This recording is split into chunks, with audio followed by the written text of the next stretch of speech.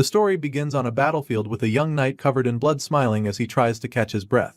Several death beams are blasted at him and his men all of a sudden, suggesting that the battle is definitely not over. The hero stands tall in the explosions, feeling proud that they even made it this far, but they're not done yet. If they can just beat this last force before them, they can win the war. Sadly, just as he's conceiving the thought, a powerful red beam of energy blasts right through him. This laser of death goes through him before he can even realize it, and as he slowly looks down with his bloodshot eyes, he sees the gaping hole in the middle of his trunk. He stares at the massive hole in his chest in disbelief as it burns away rapidly and then falls to his knees in an instant. At that moment, he finally comes to terms with what just happened and the reality dawns on him. It's a fatal blow and there's sadly no coming out of this one, so the hero falls flat on his face and surrenders to death just like his comrades, whose corpses are now scattered all over the battlefield. In his final moments, he lies in a huge pool of his own blood and realizes that his story will end with him not being able to do anything. Just thinking about it drains him even more, and as there's nothing he can do now, he just remains still, allowing his life to flash before his eyes. So, how did this promising young warrior end up in this tragic situation? Well, it all started one day when an unknown threat suddenly appeared in their world and destroyed an entire continent. The one responsible for this calamity became known as the Liquidator, the archenemy of mankind. This celestial world ender went on a rampage, and so a group of warriors was created to protect mankind. This team of heroes included a man named Brian Miller, who survived a giant meteorite without a scratch, and he became known as the world-protecting shield. The second member of this team of guardians was a great sage said to possess power equal to an entire division, and she was known as Bella Albright, the Great Sage. The team also included Jacob Bloomfield, the Divine Archer, who took down a high-level dragon in a single shot. But these weren't the only heroes assembled to protect the world, because the strongest swordsman to ever come into existence was also on their team. Her name was Amy White, and she was known as the Sword Saint for her power. From the little we know about these heroes, it's no wonder why they were considered humanity's best hope.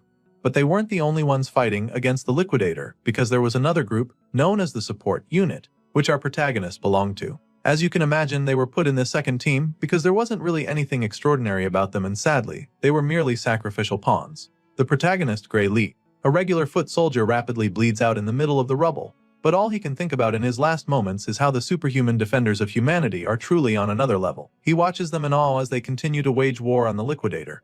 Gray Lee knew that the graduates of the World Union Academy were amazing even before now, but he never knew that the difference between him and the elite soldiers would be so large. Well, apparently, it is because the four of them are still in the fight while he's lying in the dirt with a few missing organs in his chest.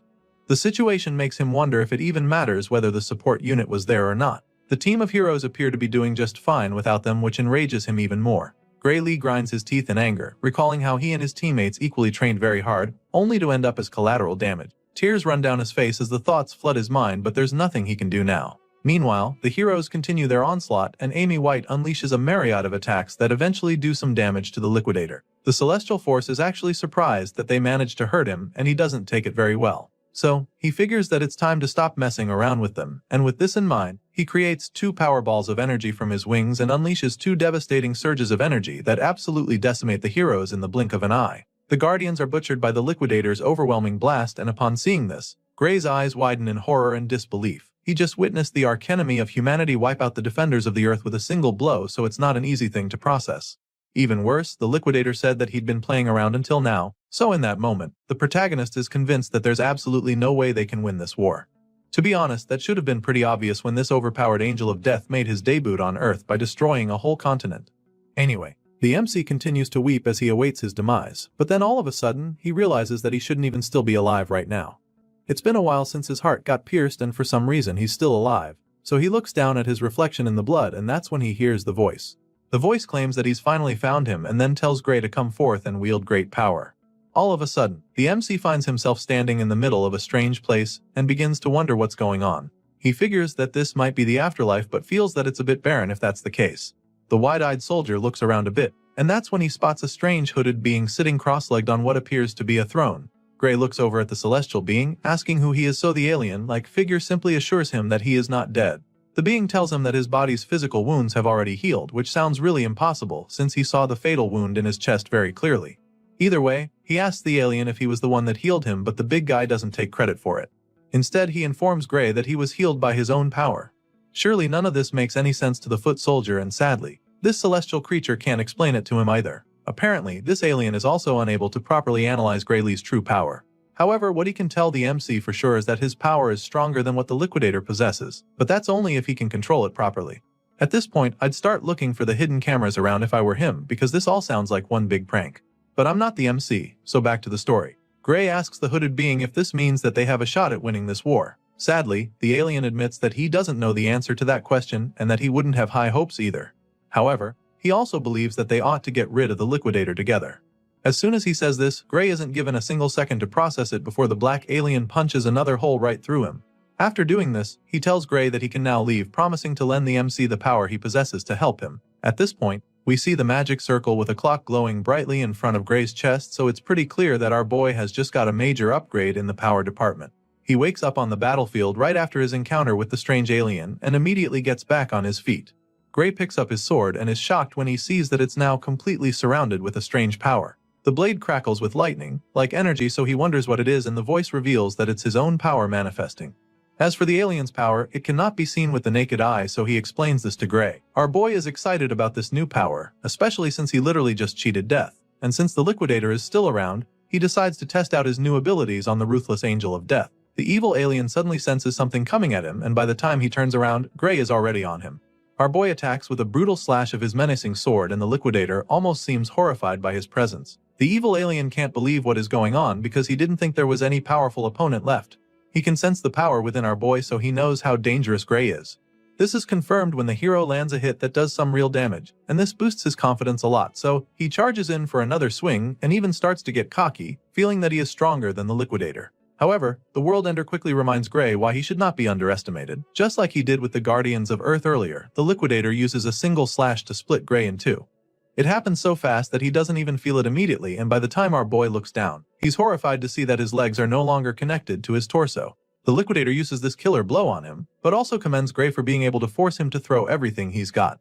Apparently, the liquidator thinks that slicing the MC in half will be enough to kill him, so he turns around, preparing to fly away. But then, in a shocking twist, the same energy that engulfed the sword earlier flows out and expands, covering Gray's entire body and enabling him to heal in a split second. Then, the sword increases incredibly until it's so massive that even the liquidator is bewildered. The evil alien already knows that Gray is about to land a devastating blow, so he quickly creates a shield to protect him, as he's no longer even sure that this opponent is even human. Our boy gets fused with the energy like a host and a symbiote, and with a murderous glow in his eyes, he takes a terrifying swing at the liquidator. The alien manages to block this attack using his shield, but it doesn't take long for Gray to overwhelm him and destroy it with a mind-bending beam of energy. The blast sends the liquidator flying, and even though he doesn't have any expression on his face, you can tell that he's starting to get really afraid of our boy. And so, with the battle taking a drastic turn, Gray Lee unleashes another haymaker, admitting that he also isn't sure if he's human anymore. Despite Gray Lee's ferocious strike, when the dust clears, he finds that the liquidator is still very much in the fight. He's perplexed by this and doesn't even get how the alien is still alive after taking such a hit. As such, he admits that the liquidator's strength is truly something out of this world.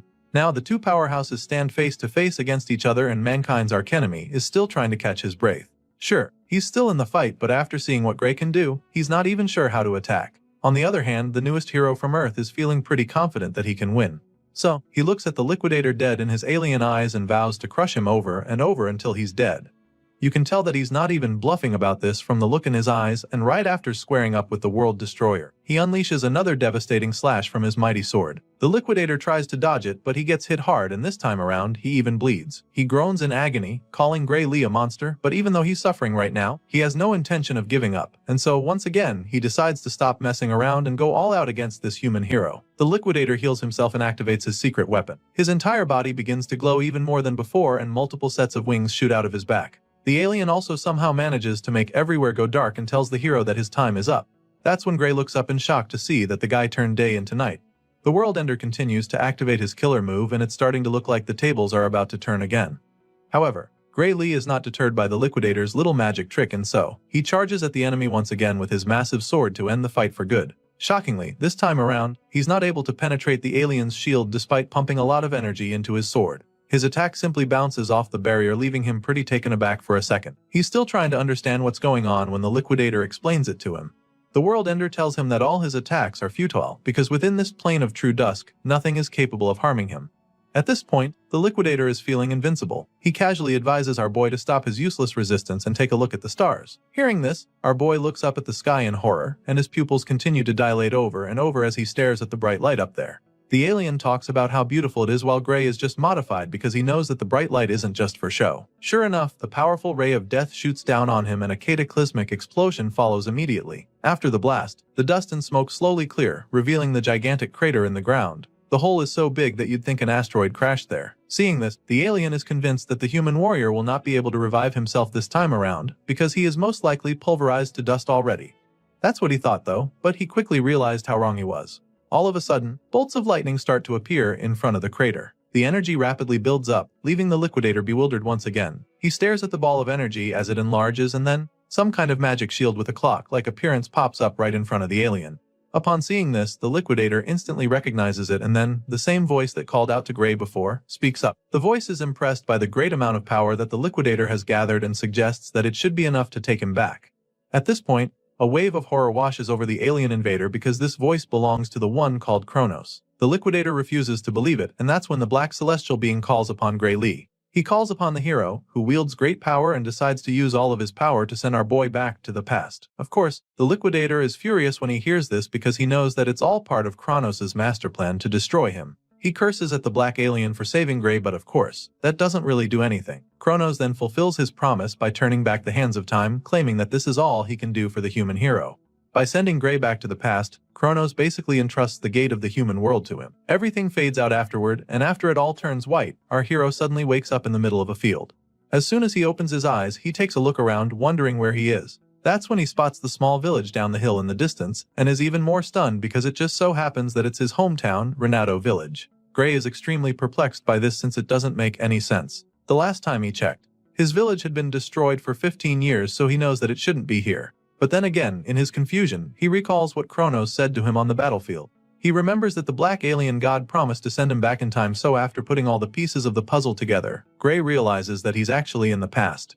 His thoughts are suddenly interrupted when he feels a sharp sting in his hand. He takes a look at his bandaged forearm and immediately remembers having this injury. The wound is from the time when he was being picked on by someone named Belder and a few other bullies. Gray starts trembling in fear at the thought of those bullies. He remembers how badly they beat him up, and he's not ready to go through that again. Unfortunately, he also remembers how strong they were, so he's afraid that he won't be able to beat them. Our boy has been so traumatized by his bullies that just thinking about it sends him into a panic attack. He closes his eyes and eventually calms himself down. From the look of things, it appears that he never even left the village, so he concludes that defeating the liquidator was probably just a dream.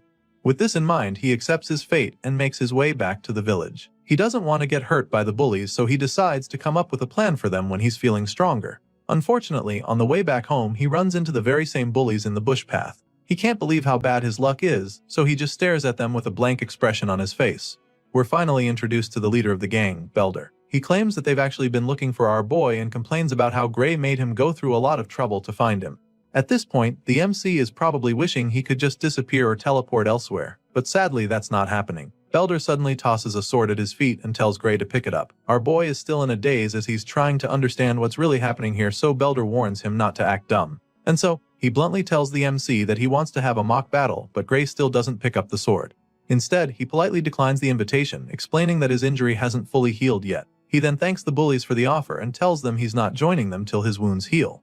Of course, these goons aren't the kind to take no for an answer. Belder insists that they have the mock battle, assuring him that it's safe since the blade is blunt. They start moving closer to him like a pack of wolves around injured prey, but Gray refuses to pick the sword. He insists that a blade is still a big chunk of iron no matter how blunt it is, and that it can still be very dangerous, but Belder finally runs out of patience. The bully gets fed up and tells Gray to shut up, claiming that he has no right to say no to him. He makes this clear to our boy and then tells him that he's free to fight without a weapon if he doesn't like swords. Before Gray can even process this, Belder charges at him with his blade, and it actually baffles him because the guy doesn't even mind attacking him when he's unarmed. What the hell happened to this being a mock battle? It's pretty clear now that there's no running from this, so Gray decides that it's time to get his head in the game. Before he was sent back, a former military doctor gave him a piece of advice. It turns out that the reason for Gray's lack of improvement in his swordsmanship was due to an injury he sustained as a child. Thinking about it now, the MC realizes that this might actually be where his life as a loser began. Belder speeds toward him like a runaway train, and just as he's about to land the hit, our boy somehow manages to dodge it by reflex. He's even shocked that he managed to evade a hit and begins to wonder if Belder's strikes were always this slow. Enraged by the first miss, Belder goes on for another swing, only for Gray to dodge it yet again. After avoiding getting hit for the third time in a row, our boy finally realizes that Belder isn't slow. The bully also starts getting frustrated by the fact that he can't even land a single hit, so he curses at Gray in annoyance. Unfortunately, his anger can't even help him now because he just misses yet again, and so our boy realizes that he's actually the one who's gotten faster. The other bullies are stunned when they see how fast the guy is all of a sudden. It's as if he's a completely different person now, so they all watch in amazement as he makes a fool out of Belder. After dodging everything the guy threw at him, our boy finally decides to pick up the sword. He may not have his old body anymore, but he still has the memories of the battles he has fought. Gray bends down to pick the sword and Belder takes the chance to charge at him from behind. Unfortunately for him, Gray casually deflects him with a single swing of his own sword. He sends the bully flying with this strike, and he's even surprised that one nonchalant strike was enough to throw his almighty bully off his feet. Right now, the guy is starting to look a lot like an amateur, so he's starting to think it wouldn't be fair for him to fight him. But then again, he remembers everything that Belder's gang put him through, so he decides that the ringleader doesn't even deserve his pity. After all, it's these same pieces of trash who tormented him because he couldn't fight. Thankfully, that's not the case anymore, so he's more than happy to flex his new skills. He uses another effortless swing to disarm Belder, and after seeing how easily the sword left his hand, he realizes that the bully is actually worse than an amateur. Gray suggests that Belder hasn't been trained on how to receive a blow from a sword. This doesn't matter though. After all, these bullies were the same ones who taught him it's totally safe to beat someone with a sword as long as its blade has been dulled. And so our boy takes a big swing of the so-called blunt sword, and it still somehow manages to cut Belder's body open. The guy's eyes widen in horror as the blood from his shoulder splashes all over his face. He's in utter disbelief, but what's more is the severe pain. He suffers so much that he's forced down to his knees. Belder shouts in pain while Gray Lee just freezes in shock because he's equally stunned by what just happened. The blade was supposed to be dulled, so he doesn't get how it still managed to cut the troublemaker. In his confusion, he takes another look at the blade to check if it's really the case, and he confirms that it is actually blunt. As such, Gray realizes that he might have even killed Belder with that slash if he had actually given him a sharp sword.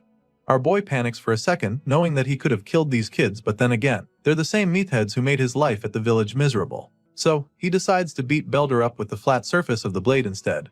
This way, he can keep the sword blunt while getting his revenge. He whacks the bully in the face with it, sending him to the ground once again. Belder is now terrified, so our boy hovers over him, wondering why he's screaming so much. He asks the gang leader what's wrong and reminds him that he's the one who said the blunt sword is safe. At this point, Belder just sits there, covering his bleeding nose as Gray walks over to him slowly. The terrified bully looks to the side and sees his goons just standing there, so he snaps at them, ordering that they attack our boy. It's quite funny that Belder would even think that his minions can beat Gray after the same guy just wiped the floor with him.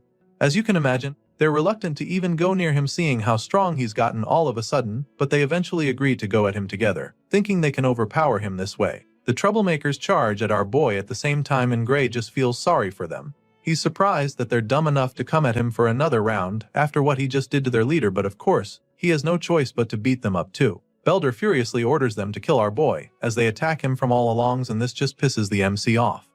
He was going to overlook their misbehavior this time around, but since they clearly all want a taste of his new skills, he decides to show them what he can do.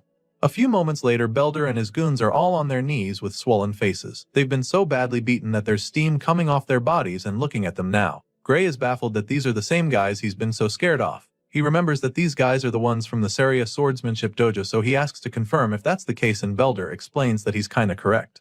Apparently, they felt like they had gotten strong enough, so they haven't been going to the dojo lately. It's pretty baffling for Gray when he hears them say this, because he can't believe that their current level can be considered strong enough.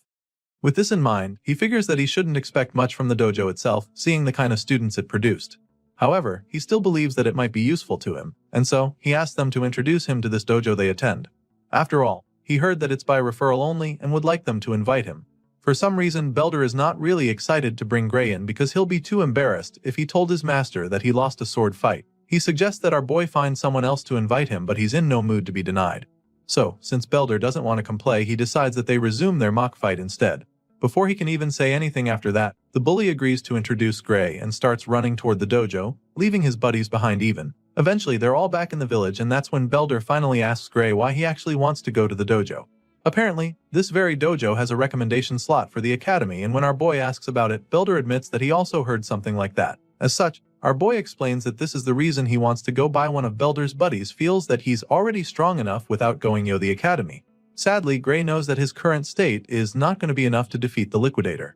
Even the world's strongest lineup was no match for the World Ender. He remembers the battle, how the Liquidator wiped out all of the Guardians with a single blast. Gray recalls how he couldn't even scratch the alien when he got serious despite using the power that Kronos talked about. Just thinking about it makes him really anxious because he doesn't even know how strong he has to be able to defeat the Liquidator.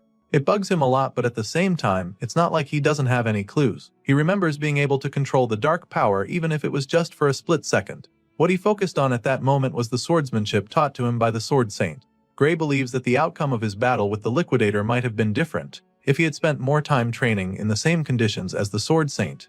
The hero realizes that this must be the reason why Kronos sent him back to the past. Gray eventually gets to meet the dojo master, but not before she punishes Belder and the rest for getting their asses whooped at her trying to pick on a civilian with the techniques she taught them. This is Saria, the swordsmanship dojo instructor, and right now, she's really disappointed in her students.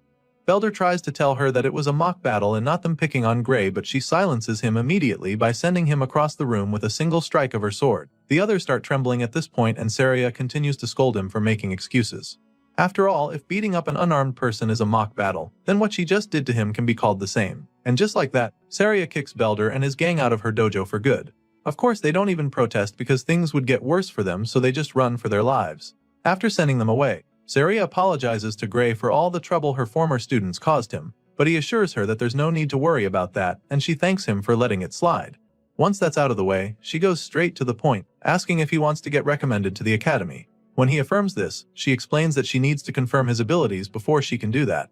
Gray understands this perfectly, so he braces himself for the test to come. Saria tells him that he's free to have the first move and encourages him to come at him whenever he's ready. Sure enough, the hero charges at her in a flash with several powerful slashes that actually surprise the dojo master. She can tell that his swordsmanship is quite practical for his age, and it's as if he's been through countless battles before from the way he's moving. Saria tries to counter a follow-up strike, but Gray just slips under and goes in from the side with blazing speed, which makes her certain that Belder and the others are no match for him. To her, Gray's style is mostly self-taught, but in the middle of each move, she gets a glimpse of swordplay that was taught at the academy, so it makes her wonder if someone there taught him. What she knows for sure is that he's a diamond in the rough with a lot of talent. After a short but intense defending, Sarah decides that it's time to wrap things up, so she charges at him, hoping to overpower him with ease, but he deflects her strike, leaving her quite shocked. She finds it strange that he was able to counter her like that because she expected him to falter eventually. Unfortunately for her, that's not the case because Gray Lee is matching her every move. She just wanted to test his skills a little, but now, she's found herself fighting with everything she's got. Even worse, she realizes that she's actually so afraid of this kid right now. There's a terrifying glint in his eyes all of a sudden, and Saria doesn't know how to handle the overwhelming feeling she's having all of a sudden. Gray taps into that dark energy for a second, which allows him to force the dojo master back for the first time. Meanwhile, Saria refuses to back down. She thought she sensed something ominous just now, but she can't see it anymore, so she concludes that the kid just took a really wild swing to scare her. With this renewed confidence, she goes in for another round to end the sparring session for good. Just when she thinks she's about to land a hit, she's shocked to see that her sword has been slashed. Saria stares at the broken sword in horror and disbelief. The other half is lying on the other side of the dojo, and even our boy is overwhelmed by what just happened. What he just felt is the same sensation as back then on the battlefield when he can feel the dark energy coursing through him, and he's shocked because he didn't think that he has that power even now. While he's still trying to figure it out, she feels the dark energy overwhelm him all of a sudden. The sting is so painful that he falls to his knees like he just had a heart attack, and even Saria starts to get worried about him. With a worried look on her face, she asks him if he's alright, but he can't even answer since he's still fighting for his life. Apparently, his body failed to keep up with the dark power he exerted just now, and so now he's trying to recover. After a few seconds, the pain subsides and he's able to get back on his feet, so he tells her that he's okay. He could barely stand a few moments ago, so after that experience, he realizes that he shouldn't use this power carelessly. Unfamiliar with this situation, Gray wonders if it would be a good idea to tell Saria about his power. But after seeing the puzzled and judgmental look on her face, he decides that it's best not to bother. Even if he told her, she probably won't believe, and it's not like he can control the power to prove what he's saying, so there's no point telling her. With this in mind, he forces a nervous laugh and claims that he just got carried away, which leaves the dojo instructor speechless and baffled by him. Right now, she's still trying to wrap her head around how this kid managed to cut her sword with a dull wooden sword. It's logically impossible, and she doesn't even think he knows what a big deal it actually is. Just then, Saria starts staring at him suspiciously, and when he notices, he nervously asks if there's something wrong. She can tell that he's hiding something and doesn't want to talk about the wooden sword he cut in two in one blow, so she lets it slide and changes the topic back to the academy recommendation he asked for. Gray confirms this once more, claiming that he hears she could give him one. In response, Saria admits that she actually could give him a recommendation to the kingdom's finest educational institution, the Royal Academy of Swordsmanship. However, she tells him that she cannot recommend that he go there. Her next statement comes like a blow below the belt to our boy as she tells him that he's not suited for that place. Gray starts beating himself up for it the moment she says this, thinking about how he always knew he wasn't strong enough yet. After all, he could hardly do anything against her except in that last moment, so he's not surprised that she's not impressed enough. He's still feeling sorry for himself when she completes her statement, informing him that the place he should aim for is the World Union Academy, and his eyes almost pop out of their sockets when he hears this twist. Apparently, Saria doesn't want him going to the kingdom's finest institute, because she believes that he belongs in the world's finest institution. Our boy is blown away just thinking about that place because it's the same institution where the Sword Saint and the other heroes came from. He never imagined that someone like him could even get accepted there, and Saria assures him that it's not impossible. However, his body is nowhere near fit enough to be a swordsman, and so it's going to be a stretch right now. In the Royal Academy, she feels that he'll be able to take it with his skills, but it just won't cut it in the World Union Academy. And so, she's really perplexed by the young man in front of her, because she doesn't get how on earth someone can acquire such skills with a feeble body like his. Gray Lee knows that she's right. Everybody from that academy is a genuine monster, so with a body like this, he doesn't even stand a chance of competing with them. Saria doesn't hear what he's thinking, but from the look on his face, she can tell that he's already feeling defeated. So, she asks him why he's giving up when there are still 9 months until the entrance exam. It means he's got a shot, but he also feels that 9 months is not enough, and the dojo instructor agrees with him. It's actually not enough, but she encourages him to trust her. Clearly, Saria wants to take him as her student for the next 9 months, but she also needs to know if he's ready to suffer for that long. Obviously, he doesn't want to suffer. I mean, no one does, but he knows that he needs to, so he makes up his mind and asks Saria to take him in for the next 9 months. The dojo instructor is excited to hear him say this, claiming that it's a great answer. But the happy look is quickly replaced by a terrifying grin that scares Gray, and that's when she decides that it's time to begin his hell. Our boy's intense training begins from day one, and after pushing his physical abilities to the limit, Saria pumps him full of proteins. She makes him train even when he's not in the mood and forces him to eat whether he likes it or not. This becomes his life from the day he stepped into the dojo for the first time, and 8 months later, Gray Lee's physical appearance is completely transformed. All of his muscles are finally defined with pronounced chest and arms, popping deltoids and chiseled abs. His 8 months of hell really pays off, and Saria is delighted to say that he's grown a lot more muscular. He's so ripped now that she doesn't even think she has anything to teach him anymore. And so, she encourages him to go out there with confidence. Gray is glad to hear that she's proud of him and the progress they've made, but he doesn't get why she's sending him out now when there's still a month until the exam. So, she explains to him how difficult it can be to take an exam in a place he's not used to. Which is why she feels that it's best to get there early.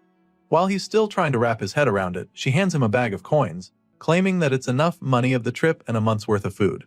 Gray is reluctant to take the money from her, feeling that going a month before the exam is too soon. It's almost as if she's trying to chase him out of the village all of a sudden, and when he says this, she just laughs, feeling that he's overthinking it. Our boy heard rumors of an ogre's nest that was recently found near the village, and he's aware that there are hardly any guards in the village. At this point, Saria nervously admits that she heard about that too, but she assures him that it has nothing to do with them. She tries to convince him, but he's just not buying it. The dojo instructor feels that there's nothing to worry about since the royal capital will soon send help to them. That being said, she encourages Gray to head to the exam without any worries. Our boy keeps staring at her with a blank expression on his face even after she says all of this because he doesn't believe her. He already knows that no help will ever come to this village because he's seen the future. He's literally lived it. Gray knows that his master will lose her life right before the village is destroyed. Apparently, they said she was killed when she went to kill the ogre by herself, so he knows how everything is going to play out if he doesn't do anything about it. Even though he has no intention of leaving, he tells her that he'll be leaving. Saria is glad to hear this and prays for him to pass his exam. After successfully convincing her student to leave the village, Saria sneaks out to the forest later that night. From the bloody skeleton remains scattered all over the place, you can tell that this is a dangerous region with some deadly creatures. The dojo instructor has obviously come to hunt down the ogre just like our boy predicted. According to the scout's report, the nest is right over here, so all she has to do to find it is follow the trail of blood on the ground. Just as she's about to start moving closer, a voice calls out to her, asking where she's going. She looks up the tree and is shocked to see Gray smiling down at her from a very high branch. She's dumbfounded when she sees him, and the smirk is immediately plastered on his face because he just caught her right in the act. She asks him why he's even here because as far as she's concerned, he should already be on his way to the academy by now. And before she can even try to scold him, he jumps down from the tree and stops her right there. Gray informs her that he's the one who should be asking the questions since she told him that the ogre nests would be taken care of by the army from the royal capital. Of course, Saria quickly comes up with an excuse, claiming that the guys at the capital said they couldn't come because of some emergency over there. and for that reason, she decided to handle the ogre nests by herself. After all, she believes that she's more than capable of handling the situation by herself. Saria smirks after saying this, claiming that she knows the strength of the nest already thanks to the report from the scouts. She reveals that the boss of the nest is an elite ogre, and the nest itself holds around 40 to 50 monsters in total according to the reports she got. The dojo master admits that that number of minions will be pretty tricky, but still, she's confident that she can take them out all by herself. Upon hearing all she has to say, the gears in Gray's head begin to turn as he ponders on the strength of an elite ogre. On its own, the monster isn't actually that strong, but it turns out that the ogre's real strength lies in its intelligence and leadership. Considering the risk of getting surrounded, our boy concludes that it would be suicidal to even try to fight the monsters alone. He's lived through this very event before, so he knows how it plays out, which is why he's convinced that Saria will not make it out alive if he allows her to go on this mission alone. And if she dies, then the entire village will go on to be destroyed by the same monsters. And this is something he cannot let happen, not when he's been given a second chance to actually change things. The hero has seen that tragic future with his own eyes, and it's still a very fresh memory, which is why, after pondering for a moment, he suddenly asks his master to take him with her. Without even thinking about it, Saria shakes her head in refusal, insisting that she will be able to handle it by herself. Of course, Gray wouldn't want to blow his cover and tell her that he knows she's going to die because he's from the future. So, he takes another approach to try to change her mind, claiming that this could be his first chance to gain some real combat experience. After all, it's exactly what he needs to put his training to the test, so he makes his request once again, suggesting that Saria thinks he's just going to get in ready during the mission. Of course, his master doesn't see him as a liability in battle, and she's sure that he also knows that too. I mean, she can't even beat him in a mock battle anymore. That's how good he's become. However, she also makes it clear to him that nobody knows what might happen in a real fight, especially when it's a monster's nest that suddenly formed like the one they're faced with. For a dangerous job like this, the dojo master believes that it's best for him to wait until he has a bit more experience in real fights that are less risky. At this point, Gray is starting to feel pretty defeated because he really thought he was going to change her mind. Sadly, she insists on going alone, so he's forced to his last option. He suddenly tells her that he has an idea, and this gets her pretty curious immediately, and that's when he challenges her to a fight out of the blue. Apparently, this plan involves him knocking her out cold so he can deal with the ogre by himself. He informs Saria of his intentions as he points his sword at her face. The white-haired master just smiles as she tries to process what the hell he just told her. She stands still for a couple seconds, probably thinking he would rethink his decision, but Gray stands his ground and keeps the tip of his sword inches away from her face. At this point, it's pretty clear that she can't get him to go away, and she doesn't actually want to fight him, so she just shuts her eyes and surrenders. Saria agrees to take him along but makes him promise her that he'll come back alive no matter what. Upon hearing these words, our boy finally lowers his blade and then assures her that he definitely plans to come back from this mission. So he makes Saria promise him the same thing, pleading with her to not die in the ogre's nest, and of course, she's very confident that it's not going to happen. Once on the same page, the master and student follow the trail of blood leading to the ogre's nest and officially begin the hunt. Soon, they arrive close to a valley, and from afar, they notice that the terrain leaves no room for escape. If they go in, they can easily get trapped and slaughtered, but Saria is more concerned about the monsters in there. She claims that the minions have a lot of confidence building their best in this kind of location, so Gray quickly reminds her that they won't be able to escape either. He senses that his master might be getting a little cocky, so he also points out the fact that they're up against intelligent monsters and not just dumb beasts. As such, he suggests that it's better to be more cautious with their approach, and Saria agrees with him. The two hide behind a big rock and quietly scan the tent from afar. After looking around for a bit, they still can't pick out the boss anywhere, so Saria suggests that it's probably in one of the tents. As far as she's concerned, that's a good thing, because at least they can quickly take out some of the minions and reduce the number before the boss comes out. With this in mind, she tells Gray to take out the enemies one side while she attacks from the other side. At the moment, the monsters still have no idea that they're about to be ambushed, so they're still going about their business. Saria and Gray Lee take out their weapons and spring into action. The first monster to be unalived sees the white-haired swordmaster coming at him, but before he can react, she takes his head right off with a single slash. Well, this first attack alerts the others, so all their hopes of being stealthy are instantly dashed. The horde of red-eyed ogres roar at the two swordsmen, but of course, they're no match for our boy. Without even tapping into his dark powers, Gray casually slices through the monsters with ease like a cold-hearted butcher. He dismembers the ogres with lightning-fast strikes, and his master also finds it's pretty easy to take out all the monsters on her side. And so, after only a few minutes, the nest is filled with bloody ogre corpses scattered around. The two wipe out the first wave with ease, and Saria is really impressed by Gray's skills. She's quite surprised by how good he is and begins to wonder if this is really his first time on a battlefield. The dojo instructor is so intrigued that she almost gets distracted while teasing him, but our boy is locked in right now, so he urges her to stay alert, revealing that this is just the start of the battle. Gray stares at the dead ogres lying around and starts to get this strange feeling. The first fight was way too easy, so he finds it weird that the monsters were so weak. It's baffling because he is sure that Saria would have been able to take them out just as easily even if she was alone. It doesn't make any sense because in the original story she was killed in this very nest. At this point, Gray realizes that something really horrifying must be inside that tent.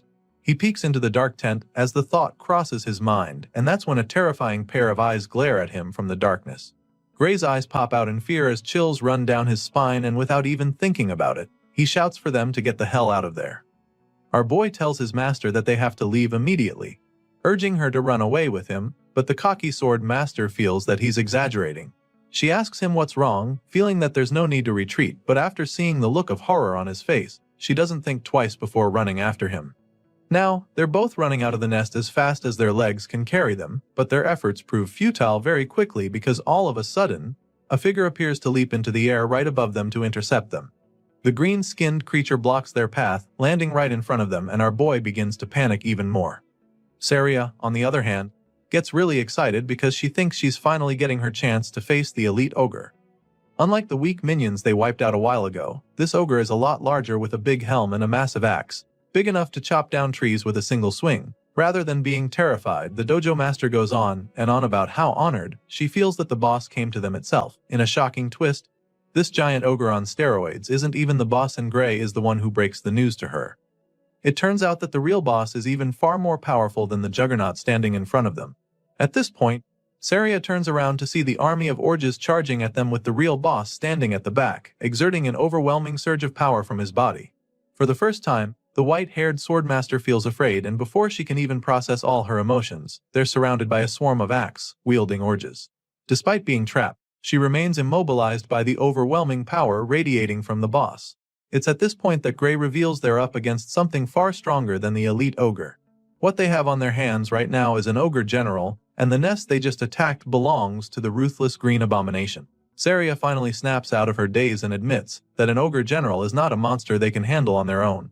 It's now pretty clear why the entire village got wiped out. Sadly, it looks like history is about to repeat itself because they're currently outnumbered and outgunned. Seeing how dire the situation is, Saria suggests that they just kill the brute in front of them and keep running. Without any hesitation, she desperately charges at the helmed ogre with her sword, hoping to quickly finish him off, but the guy is no pushover either. He blocks the first strikes, which surprises Saria, but she goes again and is able to land a hit on his shoulder. Sadly, her excitement quickly disappears as she watches the wound heal rapidly right before her eyes. As if this guy wasn't tough enough, he also has regenerative abilities.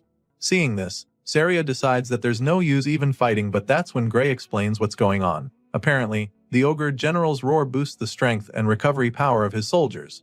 This is why the minions appear strangely more powerful than normal. Saria struggles to hold off the big guy, while our boy is baffled that he's not been able to defeat a single one of the ogres in this second wave. He lands hit after hit, but they just recover immediately. All of a sudden, he decides to leave his back to Saria, asking her to just buy him some time. Of course, that's not going to be easy at all since she's been struggling with only one ogre. She's really concerned when he says this, so she asks him what he's planning to do, and that's when he tells her that they have only one option left if they want to come out of this alive. And with that being said, Gray reveals his suicidal plan to go after the ogre general. Our boy knows that the source of their power is the elite boss of the nest, so he decides to go after it. He slashes his way through the sea of ogres, but they just keep coming back to try to flank him, which just annoys him even more. He has his sights locked on the target, so for now, he just needs to focus on wiping out all the enemies in front of him to clear the path. Sadly, that's exactly when he comes face to face with an ogre that shatters his sword with a big axe. Gray is dazed when this happens and spends a moment staring at the short piece that's left of his blade. It's clear now that his sword can't withstand fighting a strengthened ogre, which is a really bad sign since he intends to face the ogre general soon. He quickly gets his head back in the game and dodges a mighty strike just in time. And while he's still in the air, he takes out his spare sword. He's lucky to have one, but he knows that it's just a matter of time before this one gets broken too. As if she was reading his mind, Saria suddenly tosses her spare sword to him so he can have two. He thanks her as he catches the second blade with ease, but even though he has two swords now, he knows that there's still not enough to wipe out all the enemies. However, it's all he's got, so he's determined to make it count, since all he has to do now is wipe out the ogres in his way and take out the general. With this renewed sense of hope, our boy runs through the wave of orges standing in his way like a bolt of lightning. He moves so fast that some of them don't even see him coming, but in the process, he takes a few hits and even gets slashed in the face. Still, this doesn't deter him as he pushes on relentlessly through the horde of bloodthirsty monsters. The general notices the hero getting close, so he lets out another powerful roar to strengthen his soldiers even more. This is a twist that our boy didn't see coming at all, because he didn't even think these ogres could get any stronger. Sadly, they're mutated in a flash and the fight becomes several times more difficult. He's no longer able to push through, and at this rate, it's only a matter of time before he and his swords are crushed. Gray realizes that the general saw right through his plan, which makes him admit that the boss is truly very intelligent. It's obvious now that the boss's high intellect isn't just for show. Our boy continues to struggle in the fight, and he almost gets squashed but quickly gets out of the way and regains his footing. He creates some distance between himself and the monsters and decides to change his approach. He doesn't have the time or the power to deal with these minions anymore, so he attempts to run past them without actually fighting them, but this plan is quickly thwarted when one of the ogres suddenly tackles him like an NFL linebacker. The hero suddenly finds himself immobilized as the monster refuses to let go, and as if that's not enough, an even bigger ogre comes around with a massive axe to split him in two. Thankfully, he's able to use his tackler as a shield to save himself from the first strike, but then, he's forced to defend himself against the sheer might of the subsequent blows. Gray uses his sword to block the attacks. Before he can even think of his next move, the beast follows up with another devastating blow that sends him flying. This time around, he takes a direct hit that leaves him coughing out blood, and by the time he looks at his hand, all he finds is another broken sword. Our boy is now down to his last sword, which is a very bad position for him. He's badly injured and exhausted, but still has to take on the horde along with the overpowered general pumping them with fresh energy every 5 minutes. Gray struggles to get back on his feet to face the ogres now charging at him, but the gears in his head are now turning even faster, because he needs to come up with a plan to save himself. From the experience he gathered as a foot soldier, he knows for sure that he can't win this fight, and since that's the case, he decides to sacrifice himself. He suddenly shouts for her to run away, while they're focused on him, but she just smiles when she hears.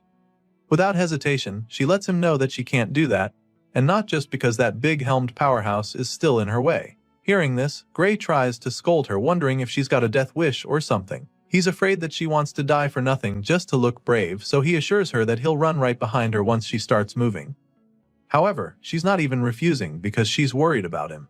Apparently, Saria literally can't even run anymore because there's a nasty cut on her thigh, making it difficult for her to even stay on her feet. Gray gets to see the wound and is instantly horrified because his master is basically a sitting duck in that state. Just like that, saving her by sacrificing himself becomes impossible, and he immediately runs out of options. Gray's life begins to flash before his eyes just like they did in his previous life. He was sent back in time so that he could defeat the Liquidator, so it's pretty sad for him to realize that his new life is going to end just 8 months later in a filthy ogre's nest. His chances of survival drop even further when his last sword gets broken by another powerful strike. It's looking pretty bad for our hero at this point, but even with the odds stacked against him, he refuses to accept defeat. Gray Lee believes that it's not over yet because he still has one last trump card up his sleeve. Sure, he doesn't know how to use the dark power he possesses, but our boy is certain that even all these enemies before him will be no match for him if he can just tap into the power from the battle against the Liquidator. So now, with that being his last and only hope to survive, Gray forces himself to remember how he felt when he first unleashed that power. He doesn't have much time to do this though, since the red-eyed ogres are charging at him. Our hero closes his eyes to focus so he can remember the sensation from that time, and while doing this, he points his broken sword at the enemies, hopeful that the dark power would transform it into a deadly weapon in no time. Sure enough, our boy manages to activate the power in the nick of time. Just when he's about to be smashed by the monsters, his broken sword comes to life with the dark power, allowing him to destroy the ogres before him permanently. Saria is very shocked when she sees this, and she's already pretty worried, but before she can freak out, Gray turns to her with half of his face consumed by the dark energy. And then, he smiles at her, assuring her that everything is alright. Our boy's not kidding, and we're able to see why he just said that. Gray is now a lot more powerful than he was a few moments ago, which is why he's able to casually wipe out the horde of the ogres in front of him. Apparently, these strikes are so potent that the ogres are unable to recover from them, and even though the general starts to take some damage as well. She notices this and it's shocking to her, so she gets distracted for a second. In that split second, her opponent gets the chance to sneak up on her, but she sees it coming and manages to block it. Saria uses her sword to block the huge axe, and that's when she notices that the force behind it is now lighter than it was before. All of a sudden, the mightiest ogre suddenly becomes a walkover for Saria, so she takes advantage of it and destroys the brute in a flash. He sure gave her a hard time earlier, but without the general strengthening him, he's nothing. A while later, we see the hero and his master standing victorious in the nest surrounded by ogre corpses. He's amazed that they somehow managed to come out of it alive, and the bruises on his face confirm that it was no easy feat. He apologizes for breaking her sword, but the sword master assures him that she doesn't mind since he literally saved her life. Either way, he gives her back the broken sword and she takes it from him, even though that's not her major concern at the moment. While taking it off his hands, she tries to ask him about the attack he used to win the fight, but before she can finish talking, our boy collapses to the floor headfirst. The hero passes out in an instant, which leaves her absolutely horrified, so she starts. While she's trying to wake him up, we see that our boy's consciousness is actually elsewhere. He finds himself standing in a dark, empty place filled with shallow water. In the middle of the place, there's a huge door with chains on it, which he finds very strange. And while he's still trying to wrap his head around what the hell is going on, weird gusts of energy start to flow out of the door along with mysterious symbols. At first, he doesn't understand what's going on, but he quickly realizes that it's the same power that kicked in on the battlefield. A line appears in the middle of the door like a smaller gateway, allowing the dark clouds to seep out. This makes Gray wonder if opening the door will allow him to get that power. Of course, there's only one way to find out, so makes up his mind and starts marching toward the door. He gets closer, and after only a few steps, he feels an overwhelming and ominous force pull him back. The massive red skeleton spirit drags Gray away from the door with a crushing power that horrifies him. After that suffocating experience, our boy realizes that he's definitely going to die if he opens that door in his current state.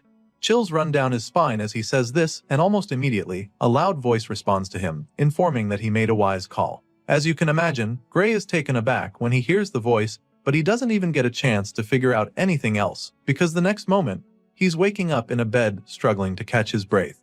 He wakes up like someone who just had a nightmare, so Saria is really concerned about him. Thankfully, Saria is in the room, so she comes to check on him, seeing that he's finally awake. She clearly has not fully recovered from the damage they suffered in the ogre's nest. At the same time, our boy is pretty confused, so he asks where he is, and that's when she informs him that he's been unconscious for 5 days. As such, she was even afraid that he wasn't going to wake up anymore. Our boy is still pretty surprised that he's been asleep for the last 5 days, so he figures that it's due to the fact that he must have pushed himself pretty hard. It clearly took a toll on his body, and the Swordmaster agrees with him, even though she feels that he did a lot more than pushing himself pretty hard.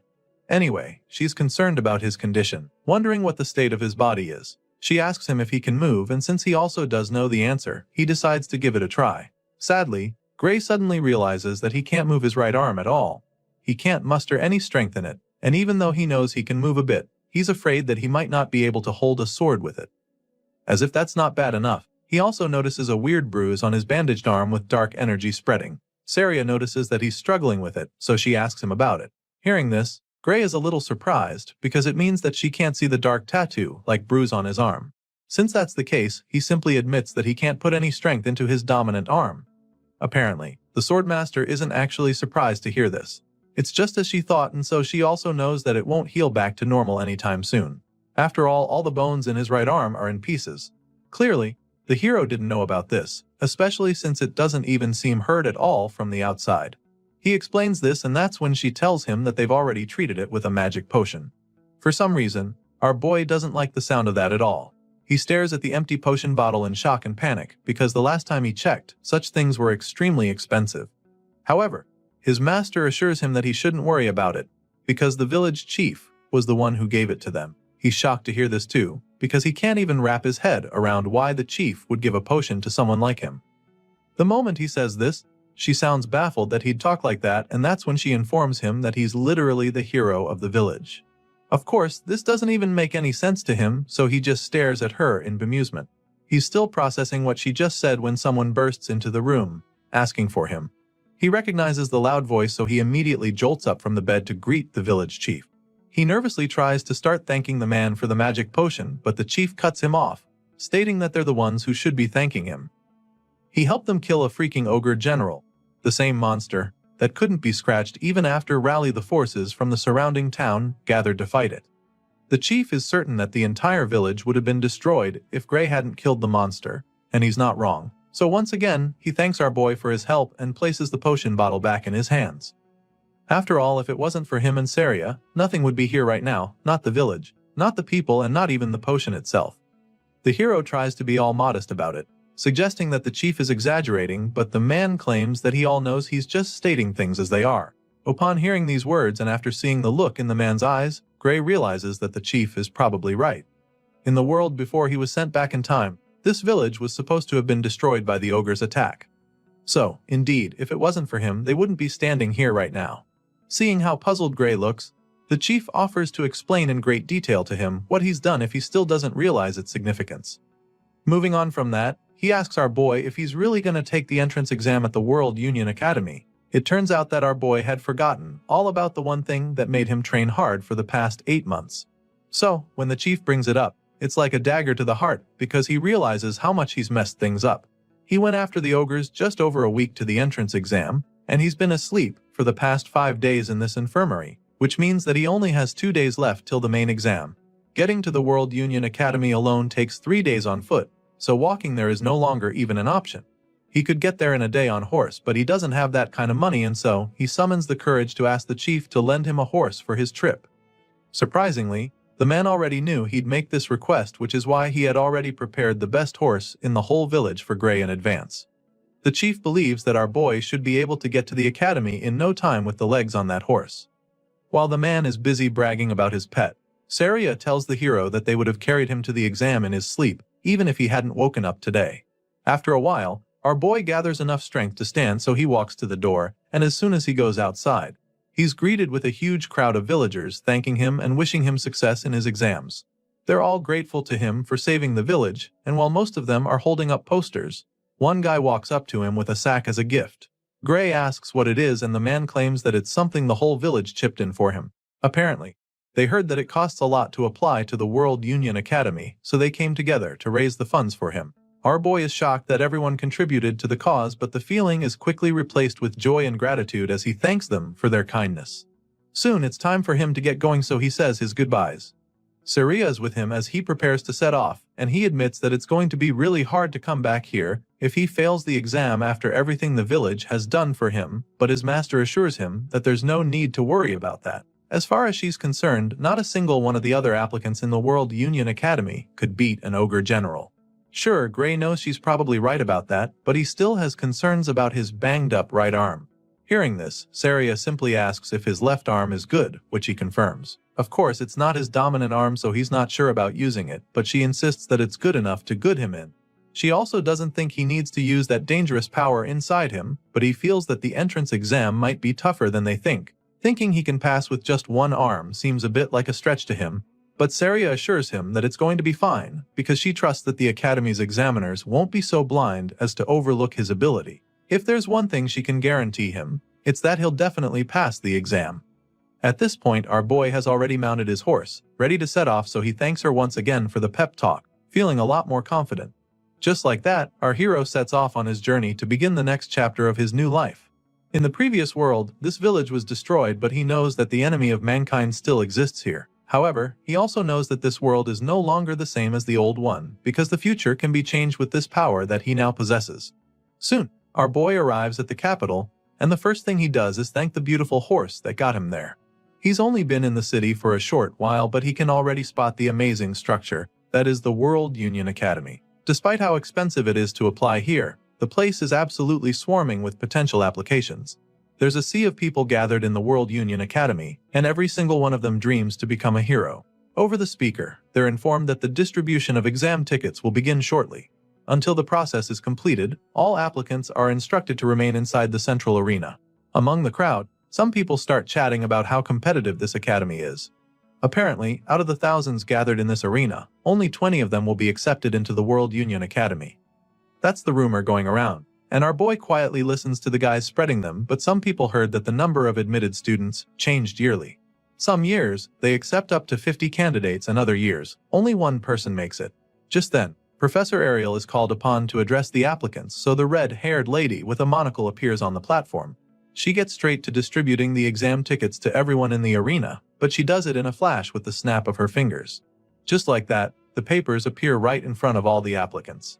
Like everyone else there, our boy is pretty impressed when the ticket appears right in front of him from a flash of flames.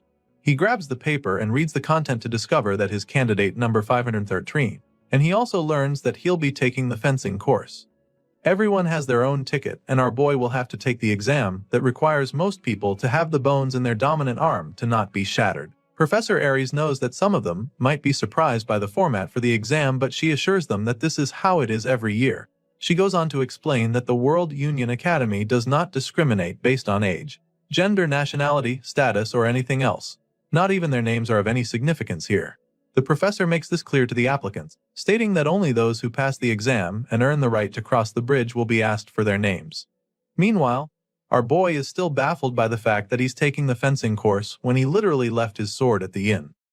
He doesn't get what kind of system this is, so he's pretty hung up on it. While he's busy racking his brain, the professor reveals that she assigned their courses according to how they look. And so, she asks those who feel he was wrong about it to raise their hands. Many of the students find it hard to believe that she picked their courses just by looking at them, because there are literally thousands of them. Judging by their reactions, along with the lack of raised hands, it's pretty clear that the lady got their courses right. Still, many of them believe that there's foul play.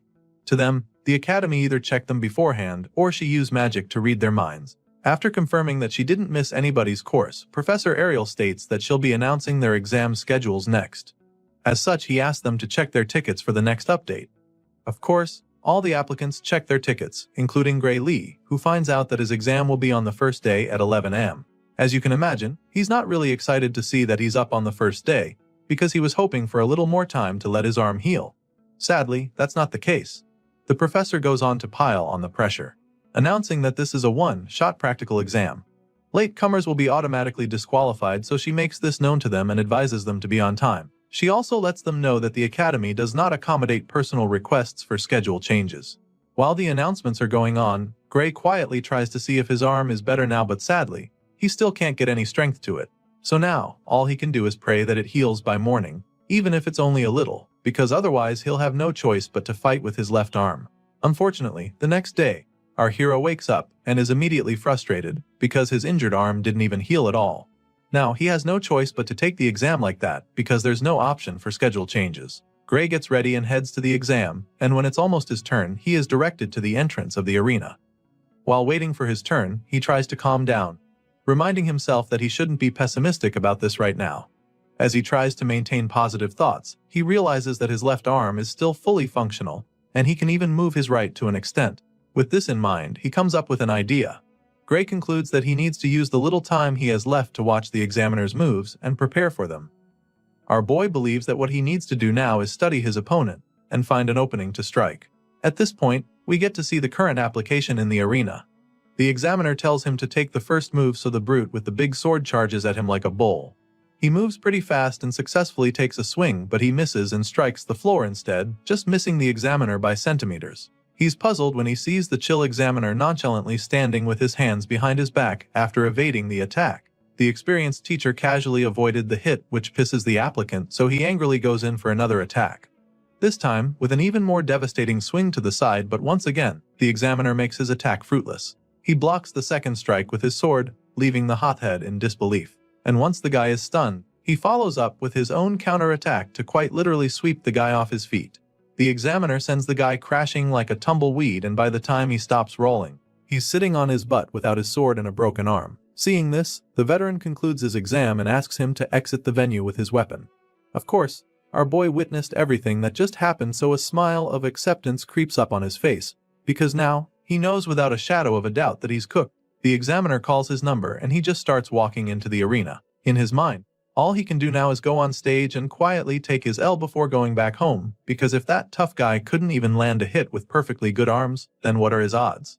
Just like he did with the last guy, he tells Gray to make the first move. Sadly, Our boy is even struggling to hold the sword properly right now. He can feel the pressure even more now, so he doesn't even think he stands a chance. Nevertheless, he's not a quitter, so he reminds himself that he still has to do whatever he can.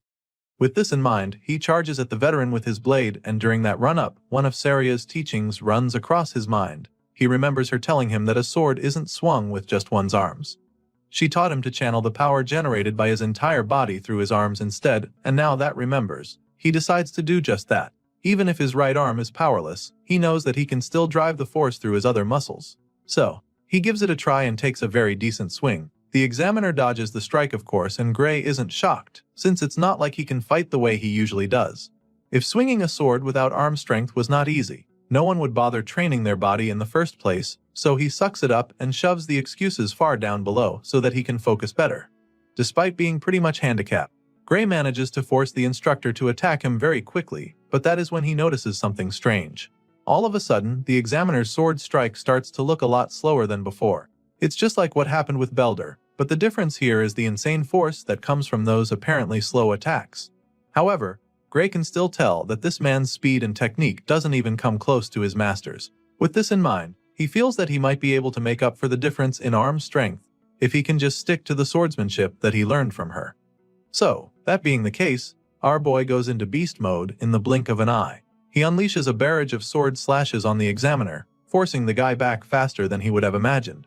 He makes the instructor fall back a lot while trying to block the hits to the point that the man almost loses his footing. On top of that, the guy still looks very slow in Gray's eyes, so now he's starting to think that this examiner is not even nearly as strong as he thought before. In that moment, Saria's words play back in his mind as he remembers her assuring him that he would pass. So now, with the way he's dominating the examiner, he's feeling a lot more confident that he can actually do this. Our boy Gray starts to really get the upper hand in the duel, feeling a lot more confident than he was before he stepped into the arena. However, the examiner doesn't intend to lose that easily to an applicant, so he takes things up a notch and begins to attack more forcefully. The instructor unleashes a myriad of slashes, but our boy is able to block them all. Now, it's becoming clear that the difference in power is too great, even though he's already seen through his opponent's swordsmanship. The examiner is stronger than him, and so, Gray is unable to break his form. After blocking most of the attacks, he gets an opening to strike, so he thrusts his sword forcefully, but the instructor deflects it swiftly. At this point, our boy notices that the man's movements are becoming rougher, so he comes up with a plan that could win him the fight. It's a bit risky, but he feels that trying it at the perfect time might just be the move that helps him defeat his opponent. With this in mind, the hero makes up his mind to do it. He lures the instructor to throw powerful moves at him by being more defensive, and this causes the man to leave himself vulnerable for a counterattack. As soon as Gray sees this opening, a grin appears on his face because his plan worked. After all, in a fight like this, there's nothing more likely to expose an opening than a big predictable swing. With blistering speed, the hero goes in for the finishing blow, which makes the instructor lose his balance. The examiner struggles back in shock when Gray capitalizes on his mistake, and before he can recover from it, our boy launches another strike, determined to seal the deal. Now, the odds are in his favor despite being weaker and having less experience. No matter how great the difference in power is, he's convinced that he'll win if he can just get behind his opponent. Gray takes the bold swing to secure the win, but then a loud commanding voice orders him to stop. So, he halts his strike midway despite being pretty baffled. He looks up at the official, wondering if the match is over already because it seems a bit too early to stop now. Well, it turns out that the limit for the exam has been reached, and with the duel that was on display, the result will be a draw. Hearing this, our boy just stares at the official in shock. He was so close to winning, but he couldn't do it in time, so he sighs in defeat, feeling bad that he didn't make it. It's a crushing outcome for our boy who's trained so much to get to this point, but he knows that he can't protest or argue, because that would be pointless. So, he quietly makes his way out of the arena, believing that he's actually done his best. Of course, it's not so easy to accept a loss like this, especially when it determines his future. The fact that he couldn't even win the first examiner makes him feel that things will be pretty difficult for him. At the moment, his fate looks pretty bleak because his chances of getting into the academy this year are now 0 since he failed to beat his examiner. So, he decides to come back the following year to take the exam again since his arm would have healed by then. With this in mind, he simply thanks the examiners and the academy for even giving him the chance to apply. Fast forward to 1 week later, and it's time for the final round table meeting to decide the students that will be getting accepted into the finest institution in the world. The meeting is held in room 53, and once they're all seated, the chairman asks what they think of the candidates now that they've all completed the exam. The first examiner immediately admits that he's overwhelmed by how tough it is to pick out only a few students, while another one states that the current method of everyone observing together is rather inefficient. As such, he suggests that they divide the workload the following year. It sounds like a good idea at first, but then, another professor doesn't agree with him. The man insists that they can't afford to overlook a talent simply for the sake of making things easier for themselves. At this point, the oldest man in the meeting reminds them that he asked to hear their thoughts on the students and not their opinions on the examination system. That being said, he decides that they start with the swordsmanship course and asks his professors to let him know which of the candidates passed in this category. Well, according to their rules, those who beat the examiners passed automatically, and those who couldn't achieve that will be assessed based on the quality they showed and how they held out during the 15-minute time limit. One of the examiners explains this and then asks the swordsmanship course instructors what they think about it. All the matches were recorded so they're able to rewatch and analyze the performance of the candidates. Other than those who beat the examiner, candidates number 5, 217 and 753 stood out. The man suggests that they kept it at that because even if the others joined, they wouldn't be able to keep up in class. The second professor agrees with this decision and then asks if anyone has a contrary opinion. None of the examiners speaks up to say anything otherwise, so the chairman figures that they have confirmed the successful candidates for the swordsmanship course. But just when they're about to make the final verdict, one of the examiners asks what the room thinks about candidate number 513. It's none other than Professor Ariel, and judging by the look on her face, she is pretty interested in that candidate. The other examiners in the room seem pretty intrigued when she brings up Gray Lee.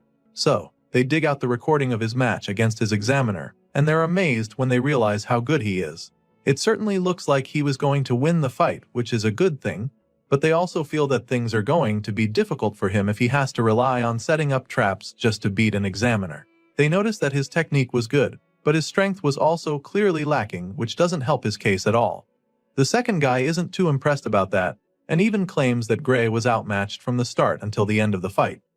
After a couple of them give their opinions, the chairman asks for a conclusion, so they decide that Gray Lee is no good and shouldn't be accepted into the academy. The red-haired lady just scoffs up on hearing their conclusion because she can't believe that not a single one of them noticed what she saw even after watching the footage again. Apparently, everyone has decided to be this blind. Professor Ariel concludes that having everyone observe together is really a waste. The next day, all the aspirants return to the academy for the results, and our boy is one of them. He holds his ticket in hand, waiting for the examiners to announce the successful candidates for the swordsmanship course. At the moment, 6 candidates have passed, and as soon as this is announced, Gray becomes even more anxious. Candidate number 5 is called upon and his ticket goes up in flames immediately. Next, candidate number 217 is called, the number 432 and 615 along with numbers 753 and 925. As soon as their numbers are called, their tickets go up in flames as well, leaving all the others pretty amazed.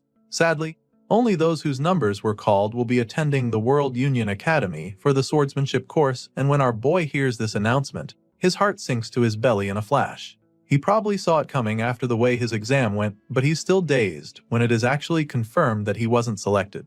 The successful candidates are asked to cross the bridge and complete their enrollment procedure by the end of the day. Of course, those who passed the exam are really stoked about it, and their buddies are equally happy for them. On the other hand, there are many other candidates who are still brooding over their situation. While others are celebrating, Gray just stares at his ticket in disappointment, feeling that he failed after all. It's a horrible feeling for sure, especially after everything he went through to get to this place, but even though it looks like he'll be going home, there is one last category, known as the Divine Eye Special Admission. As you can imagine, our boy isn't really interested when he hears the announcement. He probably doesn't even know what that is, but then all of a sudden, he hears this number being called. Of course, this is a big shock, but what's even more surprising is the way his ticket suddenly starts glowing with a bright blue light. It shines even brighter than those who had the flames earlier, so he's just as confused as all the other candidates, staring at him in awe. They're all baffled by the display on show, and after staring at the glowing card for a few seconds, the hero finally starts to realize that he actually passed. While most applicants are perplexed like our boy, some others in the crowd are pretty familiar with this Divine Eye Special Admission thing because the Academy has actually done it before. At the moment, the name still doesn't ring any bells in Gray's head because he's never heard of it before. He doesn't get it, and while he's still pondering on it, Those who know what it is make him understand that it's basically a way that someone gets into the institution through the back door. Some cocky know-it-alls who probably got in normally also have something to say about it. To them, the World Union Academy has really fallen to have allowed a special admission, but while the jerks are busy going on about it, our boy is simply hung up on the fact that he got in through the back door.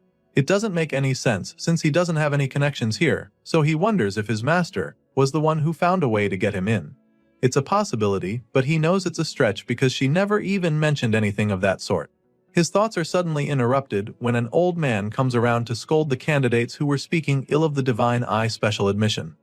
And seeing that they've decided to be ignorant, he decides to enlighten them. He explains that the Divine Eye Special Admissions is an honorable category that has produced heroes for over 100 years. The old man tries to make them understand, but the jerks refuse to accept it. As far as they're concerned, the geezers at the World Union Academy are just the ones who love the Divine Eye Special Admission. Besides, the last time they checked, those who got in through this path were only impressive back in the day. Apparently, recent successful Divine Eye candidates include Amy White, Bella Albright, Leek Mueller and Jacob Bloomfield, who are considered complete failures at the World Union Academy. Some of these names probably ring a bell to you, because these are the names of the heroes we saw in the first chapter. For some reason, these same guys are the bottom feeders at the World Union Academy, and they're so notorious for their poor performance that even the current candidates know about them. On the other hand, Gray remembers Amy, Bella and Jacob very vividly from his past life, because the three of them were part of the main force that fought against the Liquidator. Despite what everyone is saying right now, our boy is so excited that he'll get to fight alongside them because he knows that they will become the true heroes. The story continues on the day of the entrance ceremony. Currently, the ceremony is scheduled to begin 30 minutes from now, so the students urges them to assemble in the plaza in front of the main office if they're done changing. For the first time, we get to see our boy in his stunning uniform with the World Union Academy emblem engraved into his chest pocket. After walking for a while, the guys at the front start to argue about the correct location. Apparently, they should be at the plaza in front of the main office, but there's nothing here, so they're not sure that they even came to the right place. Before they can get even more confused, one of the professors comes around to meet them. He apologizes for the confusion, explaining that they've had a bit of a delay setting up due to a mix-up. Hearing this, the students are still quite confused because they don't get what he means by setting up. Just then, the man tells them to step back a bit so that he can put the stairs in that spot. This just baffles them even more, but they step back and ask if that's good enough. Thankfully, it's just perfect, so the white-haired professor begins to do his thing. The students watch in confusion as the man goes down to start writing something on the floor. They're still pondering on what he could be doing when a giant massive circle appears on the ground. The golden seal spreads out, glowing brightly, leaving the students in awe, and then in the blink of an eye, a gigantic auditorium appears with a flight of stairs attached to it. Once again, the man apologizes for the delay and then tells them to sit wherever they like in the huge hall.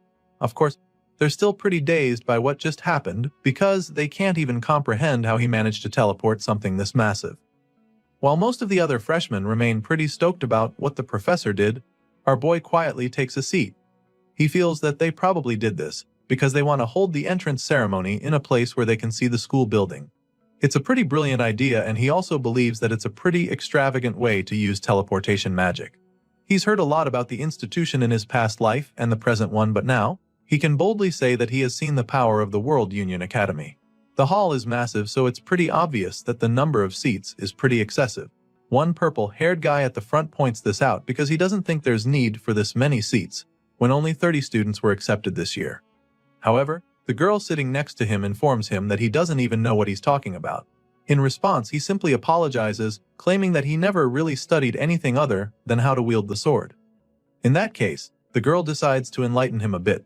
The World Union Academy, as the name suggests, gathers the best students from all over the world. She first makes him understand this, and before she's even done talking, she points up at the sky in excitement, announcing that the others have arrived. That's when everyone else looks up at the sky to see the fleet of airships along with huge dragons. Most of the students are terrified when they see this because they have no idea what the hell is going on. But our boy seems to know exactly what's happening. Looking up at the sky, he immediately identifies the magic airship, Strato Queen. He had boarded it once when he was part of the Liquidator subjugation squad. They say it's one of the largest airships in the world, so he's surprised that they're bringing it out just for an entrance ceremony. Well, apparently, that's just the kind of thing the World Union Academy does. Just then, the white-haired professor from earlier notices that everyone has arrived, so he decides that it's time to officially begin the entrance ceremony. A while later, just after the headmaster's speech, we catch up with our boy who currently looks bored to death. He's so close to falling asleep, and after the last couple minutes, he confirms that even the World Union Academy's entrance ceremony isn't much different from a normal one. Well, he is bored now, but that's about to change very quickly because the next item on the agenda is the greetings from the top students of each course. Gray's eyes almost pop out of his head when he sees Leonhardt, the top student of the swordsmanship course, coming forward to answer the call. At this point, our boy is a lot more interested in the entrance ceremony, and he's not the only one because all the other freshmen are staring at Leonhardt. It makes a lot of sense that they dread him this much since he was the one who defeated the examiner in an instant during the entrance exam. The guy climbs the platform and greets the professors there very politely. Apparently, this guy is so good that some say he's as good as the teacher when it comes to swordsmanship. It's a pretty bold statement, but I guess that's just how good this white-haired talent named Leonhardt Appius is. At this point, the hero is really intrigued, but his thoughts are interrupted when Leonhardt suddenly asks the professors if he is allowed to speak freely. They confirm that he is free to talk, so he thanks them and prepares to give his own little speech. He starts by stating that he has just one complaint he'd like to make to the academy. But before revealing what it is, he turns to address his fellow students. Well, that's what he says at first, but then he throws a jab at our boy, claiming that he's only talking to the students who were admitted the proper way. Leonhardt tells them what an honor it is to be admitted to the academy with them, hopeful that they'll all graduate as individuals capable of making meaningful contributions to the world. That being said, he urges his classmates to work hard together, claiming that he looks forward to the days when they can aim high together as students of the prestigious World Union Academy. After giving this little speech, he returns to subtly attacking our hero by suggesting that there's someone among them who doesn't deserve to be there. He makes this bold statement and then turns to the Divine Eye Professor Ariel, asking her to confirm if he's correct or not. The red-haired professor's expression instantly changes from a look of pride to shock. She's utterly taken aback by the allegations, so she tries to correct him, insisting that all the students here have passed the rigorous exam. Even though they may not be as strong as he is, she makes it clear to him that it's not a wise idea to exclude the other students. After clearing this air on that, she bluntly asks him why the hell he's even asking her something like that. At this point, the persistent top student hits back at her, stating that he wasn't talking about those who have been admitted by passing their exams properly. And then, he looks Professor Ariel dead in the eye and tells her that he's talking about the student she let in through the back door with her Divine Eye special admission. The red-haired lady just smiles when he calls her out like this, but he doesn't even stop there, because the next thing he does is to loudly demand that the one who was specially admitted reveal himself. This dude even has the balls to demand that Gray return his uniform and leave the academy right away. Everyone seated in the hall is taken aback by his audacity. They gasp in shock, but none of them dares to challenge Leonhardt. At the same time, nobody steps up to support him. Meanwhile, the target in question is still on his seat. He hasn't revealed himself yet because he's trying to understand what the reason for this hostility is. He's pretty nervous, but he's relieved that Leonhardt doesn't even know his face, because that would be a serious problem for him. He remembers when the top student stood up to answer the call, and he's glad that the guy didn't notice him back then despite how close they were to each other. Since Leonhardt clearly doesn't know who he is, he figures that it's wiser to just remain seated because he might not get caught up in this whole thing if he doesn't actually step forward. When the special admission student refuses to come forward, Professor Ariel finally chimes in with an unbothered look on her face. She suggests that this year's students are quite lively after seeing how bold the guy standing before her is. She makes this statement, hoping to lighten the mood, but the persistent top student just snaps at her. He makes her understand that he's very serious about what he just said, and then demands that she stop admitting students through the back door. He's about to say some more disrespectful stuff when Professor Ariel finally gets fed up. She cuts him off by appearing behind him and then prepares to show him exactly why she's a professor at the academy. Ariel asks Leonhardt if he thinks that he's stronger than the student she chose through the Divine Eye special admissions. The question catches him off guard at first because he's not completely sure, but he's already made a lot of noise and backing off now would just make him look stupid, so he musters the courage to state that he is. He's furious that she'd even ask him a question like that and wonders if she thinks that he's not as strong as the mystery student. With this response, Professor Ariel smiles even more because she knows what things are about to get interesting. She likes his attitude and proposes that they make a bet so he can put his money where his mouth is. Once again, Leonhardt is taken aback by the idea she just brought up, but she reiterates and confirms that she actually wants to make a bet, and not just any regular net, because she's actually willing to gamble with her job to prove that she didn't make a mistake. Of course, this bet means that Gray Lee's special admission will also be at stake, so our boy becomes pretty worried because this definitely wasn't part of his plans. Gray begins to panic because he doesn't even know what kind of bet this daring lady is talking about right now. Off the top of his head, Leonhardt figures that the professor probably wants to make him fight the special admissions student, but she claims that she would never do such a boorish thing. After all, she believes that Leonhardt would end up dead if our boy goes all out against him. She literally tells him that he's no match for the special admissions student, and then assures him that she wouldn't intentionally make them fight because as an educator, she must not put the lives of her students at risk. Of course, the only person she's worried about is Leonhardt, so she makes this clear to him, which of course causes him to become absolutely livid. The veins in his head start bulging out as his blood begins to boil, and then he asks the lady if she's actually trying to provoke him. In response, Professor Ariel bluntly tells him that she meant every word of what she just said. As such, she suggests that they make their bet about monsters since it would be safer that way. Rather than making them fight and risk hurting each other, it's safer to see which of them is better at killing monsters. Professor Ariel makes the proposal and still manages to piss the top student off by teasing him about how he's better at fighting monsters than humans. Despite being really mad, he admits that she is truly well informed and then asks her what their bet will be exactly. Now that they're on the same page, Professor Ariel reveals that the conditions for the bet are very simple. All they have to do is kill the monsters that she picks as targets. Each round, the target monster will get stronger, and whoever fails to defeat their monster first loses the bet. That being said, the red-haired lady reveals that she will retire from her position as a professor if her candidate loses the bet. And of course, this also means that the special students will be expelled.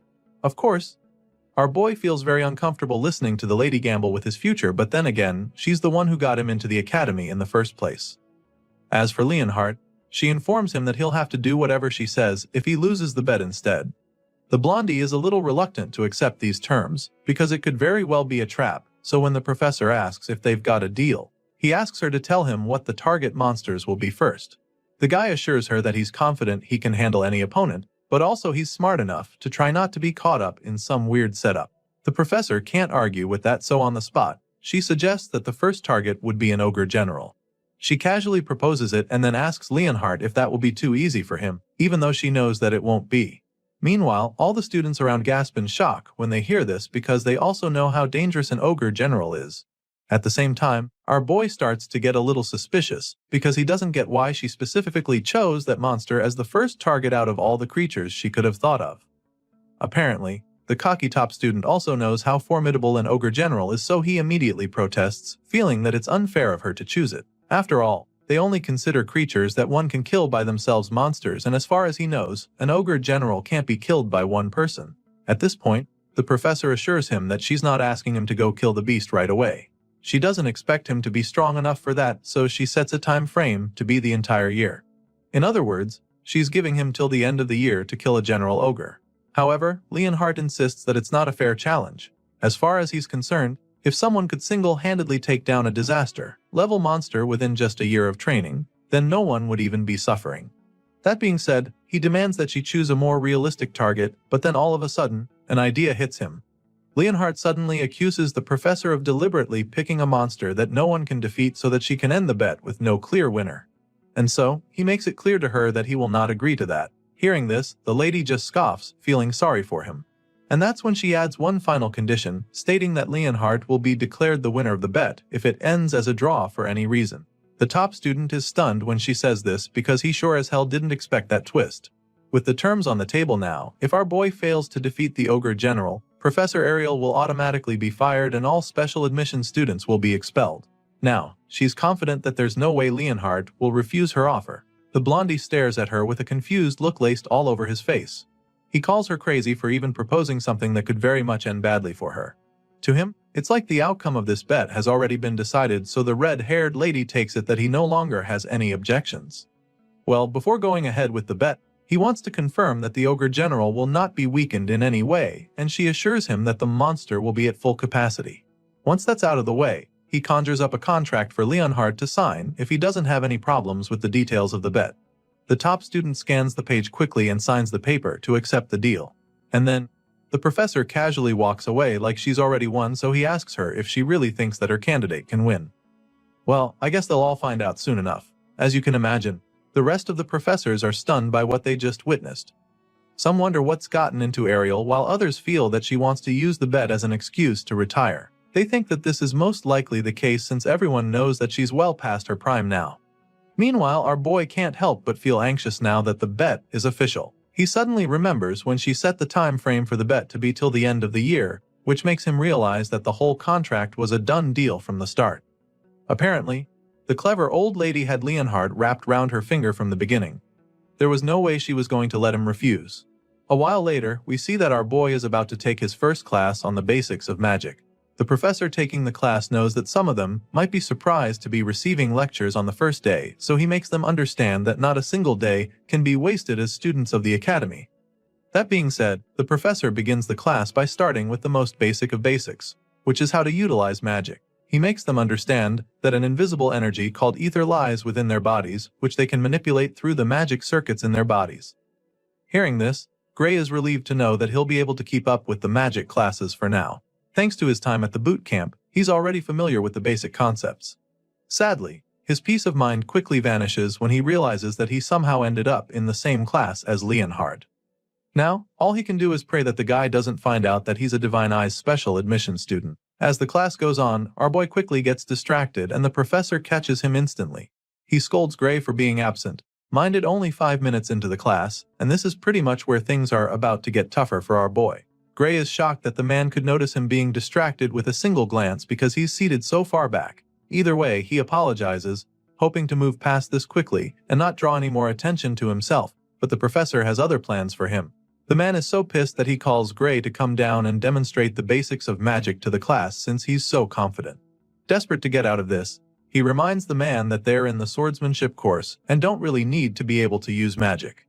Regardless, the man insists that those with the sword still need to know the basics of magic to coordinate with a mage. The way the man is talking right now reminds him of his time at the boot camp, so he suddenly starts to wonder if they're going to practice the same spell as back then. So, he asks the man if the spell he has in mind is the Ether Bullet, and this intrigues the professor because he didn't think the freshman would know about that. Thankfully, our boy can also use this spell, so he confidently reveals this when the man asks. His time at the hellish boot camp wasn't a waste after all. Sadly, the professor suddenly gets the bright idea to demonstrate the spell to the class using a match. And guess who he matches up against our boy? That's right, Leonhard, the last person Gray was praying to cross paths with. The top student has no idea who our boy is right now, so he underestimates him a lot and suggests that it would be unfair to fight him since he's been trained in swordsmanship and magic before even starting school.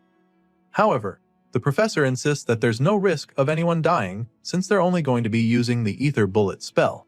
Clearly, there's no getting out of this one, but at least Leon doesn't know that he is Ariel's special student. Well, not for long, because out of the blue, the old geezer decides to announce that Gray is the Divine Eyes Special Admission Student of the Year.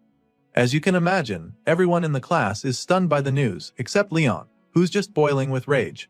What's worse is that the teacher didn't just spill all of this by accident. The cruel man knew how Leon would react, so he spilled the tea since he already doesn't like Gray. Now that the top student knows who his opponent is, he decides to take the match a lot more seriously, under the guise of wanting to properly show our boy the ropes. With a murderous glint in his eyes, he calls Gray to come right down to the front of the class for their match-up.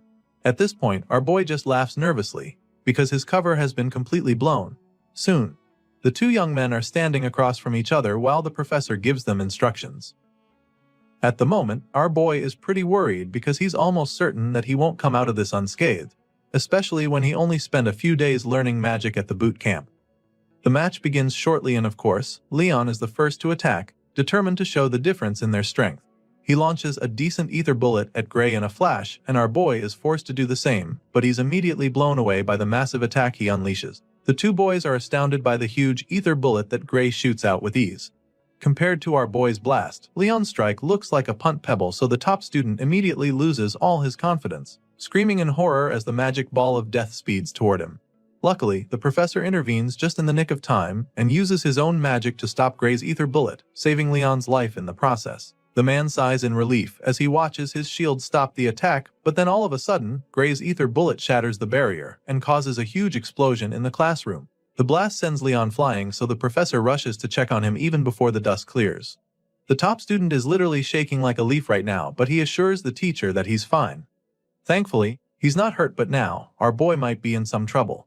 If the barrier hadn't dampened the impact, Gray's ether bullet could have killed Leon, which is actually a big deal. Apparently, even among the professors at the academy, no one can cast an ether bullet that strong, so now, the man is very curious about this young man named Gray. He calls out to the hero, sternly asking him what the hell he just did, but right now, our boy is still trying to figure out the same thing. Thinking back to the exchange, he can't believe that they even used the same spell because Leon's ether bullet was so feeble compared to his. It makes him wonder if the ether bullet taught to those in the subjugation squad is different from what they teach at the academy. With this in mind, he curiously asks the professor if he accidentally used the wrong spell by any chance, but the man assures him that it was definitely an ether bullet. However, he makes Gray understand that the quality of his own was very different and informs him that it was by no means normal ether, but actually super, compressed ether. As you can imagine, our boy hasn't ever heard of that before, so he expresses his confusion. The man confesses that it's a power that even the professors have trouble producing. So it's mind-boggling that Gray managed to produce and reform it into a spell in a split moment. The professor goes ahead to state that there isn't a single person in the academy who can replicate what Gray just did. Just like the professor, the students are still blown away by the power they just witnessed. Whispers fill the hall as they all talk about how incredible the whole thing is. Some even feel that Gray should have been enrolled in the magic course from the start instead of specially admitting him. Despite everything the professor just explained, our boy can't help but feel that something is wrong somewhere. All the spells learned by the subjugation squad at the boot camp look just like what he unleashed a few moments ago. From what he can remember, he was even one of the ones lacking an aptitude for it, so to him, this is like the basics. And it makes him wonder if the professor is pulling his leg because he feels that anyone should be able to pull off something like that with proper practice. Hearing this, the man just starts laughing, which catches our boy off guard. He's so confused, but the professor just laughs even harder, like a maniac. He eventually stops laughing and then strangely asks our boy to consider transferring to the magic course. The old man is convinced that the kid is more talented at magic than swordsmanship, so he even offers to vouch for him if he agrees to transfer. Unfortunately, Gray immediately dashes his hopes by politely declining the offer. Our boy claims that he'll have to pass on it because he was told that he's not very good at magic.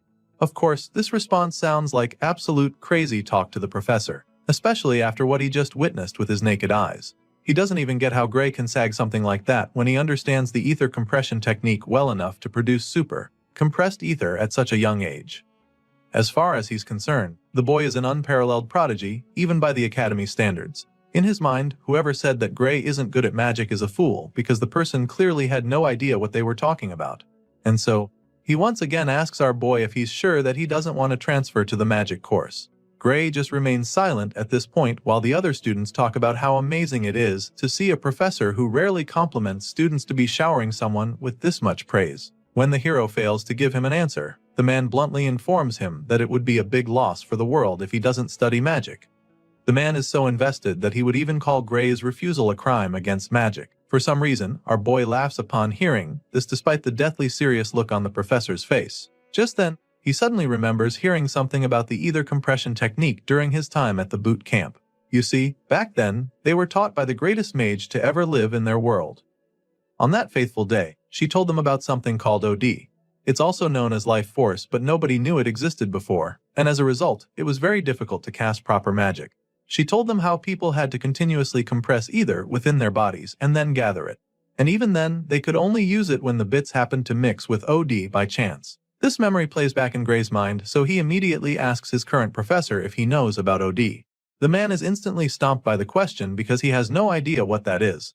Seeing the professor's reaction, our boy confirms that he's currently in a world where the people are yet to learn of the existence of OD. Apparently, he was sent far back to a time when people don't know how to cast proper magic. With this in mind, he's now certain that what he learned in the subjugation squad was knowledge from the future.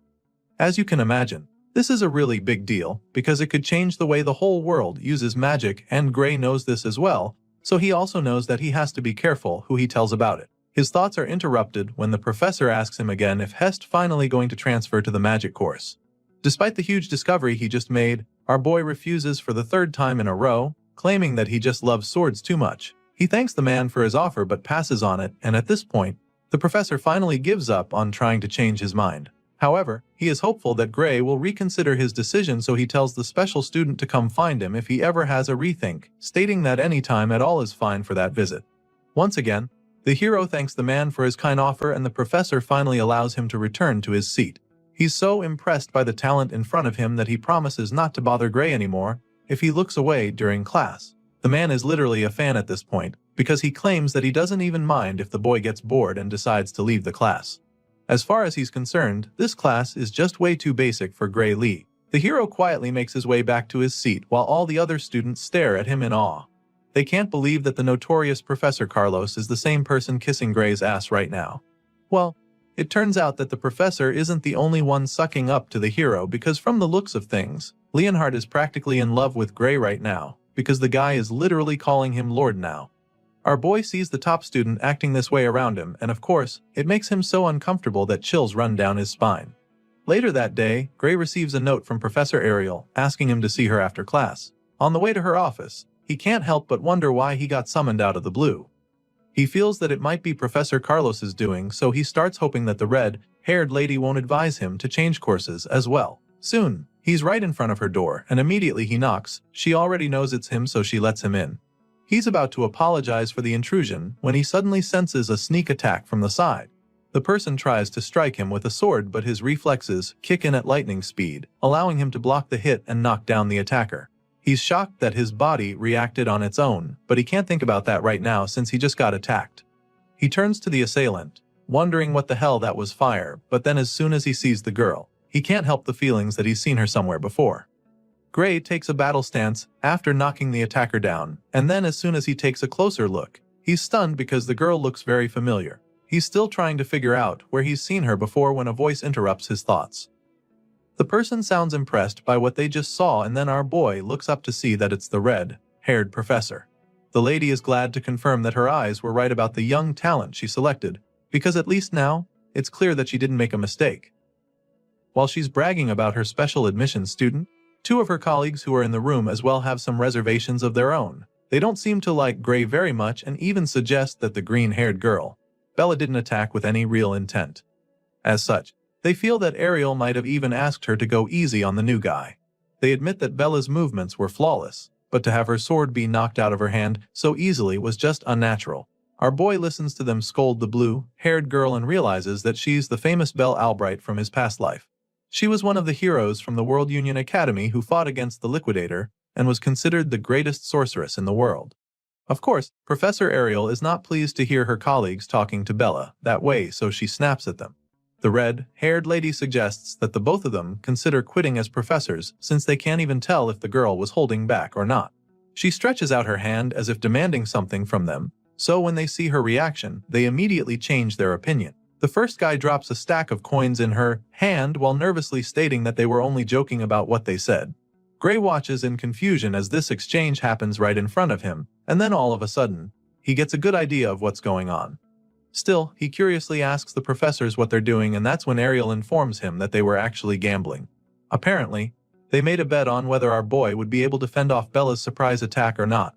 As you'd expect, the red-haired lady put her money on the hero, and thanks to him, she just made some really good money.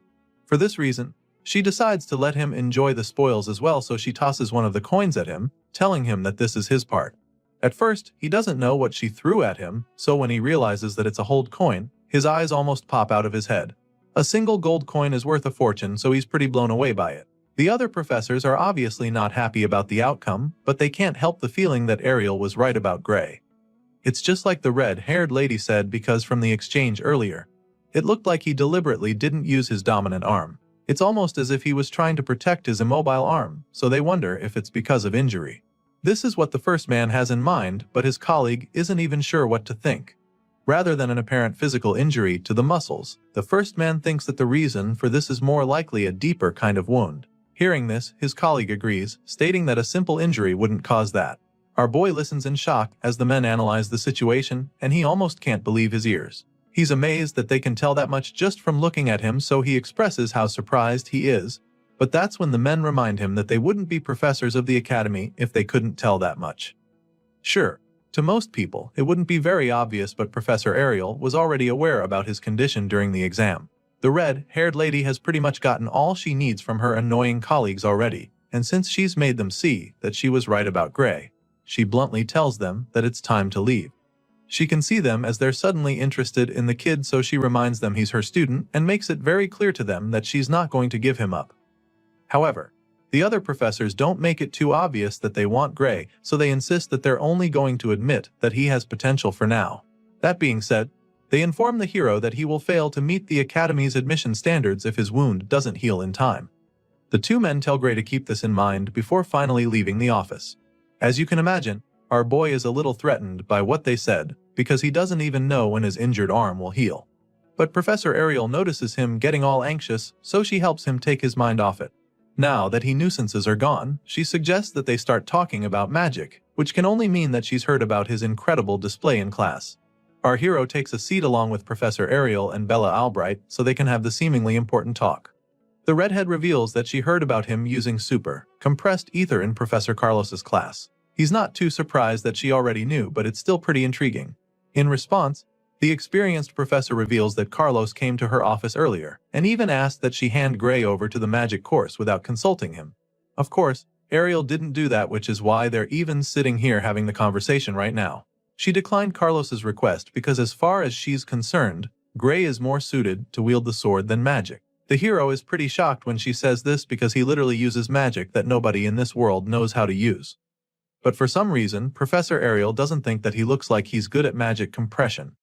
To her, he doesn't even show signs of having practiced it before. At this point, Gray realizes that he's dealing with a professor that's truly on another level from the others. It turns out that her divine eye is at it again, and she managed to see right through the facade that Carlos couldn't. All she needs to do is look at him to get the truth, so he realizes that it would be best for him not to lie to her. With this in mind, he calmly takes a sip of his drink and tells her that she's absolutely correct. The red-haired lady is glad to see that he's cooperating, so she asks him to tell her what sort of trick he's using to fool everyone else. She knows for a fact that he's not really using ether compression magic, so she urges him to confide in her. She promises not to divulge the information to anyone, and even offers to reward him if he lets her in on his secret. She's desperate to get answers, but it's not even for her. The reason she needs to is because of Bella. Of course, the hero is shocked that she would even say this because Bella is literally the sorcerer who taught him the very same magic in his previous life. He's so shocked that he almost addresses her as the sorceress, but he quickly dodges the bullet.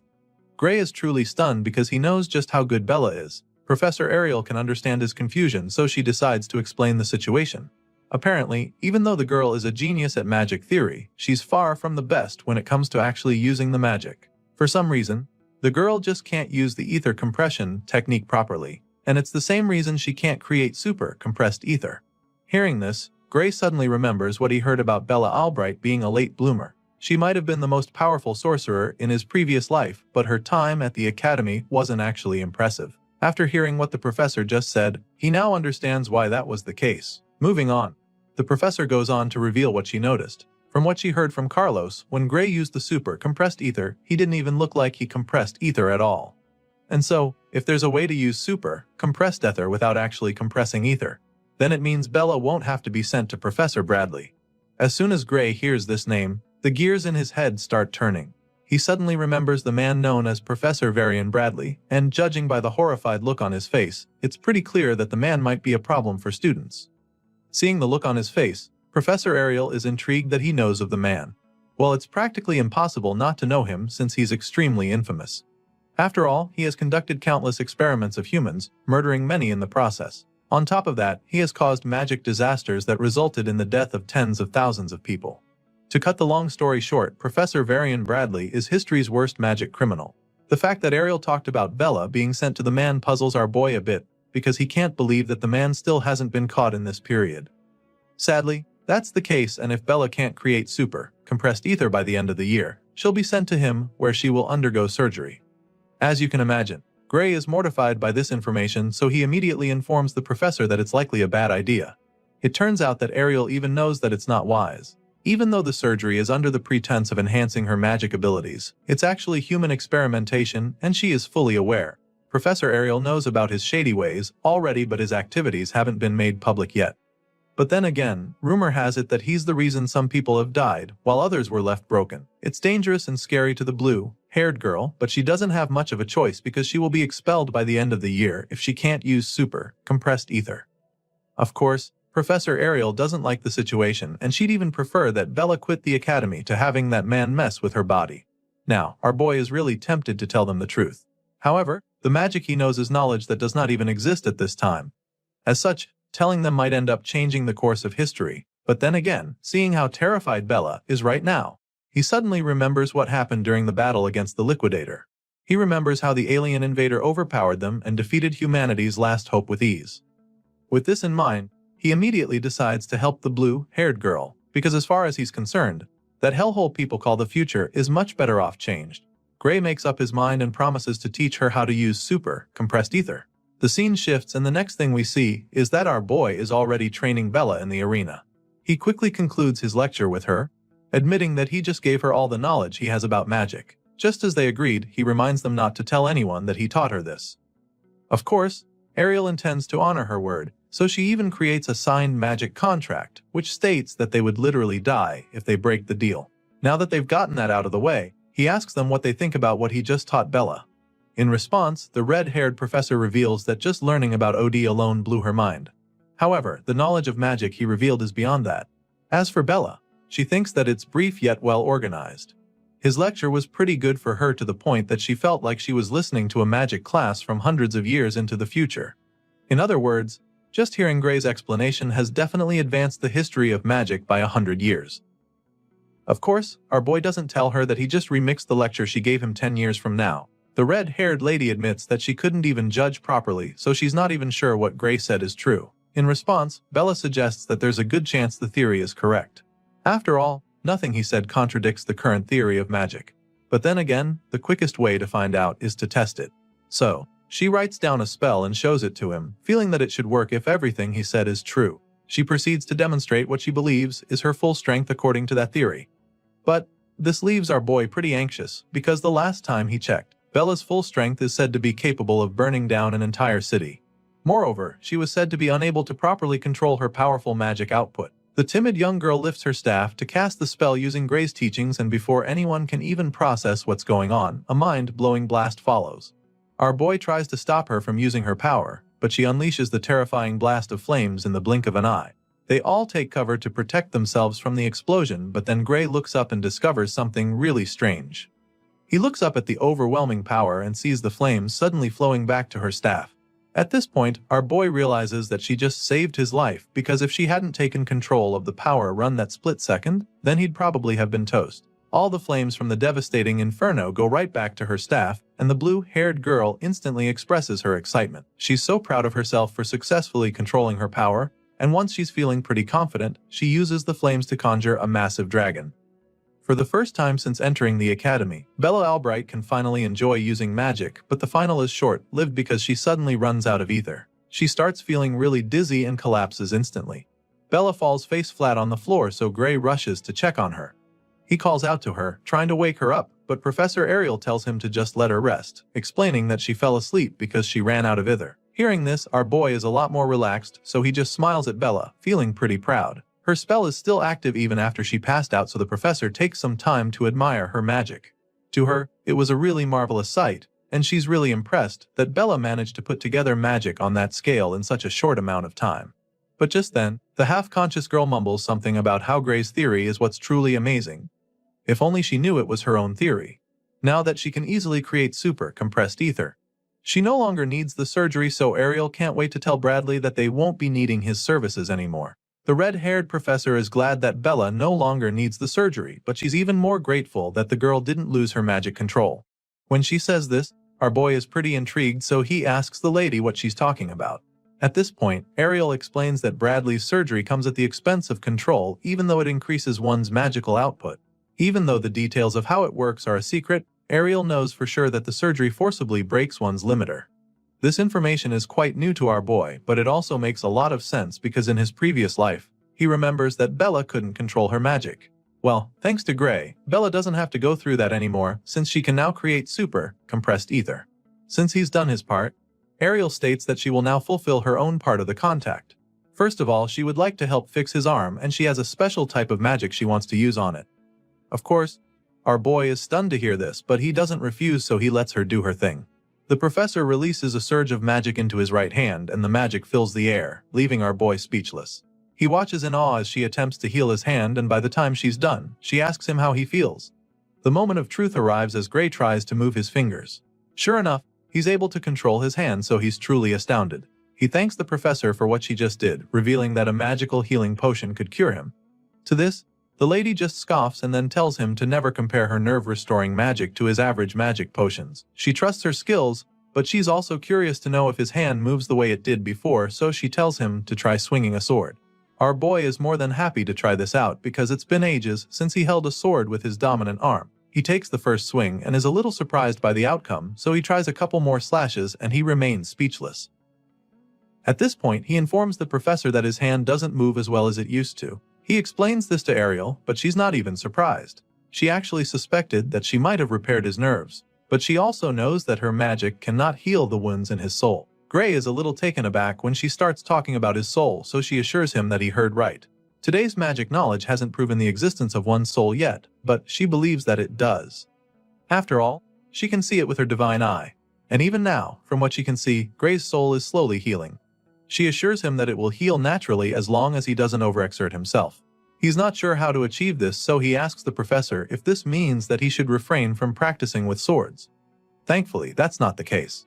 Ariel assures him that it's fine for him to exercise as he normally would, but at the moment, she's even more concerned in finding out what kind of swordsmanship could harm one's soul this much. Hearing this, the hero just laughs nervously, hoping that she doesn't start asking too many questions. Apparently, Ariel is aware of someone who uses a swordsmanship that uses one's soul to move the sword, but Gray doesn't know who she's talking about, so she reveals that it's Amy White. She figures that our boy might know Amy, but he's just stunned because he doesn't get why she's talking about the Sword Saint. In the present timeline, he shouldn't even know Amy. The professor notices the confusion on his face, so she realizes that she might be wrong. Her guess was wrong, but in her defense, the way Gray wields the sword gave her the impression that he learned it from Amy. But on second thought, she admits that he is slightly different. As such, she figures that the person he trained under might be a bit more skilled than Amy. However, she's confident that the girl will be just as skilled as Gray's master in a few years. After listening to the professor's multiple theories, our boy is just blown away that she managed to think that far in such a short time. Either way, he finally reveals that he learned swordsmanship at a dojo in his hometown. Still, he knows that he needs to change the topic now because if he lets the conversation continue, he might end up spilling everything. With this in mind, he asks her if it's even possible for someone's soul to be damaged because of swordsmanship. In response, the professor explains that ordinary swordsmanship cannot do this. To begin with, she doesn't believe that something ordinary can defeat an ogre general with just one slash, not to mention cutting down surrounding ogres. Apparently, Professor Ariel already knew of his feat, and this explains a lot. She somehow found out about his past, and so now, she's already won the bet she made earlier. She reveals that she was shown some of the remains left at the scene. She found the sight magnificent because even the most sophisticated cleaving magic couldn't have done that. That being said, Professor Ariel reveals that she knows about the mysterious power within him, and then asks him if he used it. The jig is up at this point, but he's curious as to whether she can see the power with her eye, and she confirms this, revealing that she can even see the power leaking through the chain door. The response sends chills down Gray's spine as the memory of that ominous door flashes across his mind. It's not something someone can just guess, so now, he's certain that the red-haired lady can actually see it. It's not a new thing for her though, because she's seen power like this before, but it's not exactly the same despite having a similar vibe. Our boy is taken aback by this because he didn't think there were people with similar power to him. At this point, Professor Ariel reveals that they do exist, but she also admits that she's not sure they are human, from what she's heard. The one she's talking about is the Liquidator, and the moment she reveals this, the hero's eyes widen in horror because he has no idea why that name is being mentioned in this time period. Seeing that he knows that futuristic kind of magic theory, it's not so surprising though. Hearing this, Gray confirms that what he's been using is really knowledge from the future. However, no one has truly figured out that part yet. Just then, the professor asks him how much he knows about the Liquidator, and this leaves him dumbfounded for a second. Regardless, he tells her that all he knows is that the celestial being is an extremely dangerous threat to humanity. As far as Gray is concerned, the Liquidator has to be stopped before he appears because if that happens, then he must be destroyed no matter what it takes. For some reason, the professor thinks that his explanation is a little extreme, but she does agree that the Liquidator is dangerous. Even so, Varian Bradley seems intent on continuing his experiments and she reveals this to our guy. As you can imagine, Gray is taken aback at this point because he's not even sure how Varian is related to this. Apparently, the professor is convinced that there's a connection. As far as the lady is concerned, the liquidator is the very being that the man is trying to summon. This definitely comes as a shock to the MC because the last time he checked, the liquidator was supposed to be an alien. He's blown away by the fact that the liquidator was actually created by a man because no one had ever mentioned anything like that. But then again, the Academy in the last timeline acted as if they knew exactly where the liquidator would appear. He remembers the war and how they had predicted the location of the battlefield. Memories of their fleet heading over there flash across his mind, and so now it starts to make a lot of sense. It's a truly shocking discovery, but it's now looking very likely that the Academy was involved in summoning the World Enders all along. Now that Gray knows what's really going on, he strongly suggests that Varian's dangerous experiment be stopped immediately. Professor Ariel agrees with him of course, but the look on her face suggests that it's not going to be an easy task. The red-haired lady also wishes for the experiment to be stopped, but there's a major obstacle in the way. Unfortunately, the person running the project is a professor just like her, so she doesn't have the authority to shut him or his experiments down. Sure, she doesn't have the power, so she already pushed the higher-ups to cancel Varian, but they refuse to listen to her. Hearing this, Gray immediately demands to know who exactly these higher-ups are because he can't understand why anyone would sit back and watch someone start an apocalypse under their noses. He's definitely ready to go meet the authorities, but the professor sadly reveals that she is not allowed to reveal their identity to him either. She wishes she could, but she doesn't even have the authority to do. The bottom line is that no one can force the experiment to stop unless the orders come from above. As you can imagine, Gray is disappointed that he couldn't even get a name from her. And now, it's looking like the Academy's leadership is more tangled than he thought initially. The situation is looking pretty bleak, but then all of a sudden, an idea pops up in his mind. It is already clear that the higher-ups don't want to stop Varian, but if the man in question is a criminal, that should change things. This is our boy's train of thought right now, because he remembers that the man in question killed tens of thousands with his illegal experiments in the previous world. If that was the case back then, it shouldn't be much different now. The MC knows where the mad scientist's lab is, so he feels that they should take action right away. With this in mind, he informs the professor that he knows where Varian is conducting his illegal experiments and proposes that they try to catch him red-handed. After all, that's the best way to prove that he needs to be shut down. Sadly, before he even finishes stating this idea, the professor explains that this won't work either. As you can imagine, Gray is so confused when he hears this, so he asks her why they can't bust the mad scientist. Apparently, entering an academy professor's research facility without permission is a very serious crime on its own over here. That being said, the red-haired lady makes him understand that they'll be the ones getting locked up if they are unable to produce hard evidence after breaking into the lab. And so, she straight up asks Gray if he's trying to say that he already has proof of Varian's crime already. Sadly, our boy doesn't have any concrete evidence at the moment. He's working with the events that occurred in his previous life, so he can't say for sure that it's the same now. So, he doesn't say anything, confirming that he's got nothing on the shady professor. At this point, Professor Ariel suggests that they shelve this whole issue for the time being. This entire conversation just makes our boy understand that the professor's hands are tied, even though she knows that Varian and his experiments are dangerous. There's really nothing he can do at this point, so he assures her that he understands the situation. Now that they've got that out of the way, the lady suggests that they pay more attention to the more important matters at hand, which are his powers. She knows that he probably wants to learn how to be able to control it, so she offers to help him with that. Gray is blown away when she says this because he didn't even know that she could do that. Seeing the excitement in his eyes, she informs him that there's actually a professor in the academy who is very good at dealing with unknown forces. The man goes by the name Heathcote Longfellow, and Professor Ariel reveals this to Gray. Our boy is blown away by this because he's actually heard of the man before. It turns out that Heathcote Longfellow is the one who trained the Sword Saint, so it's a pretty big deal to be tutored by a man like that. Professor Ariel can tell that he's stoked about it, and she's not even surprised because she had a feeling that news would catch his interest. That being said, she offers to arrange for him to start private training with the man the following day. Of course, our boy doesn't have any issues with this, so he begs her to see to it. The very reason Gray came to the academy was so that he could master this mysterious power inside of him, but he definitely didn't expect to find a lead this quickly. The scene shifts, and the next thing we see is a very intense training session between the powerful professor. Our boy is already receiving private lessons from the one and only Heathcote Longfellow, so it's a really big deal for him. At first glance, You'd think these two are in the middle of a tough sparring session, based on the strained looks on their faces. But we suddenly get to see the full picture and learn that they're actually running at insane speeds through the woods.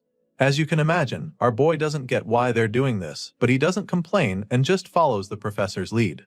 Surprisingly, the man is somehow able to sense that Gray's mind is wandering. This is not something that he's ready to entertain, so he tells Gray to pick up the pace since he's clearly not focused enough if he has room for stray thoughts. He demands that our boy keeps running until his body is at the absolute limit. Heathcote Longfellow insists that our boy keep running and only stop once he's burned away every drop of physical strength inside him. Because only then will his soul's power awaken. The professor informs him that they will not touch the sword as long as the MC still has even a scrap of stamina left in him. In other words, Gray will have to be on the brink of death before his new tutor will be satisfied. For most people, this might just be a deal breaker, but our boy knows what he came here for, so he's not going to shy away. After all, if this is the training that the legendary Heathcote Longfellow chose for him, then it must surely have a meaning. But then again, he can't shake the feeling that while he's here running laps, Varian is already carrying out his experiments to summon the Arbiter. He really wants to focus solely on the training as the professor demanded, but Gray is not even sure if this is what he should really be doing right now. Well, despite having these doubts at the start, our boy keeps going back every day, and after a week, he reports back to Professor Ariel. He goes to see her in her office then, and she asks him how it's been going with Heathcote. Of course, our boy takes the opportunity to say what's been going on. He tells her how it's mostly been running and adds that they do a bit of sword drills at the very end. Regardless, he does feel a bit stronger, and he admits this too. Of course, the lady isn't surprised to hear this because all of this sounds exactly like Professor Heathcote Longfellow. Their discussion is suddenly interrupted when someone suddenly knocks on the door. Professor Ariel lets him in, and the man gives her a letter that just arrived for her. He hands her the sealed envelope and takes his leave. Gray just watches the whole thing play out, looking all confused, but then the lady opens the letter to start reading through, and the look on her face informs him that there's something wrong, so he asks her what's up. Rather than telling him, she simply turns the paper to his face for him to see for himself. And by the time he sees it, his eyes widen in horror because the whole thing is just a report that Bella Albright has succeeded in producing super compressed ether. It appears that she has indeed gained a power closely resembling it. However, upon examination, it's clear that she has not actually compressed it. As a result, her new ability cannot be recognized as super compressed either. Therefore, the contract remains valid, and the operation will proceed as scheduled. This whole letter was sent by Varian Bradley, and after reading it, Gray is absolutely furious. As far as he's concerned, this is insanity, and the professor agrees with him. So, she suggests that Bradley is determined to force Bella into surgery by all means, even if she doesn't need it anymore. The mad scientist wants to make sure that he achieves his goals. Hearing this, our boy is pretty worried about Bella and wonders if she can refuse to partake in the experiment. Well, the contract is airtight, and the red-haired lady explains this to Gray. It turns out that the only way Bella can get out of doing the surgery is if Bradley himself voids it. That being said, Bella's only choices are expulsion or the operation. In other words, if she refuses, she'll be kicked out of the academy. Of course, this is horrifying news for our boy, so he expresses his displeasure, slammed his fist on the table. Seeing that this is the way things are going, Professor Ariel tells Gray that she needs his help, and then all of a sudden, she asks him to tell her where Bradley's lab is. Apparently, the letter he just sent to her was some kind of trigger that is enough to change her mind. Remember when she said that they can't enter another professor's lab? Well, now the lady is suddenly fine with busting the mad scientist, because if they are blue to expose him as a criminal, then his contract will be null and void. As soon as Gray hears this, the worried look on his face is suddenly replaced with a smirk. Sure, he's excited about this, but he's also curious as to why she suddenly changed her mind. After all, she was the same person who just said that it would be too dangerous to go after him without proof. Hearing this, she simply tells him that they're just going to have to find the evidence they need. She makes this bold statement and then informs Gray that she's putting her faith in him right now. You can tell that she's nervous about this whole plan, but then again, she realizes that she's actually even put her faith in him from the start. She was bold enough to do this because her divine eye had already told her that our boy was telling the truth the whole time. Apparently, she's known this for a while now, but it just took her this long to get herself to finally admit it. Our boy listens to her saying all of this, and it makes him feel very good about their plan. Professor Ariel confesses this to him, and then finally asks him to show her the way. It's clear that he knows the things that can help them, so she urges him to share in order to bring Bradley's crime to light together. And judging by the look on our boy's face, it's pretty clear that he's all in. Now that they're definitely on the same page, our boy finally reveals that the evil professor's laboratory is located in the mountains near the village of Torul. As you can imagine, the red-haired lady is already familiar with this place. It's not the first time she's hearing about it, and she definitely remembers Bradley Varian having a laboratory there that was authorized by the Academy. She confirms this, which leaves Gray pretty surprised, because why would anyone do illegal experiments in an authorized lab? Well, the professor doesn't think he should even be surprised, because as far as she's concerned, there's no better place to conduct illegal experiments if not there. I mean, no one will bat an eyelid even if he stays there for too long, since it's a place that's been reserved for him and his research. On top of that, no other professor in the Academy has the authority to interfere with his lab, so the Torwal Mountains are just perfect for the mad scientist. Now though, that's about to change, because Ariel is determined to get evidence of his crimes, since they won't be charged with breaking into his lab that way. While they're plotting and scheming on how to bust the evil professor, Bella interrupts them with a knock on the door. Of course, Professor Ariel lets her in, so the blue-haired girl comes in with a paper in her hand. From the look on her face, you can tell that she's kinda nervous. She reveals that she just received the letter, and before she can even say anything else, Ariel snatches the envelope from her. The red-haired lady tells her not to worry about anything, promising to take over from here. Of course, Bella doesn't know what the letter is even about yet, so she's pretty confused when the professor says this. She tries to ask Ariel what she means, wondering if her professor is planning to fight Bradley Varian for her sake. Going after the mad scientist is already risky enough, but Ariel seems to be doing this all by herself, which makes it even more scary to Bella. Ariel senses how worried her blue-haired student is right now, and she just finds it amusing. She simply scoffs in response before informing the worried girl that she alone is more than enough to handle the task. As you can imagine, this definitely gets Bella very anxious, especially since it's all happening because of her. She is pretty terrified now, and even our boy is starting to get concerned, so before the professor can leave the room, he calls out to her, begging her to wait before telling her that he's going with her. As soon as he says this, Bella doesn't even think twice before announcing that she will go too. The girl is determined to help out since all of this is happening because of her. It's her problem after all, so she insists on following them. As you'd expect, Professor Ariel is not comfortable with this sudden change of plans, so before the students can even say anything else, she stops them right in their tracks. And then, she reminds them that the person they're talking about is not some ordinary man. He's an academy professor, and not only that, he's also a lunatic who has repeatedly conducted dangerous human experiments. Professor Ariel points out all of this just in case the two ambitious students have forgotten so soon.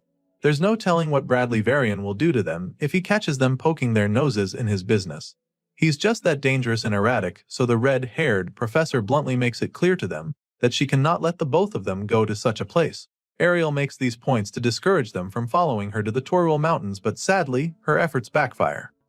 For some reason, rather than seeing reason with her, Gray feels that everything she said suggests that they come with her. Since even she knows what a monster Bradley Varian is, it just makes even more sense for her to take them along. Going alone is too dangerous even for her as far as Gray is concerned. In his mind, he should definitely be able to be of some help to her if he uses the same power he used to take down the Ogre General. Besides, if Professor Ariel disappears, then our boy will get expelled automatically because he's a Divine Eye admission student. She's the very reason he's still in the academy, so if anything happens to her, then his chances of actually finishing to become a hero will be gone. Gray makes all of these valid points and then concludes by begging the professor to at least let them decide their fate. Her actions affect them tremendously, so he believes that they should also have a say in it. At this point, Gray and Bella go quiet and wait anxiously as the professor contemplates everything they just said. She's definitely not planning to be so rigid, so she quietly considers all our boy has said, and after a brief moment of silence, she gives in. I mean, with everything they just said, it seems like they'd just still come even if she told them not to. And so, there's really no point stopping them. That being said, the professor agrees to let them go with her, but under one condition. Hearing this, our boy eagerly waits to hear the terms, and then the lady tells them that they are to prioritize their own safety first no matter what happens. She reveals this non-negotiable condition to them and sternly asks them if they understand completely. Of course, they are pretty fine with the terms, so they loudly confirm that they understand. If that's what it will take for them to be involved on this important mission, they don't mind the terms. Sure enough, after that deal they made, Professor Ariel takes them along and the scene shifts. For a lab that's supposed to be a secret, the building is pretty massive. Anyway, the trio arrives after the moon comes up, and while they're hiding in the bushes, Bella keeps trying to wrap her head around the fact that the man is really doing his illegal experiments in this place. It's probably strange to her as well, but that's what it is. Professor Ariel confirms that this is really the place and reminds her of the objective. Now that they've arrived, the next course of action is to look for evidence of Varian's illegal experiments. Just to be 100% sure, she asks Gray to confirm everything she just said, and our boy assures her that they're on the same page. He definitely remembers this place from his past life, and he doesn't have a single doubt in his mind. Seeing how confident he is, Bella decides that she doesn't have any reason not to trust him. She's all for taking down the mad scientist, but she's still not sure that they can actually gather any evidence without getting in any trouble. That's her major concern now that they're here and she's seen the kind of place they're breaking into. Ariel can sense that the blue-haired girl is worried, so she attempts to calm her down. As far as she knows, Varian should be at the Magic Society's conference right now, so she's pretty convinced that he's not here at the moment. Still, the fact that the mad scientist isn't around doesn't necessarily mean that sneaking in will be a walk in the park or anything like that. She has a strong feeling that the entrance is rigged with all sorts of traps, so going in through the front is not really an option anymore. With that fact established, she concludes that they'll have to bust in through the Sade wall. Such a move has its own consequences as well, so Bella is pretty worried still. At this point, it's kinda obvious that Miss Blue Hair over here doesn't really have the stomach for a mission like this. She's been on edge since they arrived and worried about everything, so the professor reminds her that they came here to break into an academy, authorized lab. That in itself is already a crime, so whatever approach they take is still likely going to land them in trouble, especially if they're not able to find any concrete evidence. Either way, the professor tells her that she doesn't have to go if she doesn't want to. After all, she was the one who insisted on coming, so if she's no longer feeling up for it, she can always go back. Ariel is still very open to going on this mission by herself, so she wouldn't mind if they change their minds. She makes this very clear to Bella, but it just motivates the timid girl to stand strong. She claims that she's still going, but a part of her still doesn't get if all of this is worth it. As far as she knows, Professor Ariel is doing this for someone like her, so she doesn't think they should be going this far. However, Ariel simply informs her that that is where she's got it wrong, because stopping Varian's experiments is for the sake of the entire world. Right now, Bella doesn't understand the gravity of letting the mad scientist get his way, so Gray explains that countless people will die if they don't stop Varian.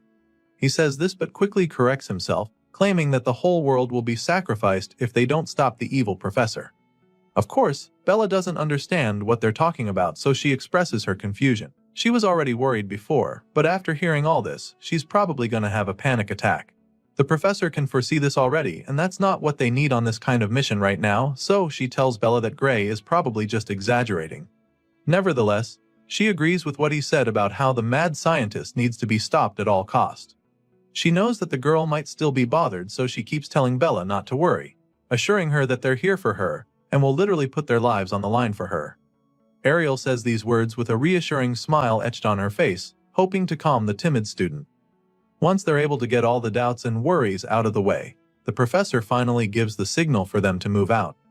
The three of them blast off with blistering force toward the lab, determined to find the evidence they need to take down Varian.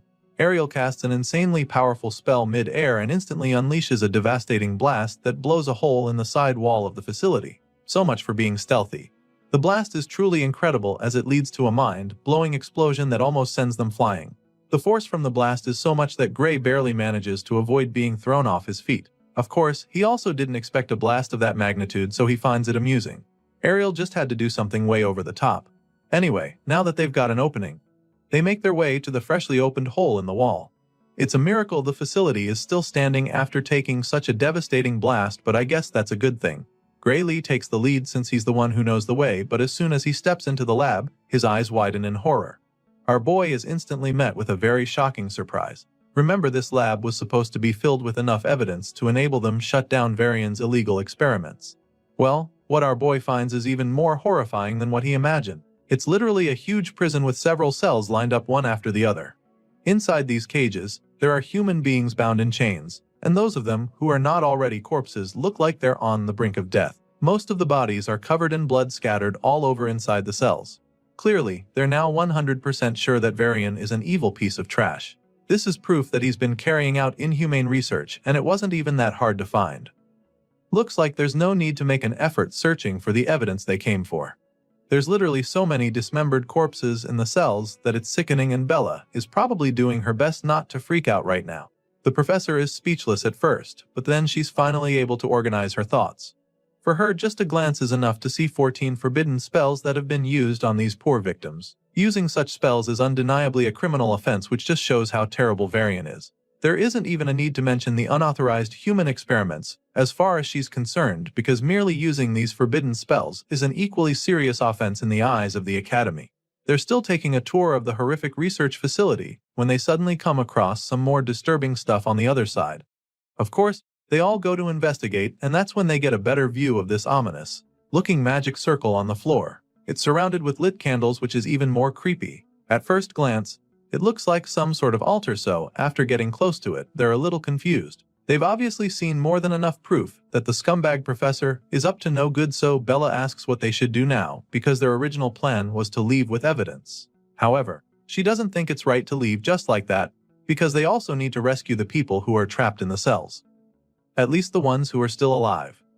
Gray is the first to respond to her, reminding her that they shouldn't stay here for too long. He's afraid that Varian might return and find them there if they're not careful, but before he can even finish explaining this, he's suddenly cut off. Our boy is interrupted by an ominous voice in the shadows, and that's definitely not a good sign. As you've probably guessed already, this voice belongs to the one and only Bradley Varian, who sounds really amused by the presence of unexpected visitors. They were just talking about him, so he tauntingly asks if they were calling for him. The evil professor slowly walks out from the darkness, and his colleague is the first to confront him. With a confident smirk on her face, Ariel asks him what happened to his conference. After all, that's where he's supposed to be right now. She calls his name, and that's when we finally get to see the face of this notoriously dangerous man. After Varian reveals himself, our boy is taken aback because the man actually isn't supposed to be here. He doesn't understand what went wrong, but he braces himself for anything that might happen. The evil scientist finally responds to Ariel, revealing that he arranged for a double to attend the conference in his stead. Apparently, he has an important experiment to do here, so he couldn't leave. The Twisted Man explains this, which leaves Ariel a little puzzled because she doesn't know what he's talking about. He confirms that the experiment is way too important, stating that he even managed to get some fresh materials for it. By fresh materials, this madman is actually referring to the human corpses he's hung in one of the rooms. He claims that he wanted to use them while they're still fresh, but now that he's got visitors, he's changed his plans. Varian says this with a truly terrifying look on his face that sends chills down their spines. He doesn't mind changing his plans though, since he wanted materials with more potential for magic than an average person anyway. Clearly, he's basically telling them that they're his next victims, and they definitely understand. Varian admits that he doesn't know how they caught wind of his experiments since it's a secret, and he's also pretty sure that they didn't tell anyone they were coming here.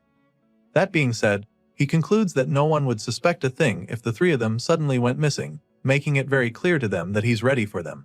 But Varian is more than happy to put them to use as best as possible. The guy is still talking trash when he looks up to see the massive ball of flames headed right for his face. He's shocked by this, but despite seeing the fireball, he can't do anything before it hits him.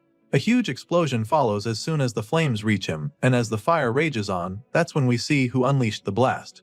Professor Ariel looks to her side in shock to discover that Bella with her staff still smoking. Apparently, the blue-haired girl was done listening to the twisted scientist. After a brutal blast like that, you'd think that Varian won't even be able to get back on his feet, but that's not the case. Bella and Ariel watch anxiously as Varian emerges from the flames without a scratch. The mad scientist admits that Bella's powerful blast was really magnificent. He's truly impressed with the girl and commends Professor Ariel, because her divine eye clearly hasn't lost its edge for her to have picked such a talent. He didn't think that a special admission like Bella would be such an exceptional talent, but he was clearly wrong about that. Seeing how amazing Bella's abilities are, Varian suddenly begins to consider looking closer at the other divine eye recruits as well. The man makes this cryptic threat with a sinister look on his face, and then proceeds to address the blue-haired girl who just hired a mini inferno at him. He claims that he's not impressed with what just happened, informing her that she's an academy student who just tried to assassinate a professor. Despite being terrified, Bella musters the courage to hit back at him, telling him that it is better to kill than be killed. Sadly, she missed her chance to do that now, and she knows it. It's pretty obvious that she might not get another, so before things get even more out of their control, Professor Ariel reveals that they're pulling back for now.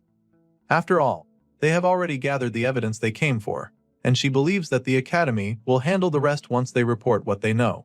Varian also finds it amusing that she thinks he would just let them walk away, after all the trouble they've caused him already. Just to let them know who's in charge, Varian immediately charges up his spear with dark energy and unleashes a devastating blast on Bella. The blue-haired girl stands there looking horrified as the massive beam of death speeds toward her. And just when it looks like she's about to be obliterated, Professor Ariel creates a big shield to deflect Varian's attack. Her barrier dissipates the energy from the scientist's blast, deflecting it for a while. Bella just watches in terror as all this is happening, while the mad scientist seems to be enjoying himself even more. Varian laughs at Ariel's attempt, informing her that this is one of the fruits of his research known as Gluttony Flame. Apparently, this special move casts fire that devours defensive magic and burns it into fuel.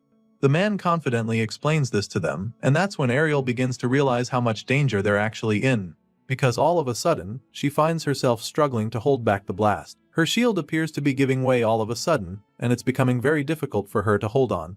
In theory, the Gluttony Flame can't be blocked because it would just consume anything in its path, and the only downside is the fact that it costs a little rare material to conjure. Hearing the smugness in his voice, Ariel musters all the strength she can to keep holding on.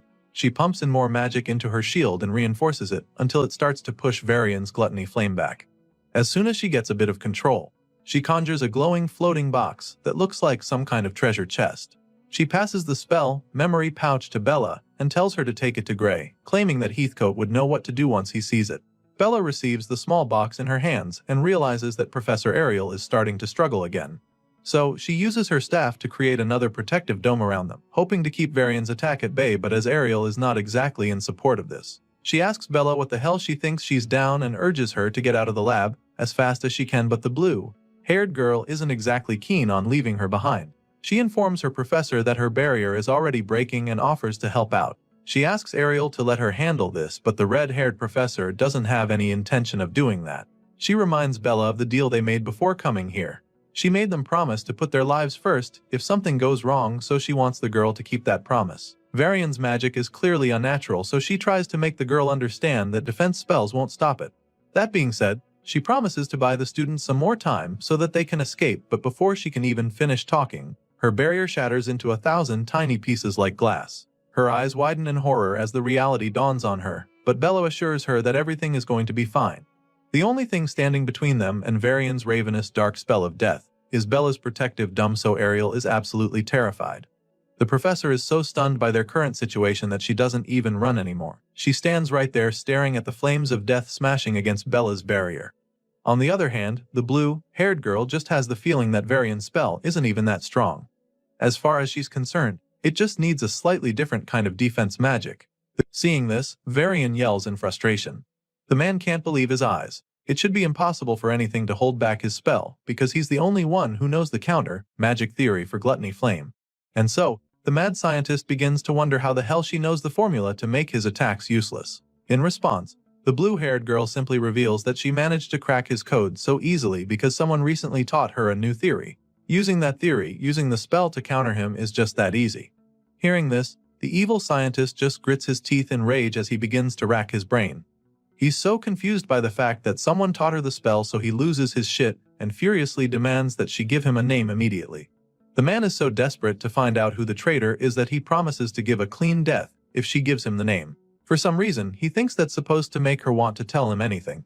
Anyway, seeing that he's so curious to find out who taught her, she decides to piss him off even more by telling him that the person's identity is a secret. She doesn't give him a name, but she lets him know that the person who taught her is a student from the swordsmanship course. In that moment, she begins to recall when Gray revealed the theory to her and how confident she was that the formula would work even though it contradicts the current theory of magic. As you can imagine, the evil scientist is even more enraged when he realizes that the girl doesn't want to answer him seriously. It's obvious that she's messing with him and he doesn't take it lightly. All of a sudden, Varian reveals a huge red stone and threatens to burn her alive with it for pissing him off.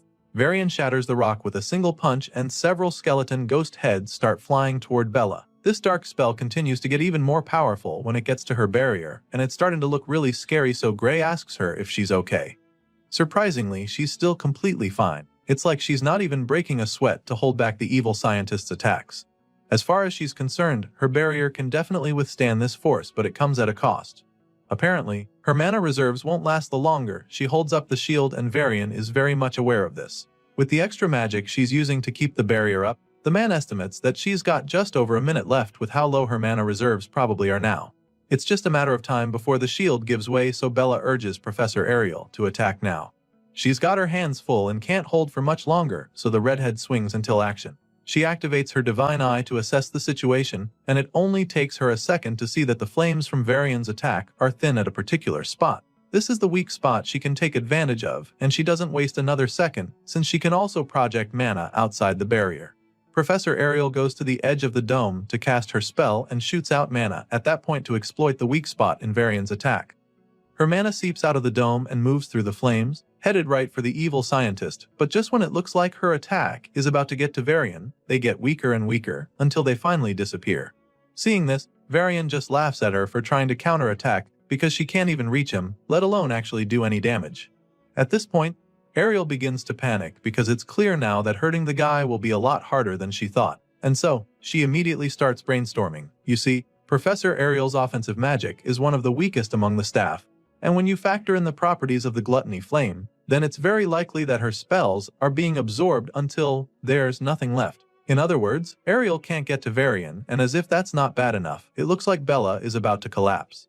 She struggles to keep up the barrier, but eventually gets drained completely, so she tells the others to brace themselves. Upon hearing this, Professor Ariel begins to regret her decision. She knew that something like this could happen, which was why she told Bella to run away earlier. Sadly, it's too late for that now, and they have no choice but to face the evil scientist head-on. Just when it looks like they're about to be sitting ducks, Gray steps forward, telling the ladies to leave this fight to him.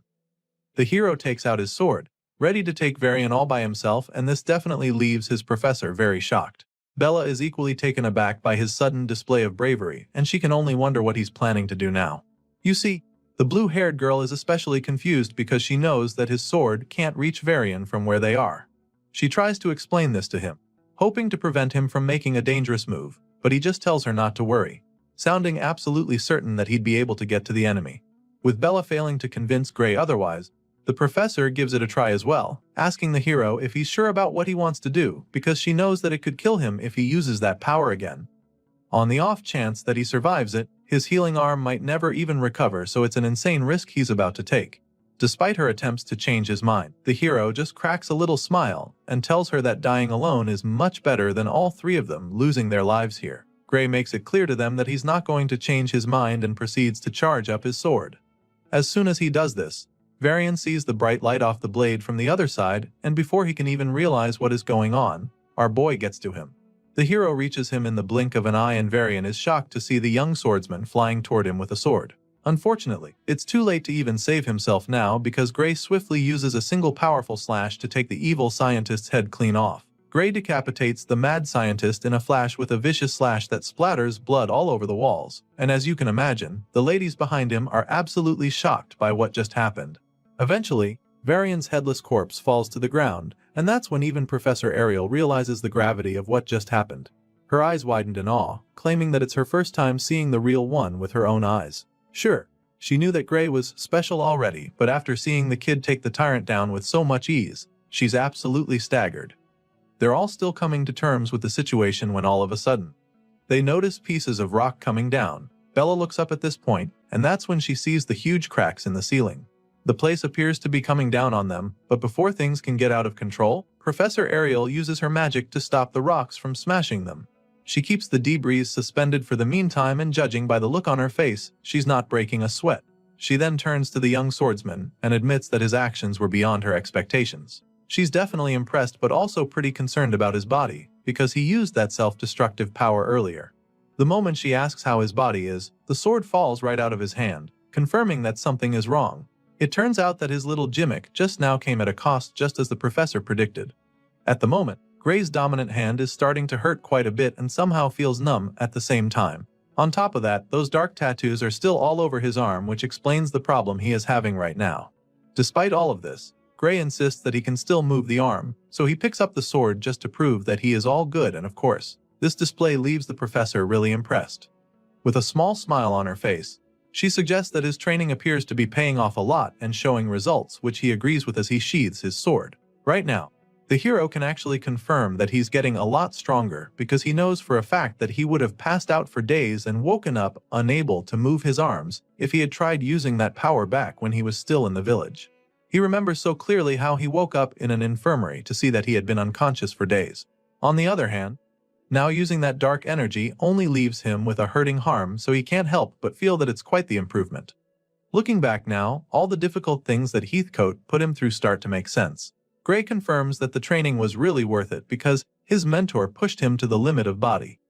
Heathcote made sure that every drop of physical strength was drained to ensure that he activated the power in his soul, all while ensuring that they did not even touch the sword until Gray was ready.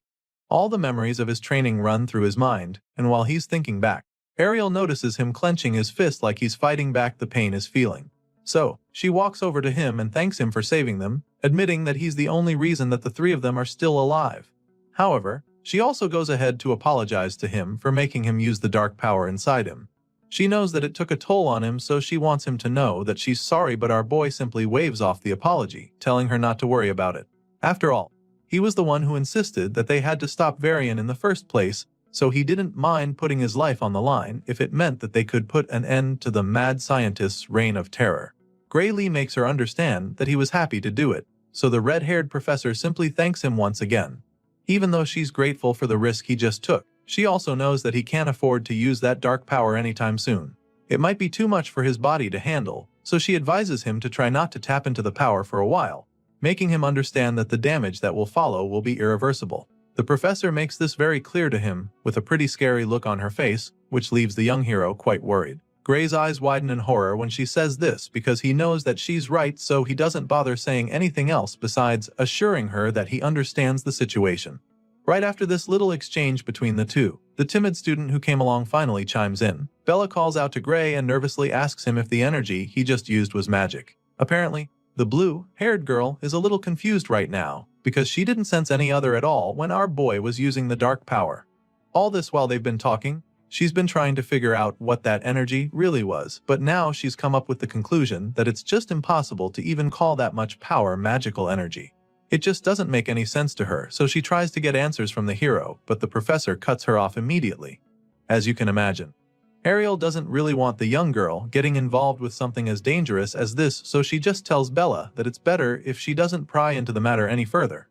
Of course, the blue-haired girl is just left speechless at this point, and she's probably even more curious now. So she asks the professor to tell her why she shouldn't ask questions. At this point, the red-haired lady appears to be losing her patience. Seeing that the timid student isn't ready to cooperate with her, she begins to cast a spell, and then threatens to erase Bella's memories if she can't promise to stay out of the matter and keep all of this a secret. An ominous-looking ball of magic begins to form in Ariel's palm as her divine eye glints menacingly, so when Bella sees that her teacher isn't bluffing, she finally agrees to back off. The girl is pretty terrified all of a sudden because she's on the verge of having her memories wiped, so she quickly suggests that they make a magic contract to keep her talking to anyone about what happened here. Seeing that the girl is finally on board, Professor Ariel cancels the spell and agrees to write a magic contract. The two ladies sign the contract, and once that's out of the way, Ariel starts to wonder what they should do next.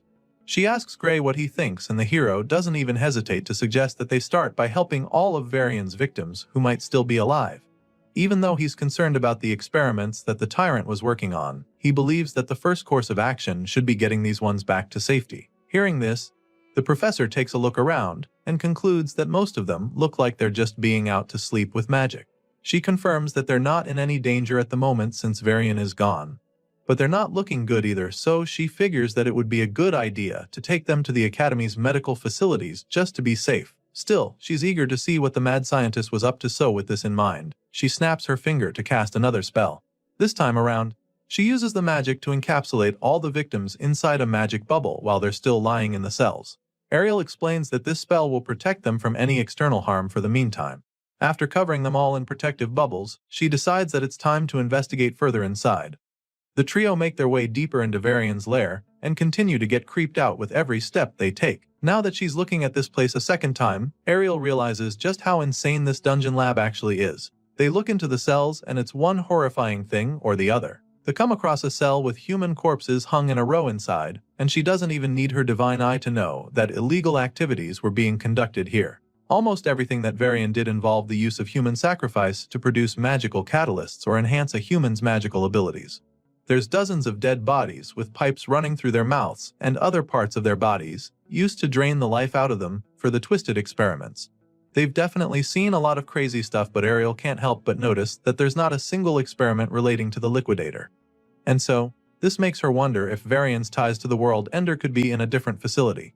And it's pretty strange to our boy that they haven't seen anything about the liquidator here, because in his past world, an incident that killed tens of thousands of people occurred in this very place.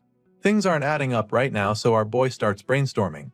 He doesn't understand how the mere production of a magical catalyst could cause such an incident of that scale. As he's trying to put the pieces together, a horrifying realization suddenly hits him. Chills run down his spine when he suddenly remembers that the thing that killed all those people in his past world was a miasma that welled from the ground. It's at this point that our boy realizes that they've been searching for the wrong thing, and judging by the look on his face, he's not ready to go up against that thing called a miasma.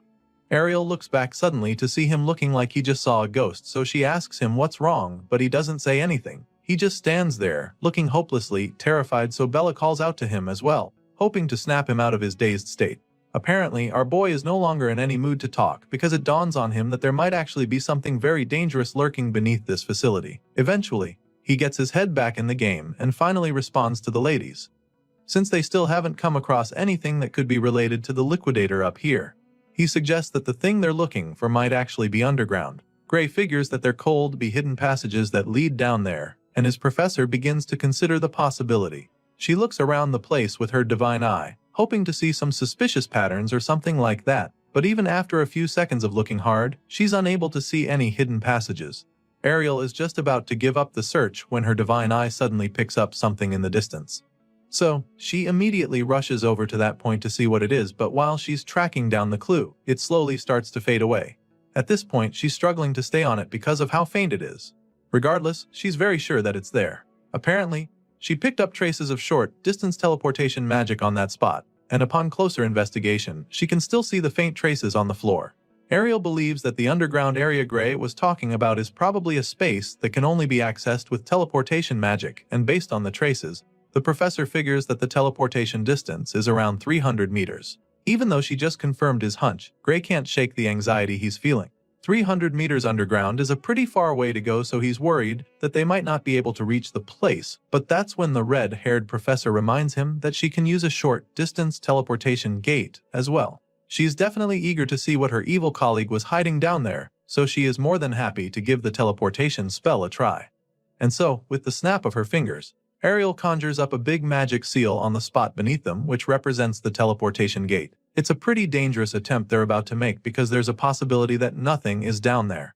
And if that's the case, the other end of the gate would lead to nothing but Earth. Despite the fact that it's pretty risky, all three of them are ready to take those chances, so they let the professor know that they're on board, and she goes ahead to transport them through the teleportation gate. The moment they go in, a bright flash follows, and all they can see for a while is nothing but white. After a few seconds, the three of them open their eyes again and are absolutely blown away by what they see. It appears that they've made their way down to some kind of hidden underground city, with tall buildings all over the place. It's pretty enormous, so it's quite mind-boggling for them to discover that there's a space this big right under Varian's facility. The place looks like a sleeping city with no color. It's all pale and foggy, like some kind of dream, but even though they're not sure exactly what this place is, Bella confirms that she can feel a tremendous output of ether coming from all over the place. It's a little overwhelming for her, but she's able to pinpoint the area with the largest output of magical energy. The blue-haired girl points to the huge structure in the middle of the white city, and Ariel immediately begins to panic when she sees it too, because she realizes that ether isn't the only energy flowing in this place. The professor confirms that there is also a different kind of energy, completely different from magic, that's leaking out of that tall structure. She is not sure what this strange energy is, but she knows for a fact that it's greater than anything she has ever seen before.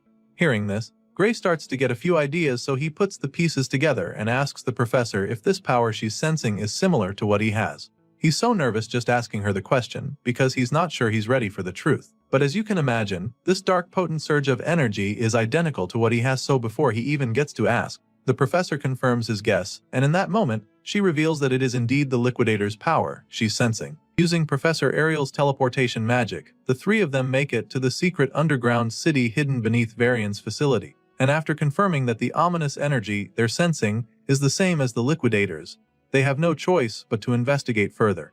The group of heroes make their way into that huge structure where the energy was radiating from, and they're absolutely taken aback by what they find inside. It's a huge empty hall that definitely looks creepy, but on the other side of the tall building, there's a door. They're all very curious at this point, but they can't get any answers if they don't dig deeper. While the students are still trying to process what exactly is going on, the red-haired lady takes the initiative and starts walking across to the other side.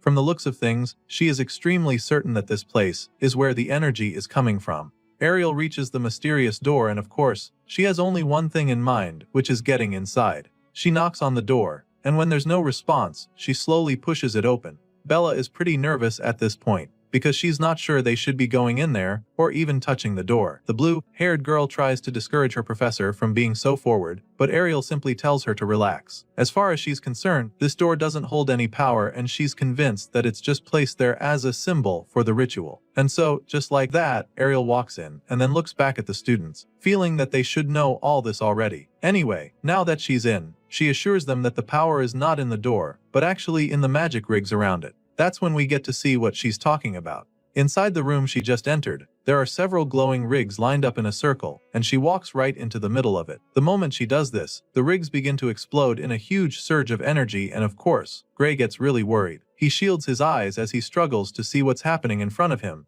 and asks the professor if she's trying to summon the liquidator. The shockwaves from the magic rigs are so powerful that they almost send the two students flying like pieces of paper. Bella is particularly having a hard time staying on her feet. It's all really scary to her, and she feels that this kind of magic is too dangerous for them to handle, so she concludes that they have to shut it down right away, regardless of what Ariel says. The blue-haired girl isn't even done saying this when the professor stops her. Ariel warns them not to rush into the circle, and then explains the situation to them.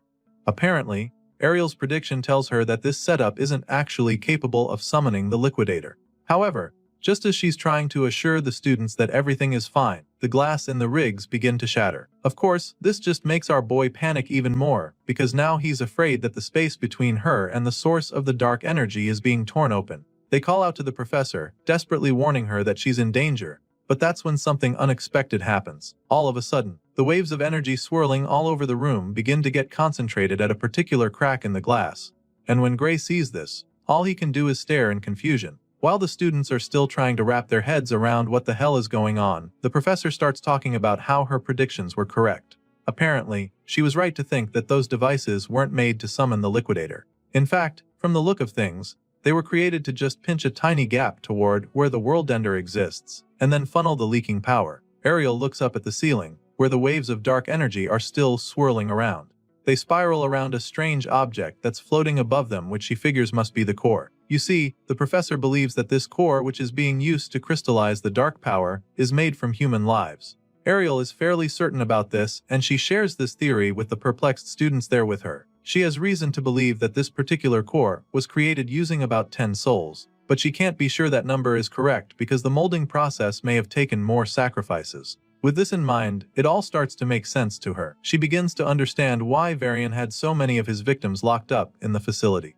She's convinced that the majority of the people they saw upstairs were taken to be raw material for this very purpose. The evil scientist wasn't using his victims for any ordinary human sacrifice, but for something much more sinister. Hearing this, Bella still can't wrap her head around why anyone would do such a thing. She doesn't get why he would go that far just to gather power, and it just makes her wonder what such dark energy is even being used for. She expresses her confusion, but the professor is just surprised that the blue-haired girl still hasn't figured it out, and so she decides to break it all down to Bella. Ariel reminds the girl about the ominous black flame that Varian used against them during their fight. At first, this still doesn't explain anything, but then the professor reminds Bella of the crystal that Varian used to boost the power of the flames when he got mad. As far as Ariel is concerned, this core will look like those crystals by the time it's done being formed, and this time around, she has a feeling that this new catalyst won't be limited to just black flames by the time it's fully formed. The professor fears that such power can be used to do a lot of horrible things, and if they mass-produce the stuff, then there's no telling what they could actually do with it. Just as she finishes explaining all this to the students, the cracks begin to disappear without a trace. With everything that Ariel just said, our boy finally has a clearer picture of what's going on, so he realizes that maybe Varian wasn't even trying to summon the liquidator after all. However, Ariel isn't completely sure about that. Whether Varian tried to reach the liquidator or not, she doesn't know for sure, but what she can tell is that the space-opening magic rigs were pushed to the limit. Seeing this, she figures that maybe what they set up was all that they could manage, and then goes on to keep inspecting the mysterious contraption. While the professor is busy examining the whole thing, Bella just takes a look around and easily concludes that this apparatus is insanely valuable. It all looks so futuristic and the components are things that she has never come across before. The blue-haired girl is pretty blown away by this underground lab because she's never seen spatial warp magic that is this precise and high output. As you can imagine, the professor confirms her assertions, boldly stating that making one of these setups would literally cost a nation's budget. That's definitely a bold statement, but the truth of the matter is that Ariel isn't even trying to exaggerate, which is why she's shook by the fact that there are practically 8 of the magic rigs in this secret laboratory. It's a mind-blowingly expensive project for sure, so there's only one organization that comes to her mind. Hearing this, Bella takes a quick guess, wondering if her professor is thinking about the Discar Empire, but Ariel explains that those aren't even the suspects she has in mind. Sure, everyone knows that the Discar Empire is the biggest country in their world, but for some reason,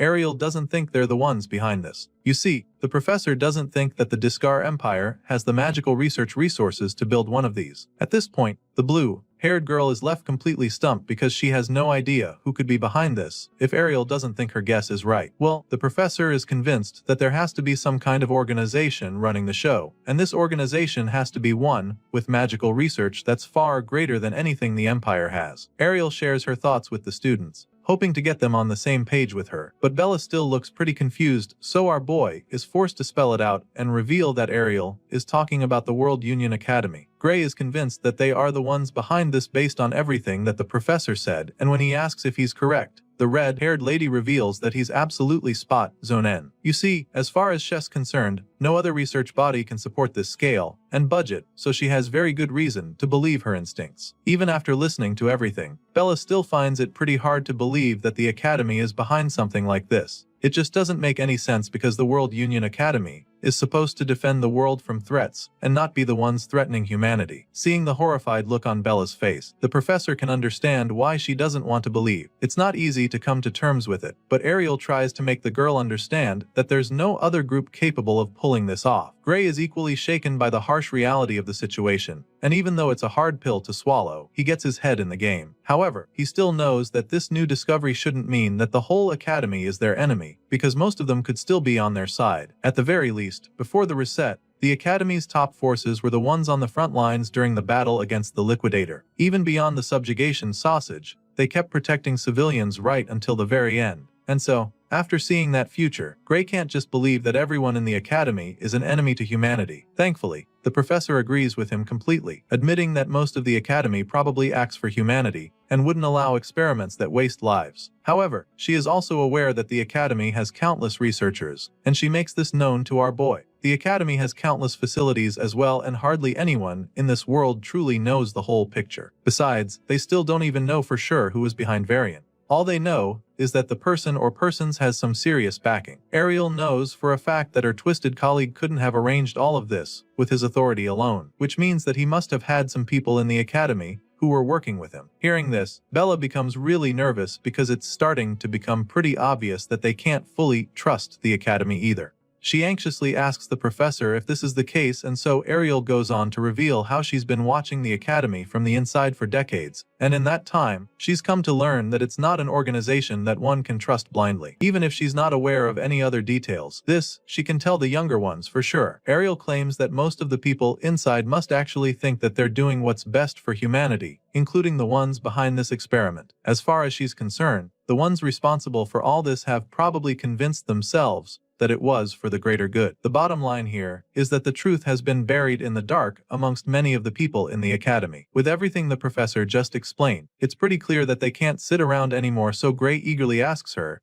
if she has any idea how they could find the mastermind behind. Ariel looks around the place, trying to come up with something, but she notices that there are no communication devices in this secret facility. Not even the marker's magic residue is left in the rigs, so it's almost like nobody was ever here. The cover-up is so thorough that finding anything would be very difficult. She's still trying to explain the situation to the students when a huge explosion rocks right behind them. Unfortunately, that's just the first of several other booms that they hear all over the facility. Gray begins to panic, wondering what the hell is going on, and that's when Ariel suggests that some sort of evidence erasing mechanism was set up as well. While the students are busy freaking out, Ariel calmly analyzes the situation. Apparently, the ones responsible for this didn't blow the place up the moment Varian died, which she finds a tad suspicious. It makes her wonder if they were planning to lure the ones snooping around deeper inside before detonating the place. Of course, Bella definitely wants to leave right away before they get buried by the debris, so she calls out to the professor, reminding her that this is not the time for hypotheticals. Bella feels that they need to get out immediately, but Ariel casually tells her to calm down, stating that these are just magical explosives. As far as she's concerned, the World Union Academy's professors aren't weak enough to be killed by something like this, and so she activates her divine eye and begins to cast a protective spell to show the students exactly why she's not panicking. The red-haired lady crouches down to cast the spell, creating a glowing magic seal on the ground beneath them. Despite her calmness, the students are still pretty troubled by the situation,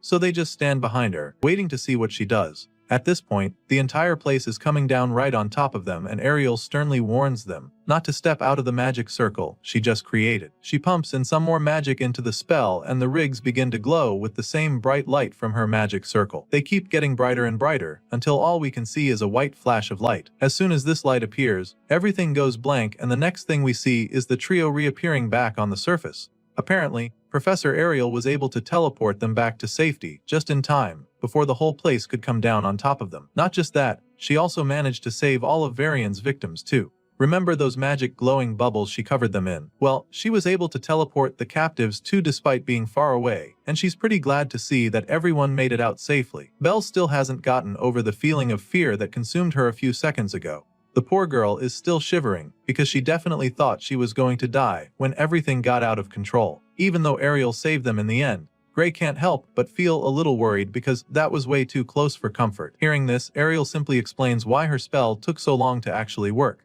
You see, they had more baggage than she expected, so it slowed down the teleportation process. Still, the red-haired lady is pretty glad, because it was definitely worth it. That's when she shows the kids the baggage she was referring to. Lying a few meters away is a pile of magic rigs, the same magic rigs that they found in that secret underground facility. It turns out that the professor managed to save them before they could be destroyed by the explosions. And now, she can't wait to show them to the academy, because they'll finally be able to create some awareness. The Academy will no longer be able to ignore them anymore when they see the rigs as far as Ariel is concerned. The scene shifts, and the story continues with the trio going back to the World Union Academy where they present their findings. They're summoned and informed that the survivors they rescued are being treated in the Academy's medical wing. The World Union Academy headmaster, Orodram Alexandro, also thanks them deeply for stopping Varian's illegal experiments. Once that's out of the way, he goes ahead to talk about the magic engines that the twisted scientist was using. He examines the schematics of the rigs, and after taking a good look at them,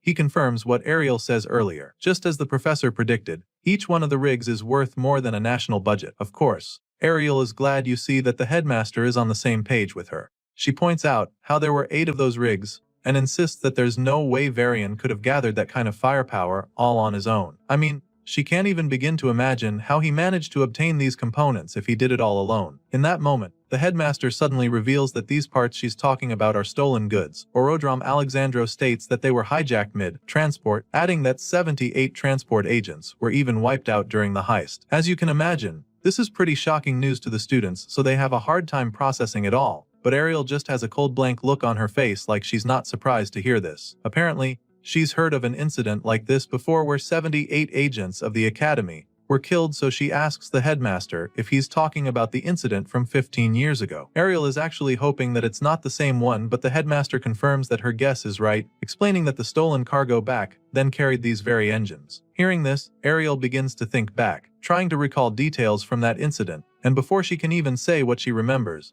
Orodram Alexandro states that the one responsible for the heist back then was the Blood Drinker. He can tell that she's familiar with the name, and she's not the only one who knows about it. You see, our boy Gray has also heard of the Blood Drinker, because it just happens to be the biggest crime organs in their world. Even Bella is familiar with the group, calling them the parasites of the world that always crawl back, no matter how many times people crush them. As you can imagine, it's pretty surprising to see the shy girl sounding so ferocious all of a sudden, so Gray sneaks a glance at her, wondering what's gotten into her, and that's when he sees her looking absolutely livid.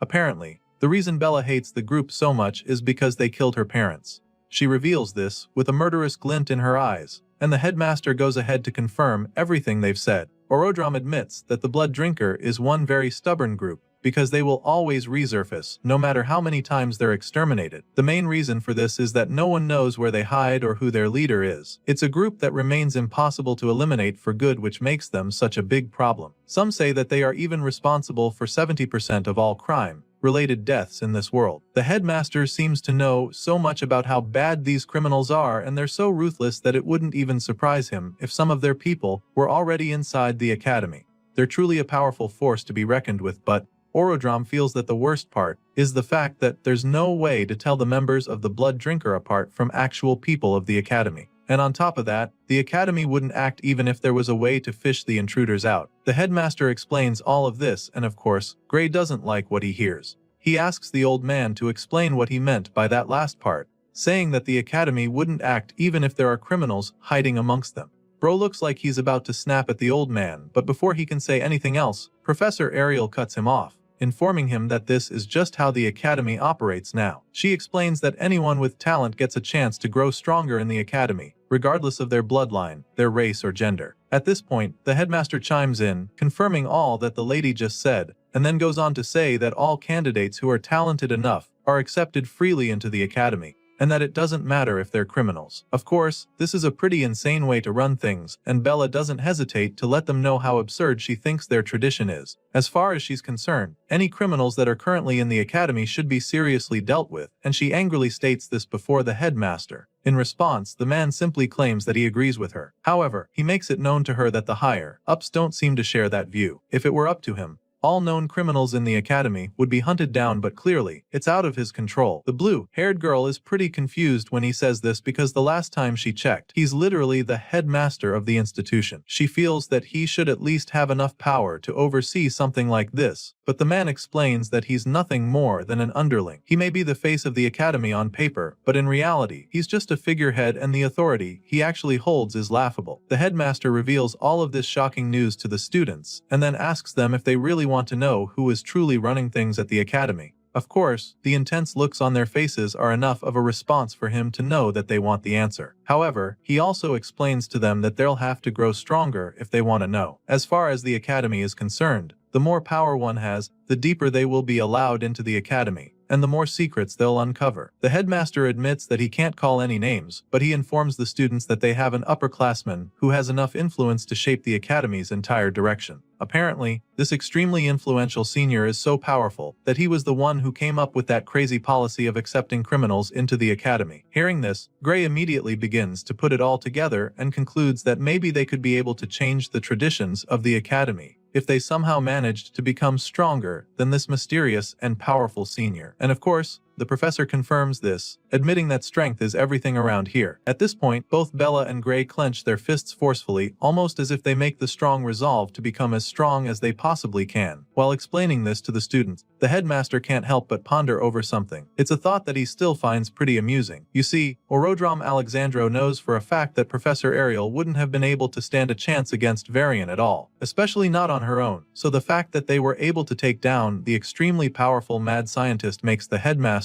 conclude that one of these students did it. With this in mind, he just feels even more impressed, thinking that Ariel's divine eye must be sharper than ever for her to have been able to notice these two amazing talents. Just thinking about this, a small smile creeps up on his face, especially because he can't wait to see what kind of monster she creates by the time she's done training them. Later that day, we catch up with our boy, who's taking a walk along the hallway. All of a sudden, he notices the black tattoos spreading down all the way to his wrists again, which just makes him recall everything that the headmaster said earlier. He's finally starting to understand that indeed power is what rules the academy, which means that whether they want to take down the liquidator or uncover what's going on behind the scenes, they'll need to focus on getting stronger first. That's the only way they'll actually be able to influence anything that happens in the academy. The hero is deep in thought, probably trying to come up with a plan when all of a sudden, he senses something strange. He turns to look, and that's when he sees someone charging at him with a powerful drop kick. He sees the strike coming at the very last second, so he doesn't have enough time to react or even dodge the attack. All he can do is use his arms to shield his face. He ranks the kick like a pro and somehow even manages to stay on his feet after sliding a couple meters back. After a few seconds, he slowly peeks his head up to see who just attacked him, and that's when the guy scoffs, admitting that Gray is actually tougher than he expected. At this point, our boy snaps at the guy, wondering what the hell is wrong with him. He asks the guy what his deal is, so the crazy-eyed stranger snaps right back at him. The guy accused Gray of walking around like he owns the place and then calls him a special admission reject. As far as this troublemaker is concerned, someone like Gray doesn't belong in this hallway, and he makes this very clear to the hero. And so, the moment Gray hears this, he realizes that this goon is another one of those bigots who hate the special admission students. He's already gotten used to the hate, but this is the first time someone is actually kicking him the hallway because of it. And so, Gray concludes that this person might actually be after something more, so he reaches for his blade and asks the troublemaker if he is trying to pick a fight right now. Well, it turns out that this crazy-eyed student would actually love to go toe-to-toe with our boy, but that's not his priority right now. Apparently, he's not exactly interested in fighting Gray right now, because it seems that reject number 2 just showed up. At this point, the hero looks back to see what the bigot is talking about, and it turns out to be the red-haired professor strutting down the hallway toward them. Clearly, this troublemaker isn't exactly keen on getting in trouble with a professor of the academy, so when he sees Ariel walking over, he casually walks away, promising to finish this later.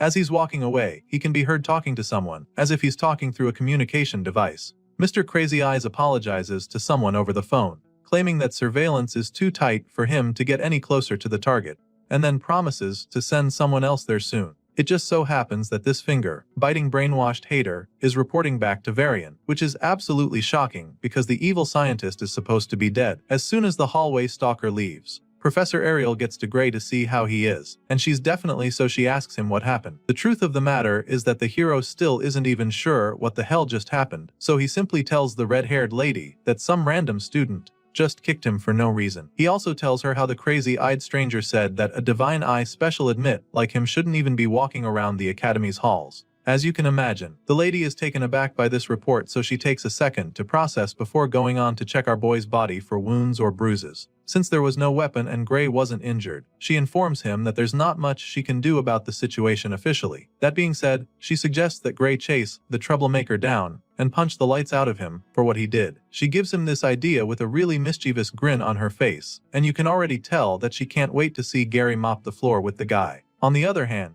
the hero is so shocked when he hears her telling him to go punch another student, because he didn't even think he was allowed to do something like that. Well, it's not like fighting in the hallway is allowed in the academy, so she can't technically permit it since she's his professor. But then again, she suddenly starts acting like her eyesight has been getting bad lately, suggesting that she might not even notice if something were to happen nearby. At this point, Gray completely understands her angle, but rather than taking the free pass to teach the goon a lesson, he decides to let it slide. As far as he's concerned, it would be way too suspicious, so he suggests that they just leave the guy alone. Gray really doesn't want to cause any more trouble, so he doesn't mind, but the professor is a little disappointed because she was really looking forward to a showdown. Even though it's the right thing to do, she's pretty surprised that Gray actually decided not to retaliate. Besides that, the fact that he could be attacked just like that makes her begin to wonder if the Divine Eye special admits are really that disliked at the academy. Seeing how concerned she is, the MC decides to finally open up, admitting that the haters make fun of them sometimes. But that's just mockery, and he had gotten used to it. So he was really shocked to see that things could actually get physical. For some reason, the red-haired lady had no idea that the Divine Eye special admits were being mocked by other students. She's shocked to hear what Gray just told her, and so she tells him how sorry she is. Ariel feels really bad about it and starts wishing she has a bit more authority around here. At this point, Gray notices that she's getting upset, so he immediately tries to make her feel better, assuring her that she doesn't have to worry about it. I mean, she's already done a lot for him with the limited authority she has in the institution. Heck, if it wasn't for her, he wouldn't even be in the academy right now. Besides that, he's also very confident that Bella and the others will eventually prove that the Divine Eye program wasn't a mistake. After all, it's no news that Professor Ariel has a good eye for picking out extremely talented students. Even if he hadn't seen it in this lifetime, he definitely saw it firsthand in the previous world when she single-handedly picked out some of the strongest heroes in the world who eventually became the guardians of humanity. This remark leaves the professor stunned for a second because she's never heard Gray say it to her. She's truly flattered by the compliment that her cheeks turn pink all of a sudden as she thanks him for his kind words. Despite being really touched by Gray's confidence in the others, she also tells him not to act like it's someone else's problem, Just in case he wasn't already aware, Ariel makes him understand that he's the one she expects the most out of everyone in the Divine Eye group. She hammers on this fact and starts calling some of the older students, like Amy White, Leek Muller, and Jacob Bloomfield. She's convinced that these guys will all become top tier just like the special admits before them. Ariel reveals that she definitely has faith in these students, but also admits that the first time she truly believed that someone could surpass humanity itself was when she met him. As you can imagine, the hero begins to feel a little under pressure when she starts talking like this. It's pretty rough on Gray for her to be comparing him to these guys, and it looks like she already knows that he's feeling the pressure. She keeps staring at him intently like she's trying to read his mind while he's fighting the feeling of nervousness. Eventually, Gray decides not to feel pressured because that kind of thinking is weak, and he can't afford to be weak because the mastermind behind Varian probably hasn't given up on summoning the Liquidator yet. He thinks back to that day on the battlefield and recalls how even the great heroes in the previous world couldn't even land a scratch on the Worldender. Gray came back to this timeline for one reason, and that is to make sure that he defeats the Liquidator. Before being sent back, he was literally told that the fate of the world rests in his hands, and knowing that such a responsibility is on his shoulders, he definitely cannot afford to feel overwhelmed or be weak. The story continues a few days later in a swordsmanship class. Today, the students will be engaging in a live combat practice, and after announcing this, the professor asks them to pair up according to the list on the board. Of course, our boy Gray is present for this class, and he's really looking forward to the practical training. It's just an exercise, but he's taking it very seriously because he wants to make a statement. He feels that he needs to be very sharp today because screwing this up will mean that everyone starts badmouthing all the Divine Eye recruits again. At the very least, he needs to show that he can keep up with the regular students. That's exactly what he's got on his mind, but then he realizes how difficult that's going to be when he looks up at the board to see that he's been matched up against the one and only Leonhard Apius.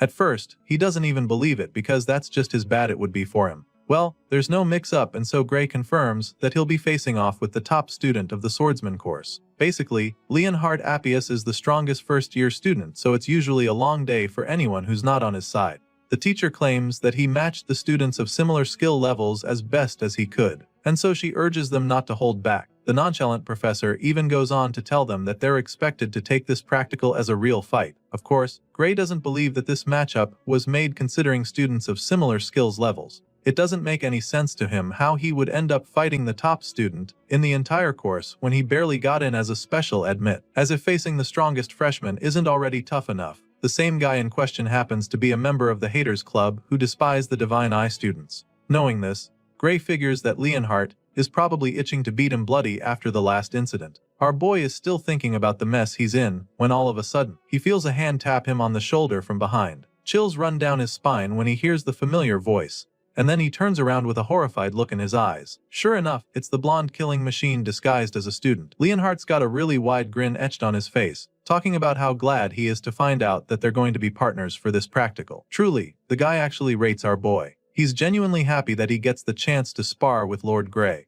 Bro feels that becoming top of the class was definitely worth it, because now he has the opportunity to show what he's really made of. Leonhardt believes that he has trained harder than anyone alive, so now he can't wait for the infamous Lord Gray to witness his true swordsmanship. On the other hand, the MC looks absolutely terrified. Gray probably wishes he could just disappear right now, because he is definitely not ready to go up against this guy. He was already nervous about the match up, but after seeing the extremely big smile on Leonhardt's face, our boy confirms that he's cooked. He's so sure that this blondie is loving the fact that he finally gets the chance to beat him up legally. Well, he's looking forward to it, and our boy sadly doesn't have a choice. A few moments later, all the students arrive at the arena when the practical training is supposed to take place. Apparently, this isn't going to be some turn-by-turn stuff, as all those paired up against each other will be sparring at the same time. Once they're all in place, the process asks if they're ready, and a few seconds later, he signals the start of the practical training. All the students start clashing swords immediately, and of course, Leonhard Apius is the most eager of the bunch. The blondie grabs his sword and practically flies toward Gray with a menacing glint in his eyes. He goes in with the first strike and Gray blocks it with his sword as well. Just as our boy predicted, Leonhardt is very powerful. So much so that he's having a hard time holding back the guy's sword. The blondie pushes down hard, determined to overpower the MC, but Gray holds on until they're forced to break away from each other.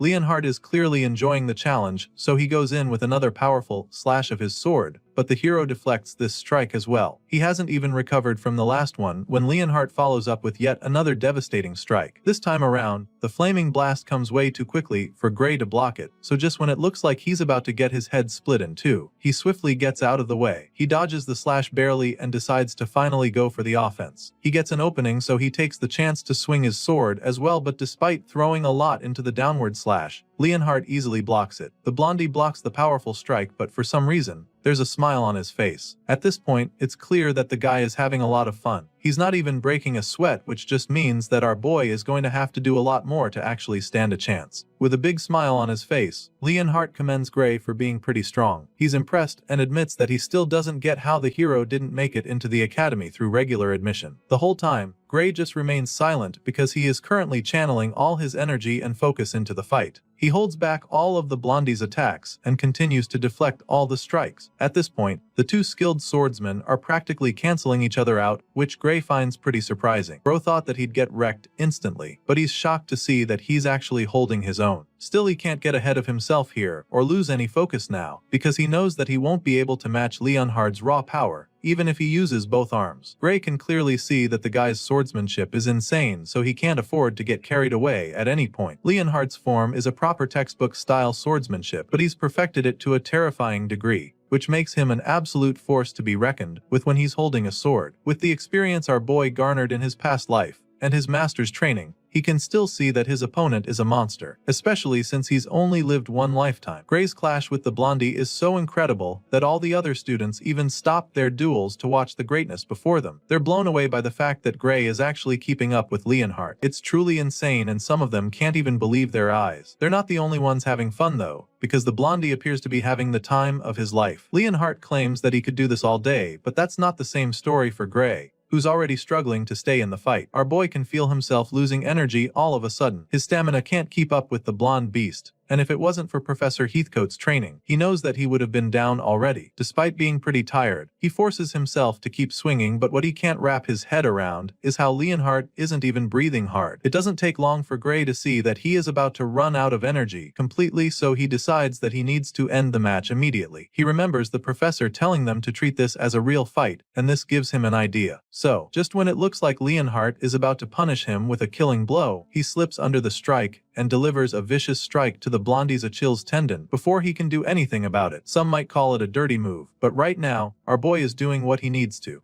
Gray slips under and dodges his opponent's brutal slash just in the nick of time. He lands a hit on the guy's leg, and at this point, Leonhardt's eyes widen in horror. He's shocked to see that Gray is actually taking this fight seriously, and now that it's clear that the fresh man is no longer messing around, he decides to be even more brutal, because as far as he's concerned, he simply cannot afford to lose this fight. Right now, the MC appears to be treating this fight like it's an actual life or death battle, and so he uses a desperate move to level things up. The two skilled warriors draw their swords at the very last second, which pretty much leads to stalemate. By the end of the fight, it's a draw because even though Gray is on his feet with his sword at Leonhardt's throat, the senior equally has the tip of his blade inches away from Gray's neck. At this point, the both of them finally settle the match, with Gray stating that it's a draw. He gives the blondie a hand to help him up, feeling pretty relieved that the duel is now over. Gray helps Leonhardt back on his feet, but the senior doesn't really agree with the apparent result. The blondie admits that all he could do was swing his sword at the very end of their duel. He says this with a look of defeat laced all over his face, because he knows that Gray truly had the upper hand toward the end. While he struggled to stay on his feet and swing his sword, the freshman could have pierced straight through his heart if he wanted to. Leonhardt knows this all too well and admits how helpless he was at the end of the battle. If this was an actual fight to the death, Leonhardt would probably be dead by now, but it's a mock battle, and so he knows that Gray forced himself to thrust the sword at his neck instead of going for his heart. The blondie says all of this and then waits for Gray to try and deny it. He bluntly asks our boy to tell him if he's wrong about this. Of course, Leonhardt is spot on and Gray knows this as well, so he just confirms everything. After all, the blondie has figured it out already. At this point, the MC smiles sheepishly before suggesting that it would just be messed up to drive his sword at someone's heart in a mock duel, especially when the whole thing was set up with several protective spells. Clearly, our boy had no intention of actually hurting Leonhardt, and the blondie can also see that now. But the bottom line of it all is that he still lost in the end. Leonhardt almost looks relieved while saying this, claiming that Gray has finally made him understand the difference between real combat and fencing practice. This senior suddenly starts walking away from the arena, but before he leaves, he makes sure to thank our boy for helping him see that fighting isn't just about sword skills. Hearing this, Gray nervously admits that his own style is a bit of a cheat move for a swordsmanship class. He tries to make Leonhardt feel better about it, but the blondie isn't cutting himself any slack. After all, the instructor made it very clear to them that they were supposed to treat the duel like real combat. As far as the guy is concerned, there's no such thing as cheating in a real fight, because the goal at the end of the day is to come out victorious no matter what it takes. That being said, Leonhardt turns to Gray one more time and points his sword at our boy as he asks him if he'd like to go for another round. Seeing the tip of the guy's blade barely inches away from his face, the MC starts to feel really nervous. He definitely didn't expect this guy to be asking for another fight so quickly, because the first battle they had wasn't exactly a walk in the park for him. Gray feels that he only won that round because he managed to catch Leonhardt off guard, so now that there's a sword in his face, he doesn't know what to do. In his mind, there's no way he'll be able to stand a chance if they go at it head on. Our boy feels that this isn't even a matter of technique anymore, because Leonhardt is simply on another level when it comes to strength. The guy's entire stamina practically leaves him graze in the dust, so he's desperately hoping he can get out of this sticky situation. Just when it looks like there's no escaping, someone in the crowd steps up. The guy with a sword on his shoulder struts over to the two fighters, telling the both of them to hold it right there. Hearing the voice, our boy is shocked, so he turns to see who it is, and that's when this man reminds them that this is still a sword class, regardless of real combat training. The confident man then informs them that nobody said they're allowed to use anything other than a sword. He then goes on to ask how the hell Gray Lee got paired with the top student, calling our boy a special admit loser. At this point, our boy starts to get a little offended, so he just stares at the guy with a confused look on his face. He's pretty irritated at this point, but the guy goes further to tell Gray that he shouldn't get cocky just because he's got some magic. All of this just leaves our boy quite frustrated, because this is literally the last place he wants to be right now. It's not like he asked for this particular matchup either, so he doesn't get why this troublemaker is trying to make a fuss about it. Still, he doesn't say anything to the guy, and that's when Leonhardt finally speaks up. The blondie hits back at her ducha bag, informing him that the professor decided that he's the only one worthy of fighting Gray. He then politely tells the troublemaker to butt out of this, hoping that it would be enough, and this just leaves Gray stunned because of how blunt the blondie is. Before things can get out of hand, the professor in question appears. The man walks over to the three young men and confirms what Leon just said, stating that he was the one who made the matchups. The professor further explains that he paired students with similar overall strengths, and after stating this, he concludes by informing all three of them that Gray is the only one who can take on Leon. The professor makes this very clear to the troublemaker, and gives him permission to try the freshman out himself if he is not satisfied with the decision. And just like that, he gives the annoying student the opportunity to be Leon's opponent, but only on the condition that he's able to defeat Gray. Sure enough, the cocky senior is very confident that he'll be able to take down our boy, so he happily accepts the challenge. Bro is so sure that the freshman will be no match for him, so he starts bragging about how he beat the examiner to get to this stage. That being said, he feels insulted that they would lump him in with those who barely scrapped a pass in a tie. He hates the fact that they would put him in the same category with someone who couldn't pass at all, and so, he's determined to prove a point. Hearing this, Leonhardt starts pondering on the matter. The troublemaker is judging Gray by his admission category without even knowing his true strength, which he'll soon find out is a big mistake. Leon finds it amusing that he guy can be thinking this way, but he's not too surprised because it's just like looking at the old him. That's exactly how he used to think regarding the hero. But then again, he honestly feels that this whole thing is a good chance for the young hero. As far as he's concerned, our boy's power deserves recognition. But more importantly, he's very pissed that this guy just interrupted his time with Gray. All of a sudden, Leon's face starts to get really scary. The guy starts boiling in rage and a murderous look gets plastered on his face. The troublemaker sees this but doesn't think much of it at first, but then, after a couple seconds, he starts to panic because now, he can see just how pissed Leon is. He has no idea why the blondie is so furious, and it's kinda messing with him already. Meanwhile, the professor tells them that they are free to use their swords if they don't feel like working with the real combat rule. The man lays down the rule and then asks Gray if that's okay with him. Hearing this, our boy just starts to feel the pressure, so he doesn't even have any clue how strong his opponent actually is. But if he got into the academy through regular exams, this won't be easy. Our boy takes another look on the guy's face and concludes that this opponent definitely got better stamina and strength than him. Even with Gray's master's brutal training, he still knows that he can't beat years of proper nourishment and conditioning. Our boy admits that he's not that confident in his skills, but then again, it's not like he will get expelled if he loses the battle, so it's a risk that he's willing to take. He asks the professor just to make sure that he's safe, and the man assures him that this is just a class practice. Even at that, the professor still tells the both of them not to go easy on each other. After hearing all the confirmation, our boy immediately gets his head in the game. He takes out his sword and gets into battle mode just like his cocky opponent, who is equally ready for the duel. Once both students are armed and ready to clash blades, the professor signals the start of their duel, and the challenger doesn't hesitate to charge at our boy. He dashes over to the hero with a murderous look in his eyes. He feels that it's finally time for him to put the special admit in his place, so he yells at our boy, telling him to know his damn role. Sure enough, Gray blocks the hit with his own sword, and that marks the start of an intense sword fight. After scraping their blades together for a couple of seconds, our boy notices something that leaves him confused for a second. He suddenly notices that he's slowly overpowering his opponent, and so he takes advantage of it, knowing that he has the upper hand. With one sweeping move, Gray is able to send the guy flying. He shoves him into the air in the blink of an eye, and this leaves his opponent absolutely shocked. On the other hand, Gray can now see that his opponent hits light, so he concludes that his power is nothing special. Despite being tossed back like a piece of paper just now, the guy remains determined to win the fight, so he comes in again with another powerful swing. Gray sees it coming from the start and casually delivers a mean slash of his own. He takes the swing, feeling that his opponent might just be holding back and not actually throwing everything he's got, but this idea immediately vanishes from his mind when he sees blood splashing all over the place. Apparently, Gray's casual strike managed to cut open the cocky senior and send him falling to the ground in that instant. Our boy watches in horror as the guy goes down, desperately hoping that he didn't just cause him major harm. Once the cocky senior is down, the professor immediately announces that the match is over, because he can probably also see that he won't easily recover from that. Anyway, the MC rushes over to check on his fallen opponent, anxiously asking him if he's okay. Gray apologizes to her guy, and starts to explain how he was actually aiming for his sword instead. Unfortunately, he missed the target and ended up slashing the senior. It all happened so fast, but the MC actually expected the guy to be able to dodge it in time. Well, I guess the guy is all talk and no show. Well, we're about to find out for sure, because just when it looks like the fight is done and over, the injured guy slowly reaches for his sword again.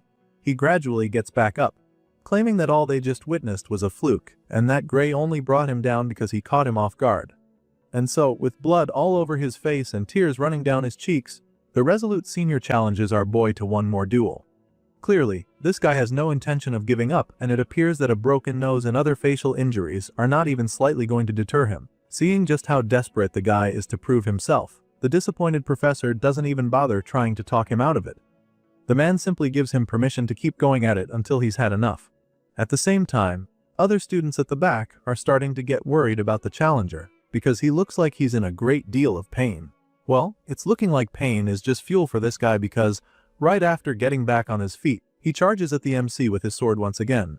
Our boy sees this attack coming from a mile away, but he's not even slightly dazed by it.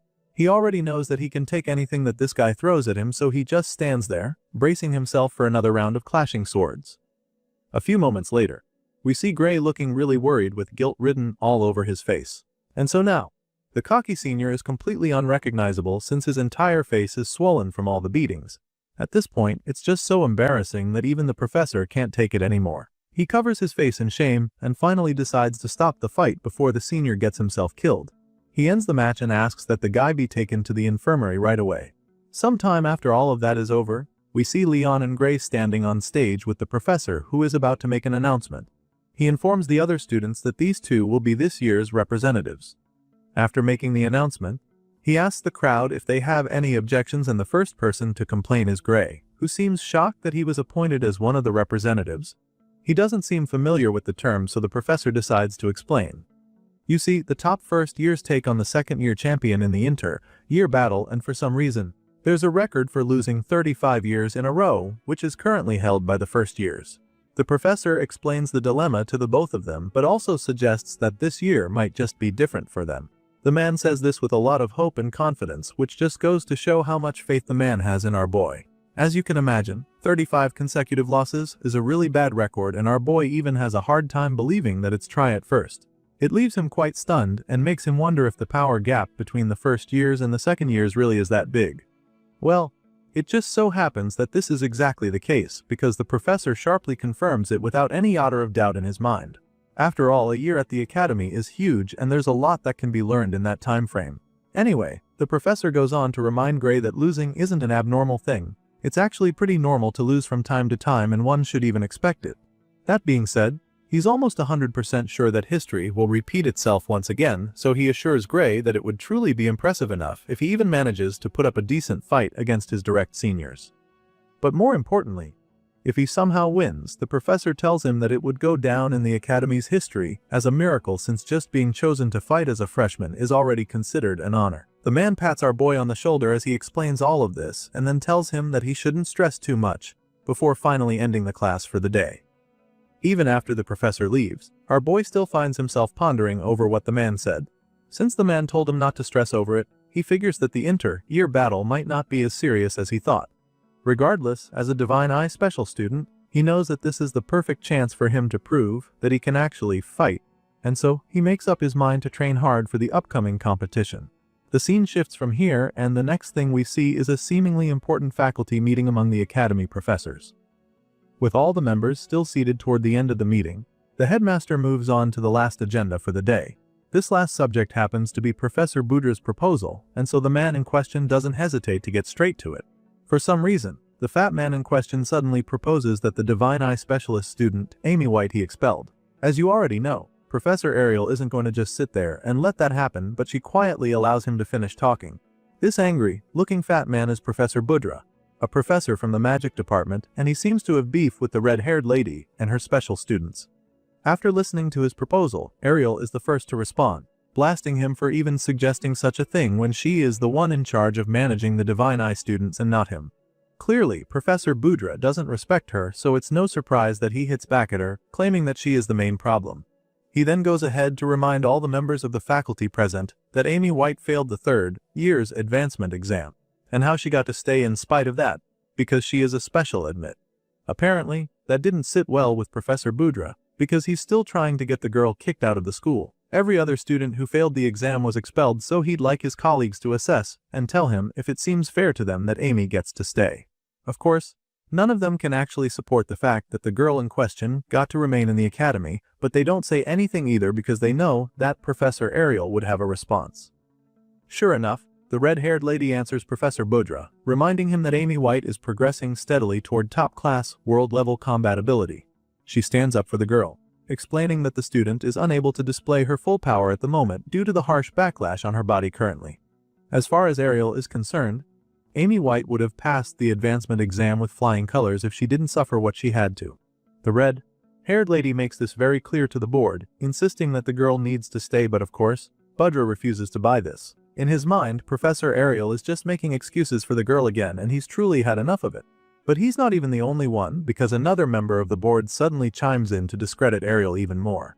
He mocks her statement and accuses her of making a useless student look like some hidden prodigy. This bearded man doesn't look like he's even slightly moved by Ariel's statements, so he suggests that she stop spouting that fantasy of any White having secret powers. He clearly doesn't believe it, and neither does half of the board, but the red-haired lady insists that it's the truth. Professor Ariel can already sense that she's losing support very fast, so he tells her colleagues that Amy White has improved so much that she could gain full control of her powers any day now. Still, she tries to make them understand that pushing the girl too soon might make her lose the chance forever. Despite her best attempts to sway the faculty board, this bearded man is bent on thwarting her efforts. He's not hearing any of it, and even sounds even more pissed when she says this because she's already used this same excuse before. From the look of things, he concludes that Professor Ariel is planning to leg someone who can't meet the academy's standard to just stay here indefinitely. He throws the allegation her way, but she immediately hits back, reminding him that the academy exists to nurture exceptional talents. As far as she's concerned, kicking out someone gifted just because they don't fit neatly into a system defeats the whole purpose. Professor Budra just smiles mischievously when he hears her talking about talent. He seems to find it pretty amusing that she thinks Amy White actually has talent. Maybe the special admits were impressive in the old days, but right now, Budra is convinced that the current batch is just full of failures. Amy White, Bella Albright, Jacob Bloomfield, and the rest call into this category, and so Budra feels that Ariel might be the real problem. To him, it's starting to look like the Great Divine Eye is losing its keenness, because of how much the special admits are struggling these days. Of course, the bearded man right next to Budra agrees, suggesting that it might be time to consider abolishing the Divine Eye program entirely. They both burst into laughter after this, but Ariel is completely shocked at their suggestion. She can't believe that they would actually want to abolish the program, so she snaps at them, wondering what the hell they're thinking. Sadly, these men mean every word of it and are determined to convince the board that it should be scrapped. Budra points out how the program was established ages ago by the Academy's Founders Council and explains that it can be abolished the same way if over half the faculty agree to the idea. Apparently, this is the rule, and the fat man doesn't hesitate to remind the red-haired lady how things work. She's still trying to tackle Budra when she gets attacked by another member of the board. The man with the mustache chimes in, suggesting that the current Divine Eye students don't impress him either, and even though he's heard that Bella Albright has improved, he still doesn't think that it's a major achievement. Besides, her mana capacity is also very questionable, so he's not exactly keen on letting someone like her remain in the academy. At this point, it becomes clear to Ariel that she'll have to work a lot harder if she wants to win the board over. Despite being cornered, the lady still tries to protest, but before she can even get a word in, a much older professor cuts her off. This old man isn't on her side either, since he feels that the recent batch of special admits are below the standard. The geezer has been around long enough to know how impressive the Divine Eye students of old were, so he really doesn't fancy the new generation, and neither does the bearded man sitting next to him. As far as they're concerned, the Divine Eye students just don't have the impact that they used to. Thankfully, not all the professors in the room agree with this, and so just like that, the boardroom becomes divided. Sadly, Ariel can clearly see that the voices against her are more than she expected. So, she's afraid that the program might really get shut down if things proceed at this rate. If she wants to win this debate, she'll have to do so much to win them over, and Professor Bodra is more than ready to make this even more difficult. The fat man goes on to state that the program has been outdated for a very long time, and then finally suggests that it's time for them to move on from the old tradition. He can tell that he's winning, so he starts to get cocky. Before Ariel can even say anything, he tells her not to bother trying to claim that she can judge talent better than the rest of them, because all of her special picks have been struggling at the academy. Budra discredits her capacity, even more than before, as his mocking laughter fills the room, but Ariel knows better than to let this get under her skin. She wishes she could bluntly say that she still sees much better than all of them, but she can't because it would just provoke the board members, who already dislike her. Right now, her priority is to win them over, and she's determined to do that even if it means she has to swallow Budra's insults. Even though it looks like they are on Budra's side, many professors still care about whether the program benefits the academy, and so she will have to be very careful what she says moving forward if she wants them on her side. Professor Ariel doesn't respond to anything that the fat man said, and this just makes him even more cocky, cause now he's thinking that he's finally shut her up for good. Well, he definitely is enjoying himself, and he's glad to see that she knows that she's way past her prime already. The bearded man from earlier chimes in again to support Budra in mocking Ariel. He admits that she had great achievements in the past, but then suggests that maybe it's time for her to retire before she ruins her legacy. For some reason, these guys are all hating on the red-haired lady, and they're not even being subtle about it. One of them even tells her to go start her own school, if she's thinking of raising her favorite students however she likes. To them, each insult thrown at Ariel is funnier than the last, and so they can't even control themselves anymore. It's almost like they're drunk on the hatred, and they're so convinced that Ariel is nothing more than a washed-up Divine Eye. Of course, it's a really annoying sight on display, but the red-haired lady still does let them get under her skin. She remains calm and collected because she knows for a fact that she can still recognize real talent. Unfortunately, she can't prove that to these geezers right now, and that's very bad because she knows that her kids still need more time to grow. There's no doubt in her mind that they'll prove themselves soon enough, but she just needs to stop themselves from getting expelled before they get the chance. Right now, she's desperate to keep her students in the school, and she's ready to do almost anything that it takes to achieve this. Her mind trails off while she's brainstorming, but she's suddenly drawn out of her thoughts when someone asks her about one of her students named Gray. She's taken aback when the man asks her about our boy, but she shouldn't even be too surprised since he's been making waves from the start. Some members of the board heard that he's promising among the first-year swordsmanship students, and they're also aware that he was picked for the inter-year battle too. Of course, Budra doesn't think much of this and quickly tries to discredit our boy as well. And what better way to do this than by setting him up in an unfair matchup? With this in mind, Budra suggests that the promising student should prove his stuff in the competition so that they can decide the future of the Divine Eye program after seeing the results. Of course, This is a really big gamble, and even though Ariel has faith in our boy, her colleague isn't supportive taking such a risk. He gestures for her to reject the idea, so she does, explaining that Gray's powers are not suited for mock battles. If it were a real kill or be killed situation, she'd be more confident, but when she tries to explain this, the bearded man just gets furious because he thinks that she's making excuses again. The man feels that Gay should be able to show his mettle in real combat if he can't show it in training like other students. After all, every professor seated there knows this, so he isn't letting Ariel off the hook that easily this time. Still, Ariel tries to make them understand that Gray's abilities aren't normal swordsmanship skills, but she doesn't get the chance to finish because the headmaster suddenly calls it a day. As far as he's concerned, this discussion is heading nowhere and he's already heard enough.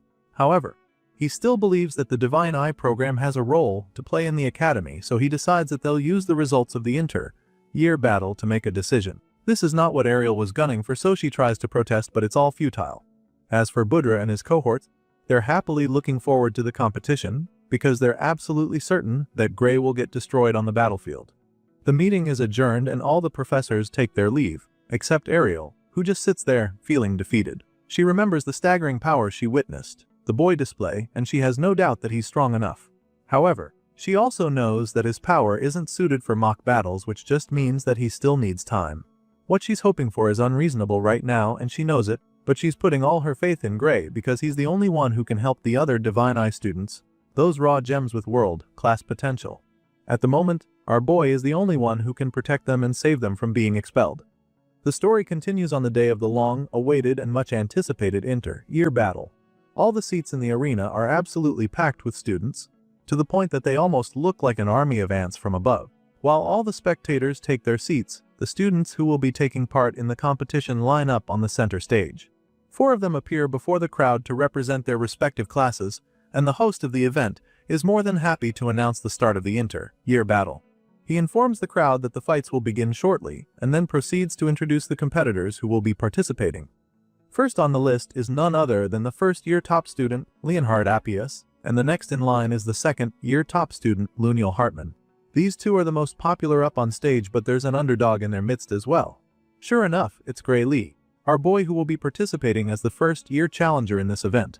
Of course, he's not the only new cat in the mix because another student named Deeble Redardle is introduced as the second-year challenger. As soon as Deeble is introduced, our boy realizes that the crazy-looking guy with a sick appearance is the same one who jumped him out of nowhere in the hallway some days back. And so, you can imagine how nervous he gets when he realizes that this is the psycho that he'll be up against for the inter-year battle. Gray is still trying to wrap his head around what the hell is going on when the announcer starts talking again. The man assures the crowd that they are about to witness what these warriors are truly capable of, and this definitely gets them excited. But the most excited person in the stands right now is Professor Budra, who can't wait to see Gray's downfall. Leon takes a look at the stands and is truly overwhelmed by how many professors came around to observe the showdown. And so, this makes Blondie wonder if this is always how the inter-year battle is. He expresses his confusion to Luniel, the second-year top student, and the dark-haired guy admits that the competition hasn't always been this anticipated by the teachers. Apparently, this is a first because before now, only 3 fencing professors bothered to even show up. That being said, the second-year student can't help but wonder why there are so many professors present this time. In that moment, a wave of realization suddenly hits Leon. The Blondie figures that the teachers probably came around in numbers because they're curious about Gray Lee. It makes perfect sense, since the guy has been making waves since he arrived at the academy. A small smile creeps up on his face as the thought lingers in his mind, and it just makes him conclude that the old geezers certainly have excellent taste. Meanwhile, Luniel notices the Blondie freshman smiling to himself, which makes him wonder if Leon has always been this weird. Anyway, it appears that Professor Budra heard what Leon just said about their reason for coming, and the fat man loudly confirms his guess. Budra speaks for many other professors there, admitting that they came to witness the final battle of the Divine Eye Special admits. This comes as a shock to the students in the stands since they obviously aren't up to date with the politics among their teachers. Anyway, the thing that really gets our boy's attention is the fact that Budra said this would be the final battle of the special admits. He doesn't get what the man means by that, so he expresses his confusion, asking Budra what he means by that. At this point, the chubby professor gets even more excited because clearly nobody told Gray the stakes involved with this competition. And so, he happily informs the young hero that the Divine Eye program is being abolished. Of course, this comes as a shock to the MC, and he doesn't even pretend like he's not horrified by the news. Right now, he's absolutely desperate to be told otherwise, so he turns to Professor Ariel to hear from her. He asks the red-haired lady if what Budra says is true, but she's reluctant to answer him. She just stays quiet with a look of helplessness laced all over her face. She knows that telling Gray the truth would make him want to push himself to the limit. And if that happens, there's a chance that he'll use that dark, mysterious power within him that she's been trying so hard to hide from everyone. Right now, that's the last thing she wants for him, because if he uses that power in his current state, it could actually kill him. So, with all of this in mind, Professor Ariel finally decides what to tell him. She takes a deep breath to calm herself, and then without mincing words, she tells Gray that Budra is lying to him. She tells our boy that the fat man is just trying to mess with his focus, and then encourages him to keep his head in the game. She tells our boy to just fight and not let their words get to him, which leaves him and the other contestants pretty puzzled. Gray is stunned for a second when he hears this, but it's also quite a relief for him. Gray believes her and takes a moment to process her words before immediately regaining complete focus. From the look on his face, you can tell just how determined he is, and even though Ariel's little stunt seems to be working, Budra refuses to be moved by her gimmick. The man simply scoffs, feeling confident that Gray still won't win, so he tells them to do whatever. After all, he believes that they're just going to embarrass themselves at the end of the day. As far as he's concerned, Gray is definitely going to lose, and once that happens, other professors will finally realize that the Divine Eye Ariel's sight isn't as keen as it used to be. And so, just like that, Professor Ariel once again puts the future of the Divine Eye program in Gray's hands without telling him what he's up against. Thankfully, our boy is feeling more motivated than ever because he's definitely not going to let Budra's insults slide. He makes this very clear to the fat man, who is taken aback by his audacity. Gray doesn't really care if the man insults him or makes fun of the students, but what he will not take lightly is Budra talking down on Professor Ariel's judgment. The freshman boldly hits back at the annoying professor, and even Ariel is shocked at how fearless he is right now. As you can imagine, Budra isn't as patient as the red-haired lady, so he is immediately offended by Gray's tone. It makes him wonder what kind of strength Ariel's eye must have picked up in him to make him so bold. Anyway, Budra is still convinced that the freshman will fail woefully once the battle starts, so he tells Gray to get ready to lose.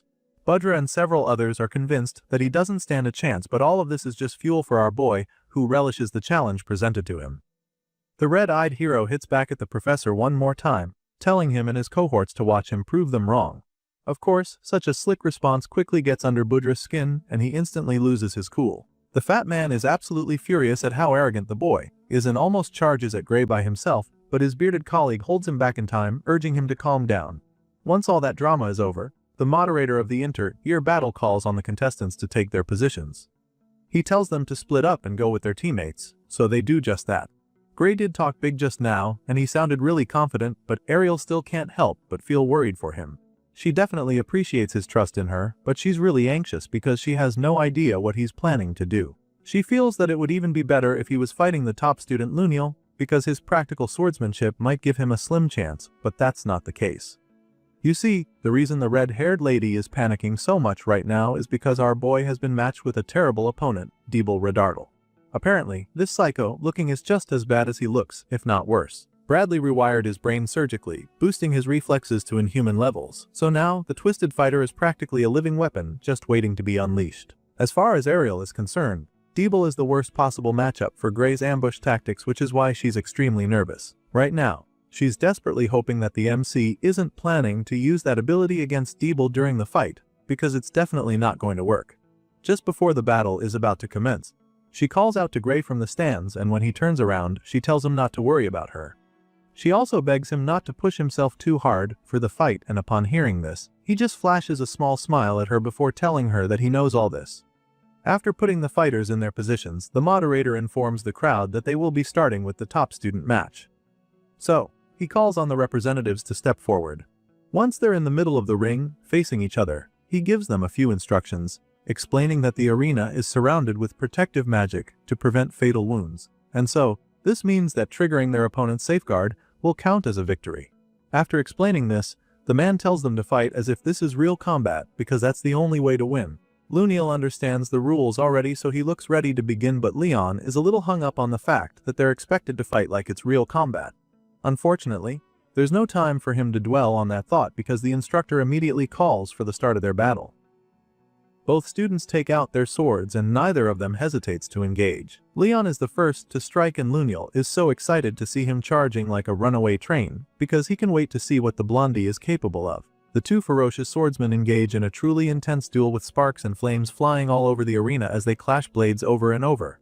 At first, Leon seems to be having the upper hand because he keeps forcing Luniel back with his brutal slashes, but then, the second-year star regains his balance and goes in for a mean counter. Seeing this, Blondie quickly slips under to dodge the strike and this gives him a perfect opening. With Luniel now fully exposed, he capitalizes on the tiny window of opportunity to deliver a devastating kick to his opponent's face, but the guy somehow manages to dodge it. Leon can't believe his eyes when he misses the shot, and it just makes him realize that he probably can't fight like Gray. Meanwhile, Luniel seems to really be enjoying himself. The guy commends Leon for being really good for a freshman. In fact, he thinks that the blondie is stronger than he was in his first year and doesn't have a problem admitting it. As much as he's impressed, he still has to take Leon down, so he decides that it's time to pick up the pace. The guy says this with a really cocky grin on his face, but Leon seems to be straining already, which makes the second year think that his opponent might have trouble keeping up. Leon had his chance to land some big blows but he couldn't. So now it's Luniel's turn and he doesn't have any intention of missing his shot. He goes after Leon with a barrage of sword slashes that force the blondie back. Sure, he manages to block all of them, but the intensity eventually gets too much, so he pulls back to create some space and catch his breath. At this point, the dark-haired senior has enough time and space to unleash a devastating strike that would surely seal the deal. Leon sees the terrifying surge of power growing out of the blade and is instantly horrified because he knows he can't stop it. Sure enough, Luniel blasts him with it, but it doesn't kill him thanks to the protective magic of the arena. However, a blast of that magnitude is powerful enough to trigger Leon's safeguard, which basically signals his defeat. Once this happens, the moderator brings the fight to an end, announcing that Luniel is the winner of the top student match. These two students respect each other, so there's no hard feelings. Leon thanks Luniel for the match, and the senior returns the gesture, admitting that it was a really nice match. The blondie makes his way off the platform and the moderator announces that it's time for the challenger match. He asks the representatives to step forward and our boy swaps places with Leon. The two freshmen pass each other and the blondie wishes Gray good luck, so he thanks the guy, knowing that he'll need it. Our boy gets up in the arena and with each step, he thinks about how serious this battle will be. If only he knew what he was actually fighting for. Gray already ran his mouth with the professor, so how he has to back up his talk. He's definitely nervous but also really confident because he's fought more hopeless monsters than he could come in his previous life. So, compared to that, he believes that this clash against a fellow student at the academy should be winnable. The hero pumps himself up for the clash and takes out his sword. He braces himself for the duel as he takes a battle stance, but his opponent is so creepy that it's unsettling. Deeble comes on the stage looking like a blood-thirsty zombie. He drags his word across the floor and marches over to our boy with a murderous look in his eyes. For this guy, it's only a matter of time before he fulfills the wish of his master, Professor Bradley. He's been brainwashed, and now, he can't wait to send Gray to meet the professor. We all know that Bradley Varian is dead, so Deeble is basically threatening to send our boy to hell. It's almost time for our boy to fight for the future of the Divine Eye program, and he still doesn't know how serious it is or how deadly his opponent really is. Just then, the moderator announces that it's finally time for the selection match for the inter-year battle to commence, and as soon as he starts the fight, Gray goes in with the first strike. He manages to take a swing in the blink of an eye, but Deeble Rodart casually blocks his extremely powerful blow. This zombie, like warrior, stops his attack like it was nothing, and this leaves our boy shocked because he can't believe it. He didn't know what this psycho was like on the battlefield, so now, he's starting to rethink a lot of things. Our boy is so stunned, but he quickly snaps out of it when Deeble forces him back with a terrifying counter swing. The force from Deeble's strike was so heavy that Gray can still feel the tremendous vibrations from his own sword, so now, he knows that he has to be more careful during this battle. Professor Ariel did tell him that Deeble's reflexes were booted, so he can understand why the guy managed to block his blistering strike, but after feeling the force from the heavy counter-attack, he's starting to wonder if the guy had his arm strength buffed as well. Just thinking about this leaves our boy torn, because the odds are really stacked against him. With this much difference in power, Gray is afraid that none of the trucks he pulls will work. So now the big question on his mind is how the hell is he supposed to fight such an opponent?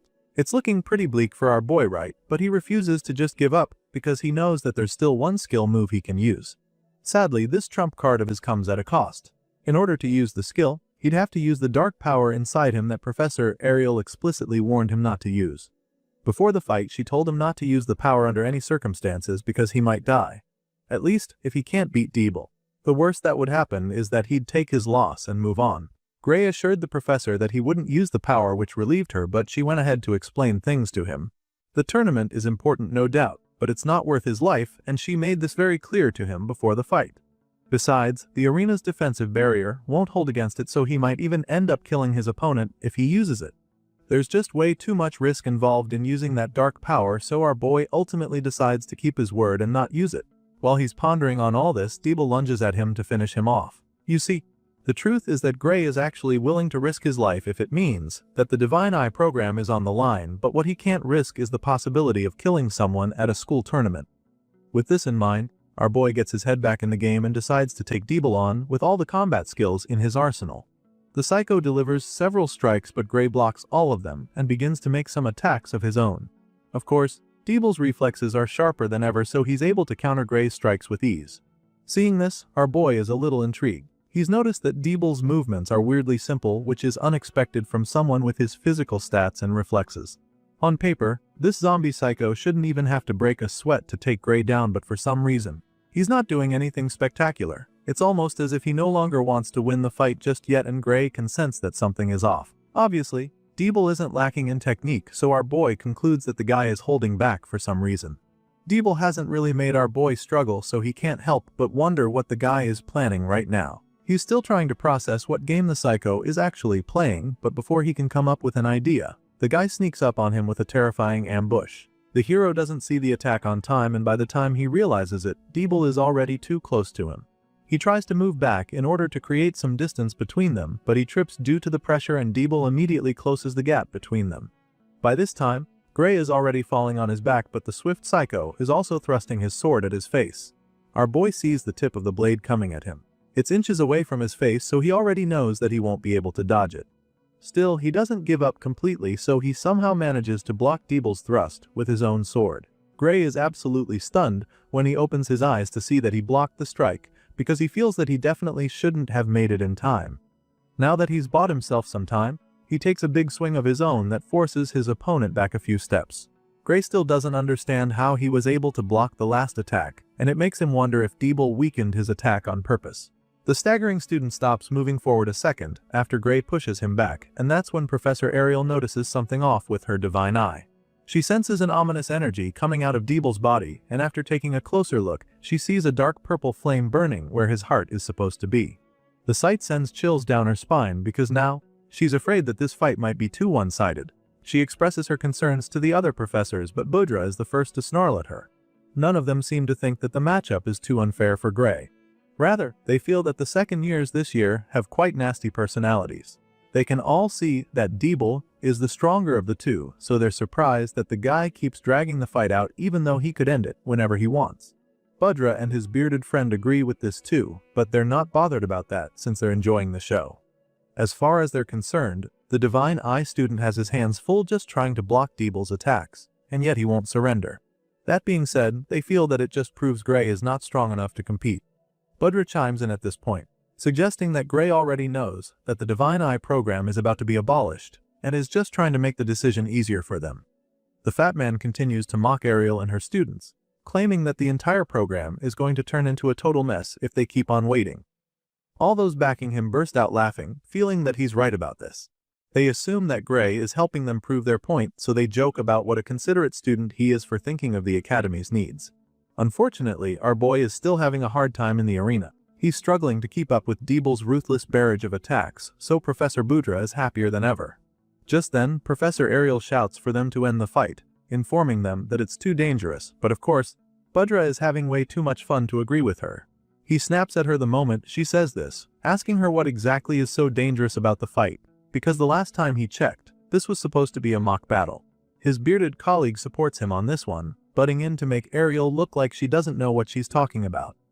With a condescending look on his face, he reminds the red-haired lady that the arena is covered with a powerful protection spell. He assures her that any attack that would cause fatal injury will be blocked automatically, and explains that this is the reason why students are allowed to fight seriously without fear of getting badly hurt. Obviously, this nosy geezer is just trying to piss her off, because just like all the other professors there, She knows exactly how the protective spell in the area works. In fact, she knows more than they do because they aren't aware that the protective spell has its limitations.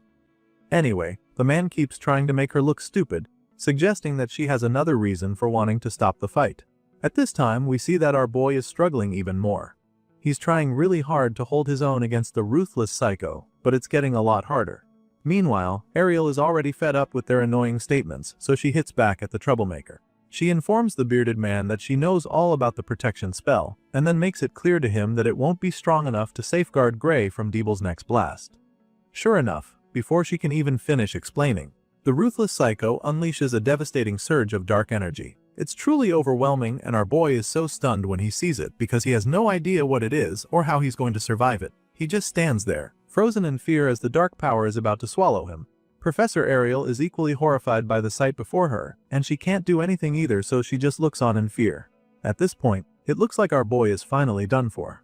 Dark bolts of energy shoot out of Deeble's sword, through his arm, and in that split second, he unleashes a deadly dark slash that speeds toward Gray like an unstoppable missile. The beam of death reaches our hero in the blink of an eye, and what follows is a massive explosion that rocks the entire arena. Huge clouds of dust and smoke rise up and cover the entire arena for a second, and by the time the air clears out, we get to see the insane damage that was left behind.